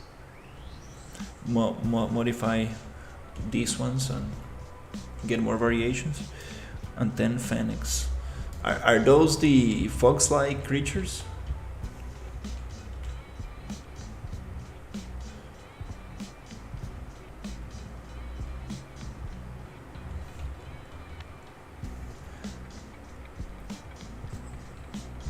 Alright, I think I'm gonna take a break. The heat is like killing me right now. I think I wanna. Yes. Let the PC cool down a little bit. Nice, those are cool. You should make it a mount. That would be nice. Alright guys, thank you so much for watching and have a great one. Just for the record, sure, you see that I always say goodbye before finishing the stream. Alright, take care. Too small for mounting. I mean, you will need to make it bigger. Alright, see you guys.